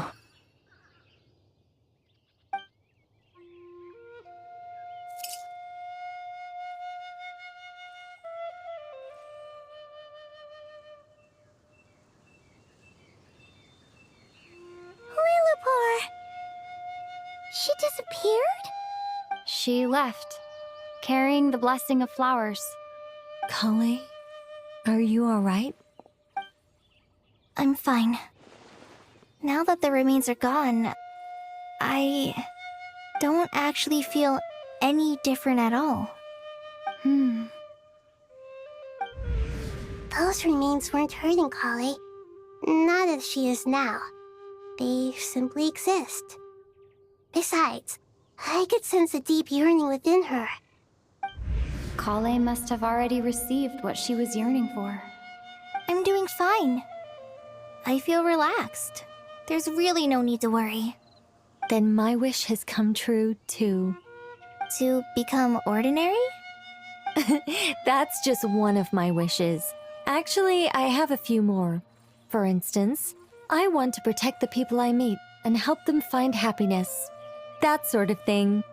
So between Miss Lilipar and me, you've fulfilled 2 wishes already, and protected 2 people. Wonderful, isn't it? Oh, I feel so fantastically happy. I guess that settles things here. So what's next? What do you want to do when we get back to town? Clay, look who I've brought to see you. Hey, Kale! I heard you guys were holding some kind of secret event. How come you started without me? Huh? Oh no, it's nothing like that. We were just saying goodbye to an old friend. Really? Who? Me. The old me. So that's what this is all about.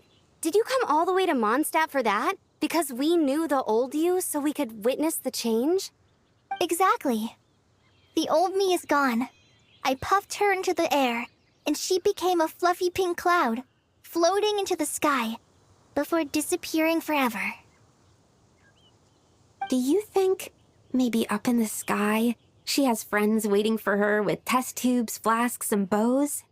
Oh, when you put it like that, it doesn't sound so bad after all. What do you think, Miss Nicole? I think maybe that's right. At least, if it were up to me, I'd consider that a happy ending. Dear Sucrose, even though my childhood ended long ago, these past few days have really felt like growing up again. I've become stronger, and I feel like I can finally accomplish things by myself. Surely someone as mysterious as you will find a friend like this fascinating? Always growing, always thriving like a plant.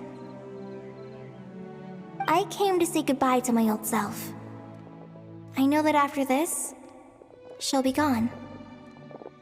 Thinking about it makes me feel a little lonely. I know the weakness that kept me company will one day leave me too. But somewhere in my heart, I feel a great sense of joy. It feels like I've always wanted to take this step, to walk towards the new me.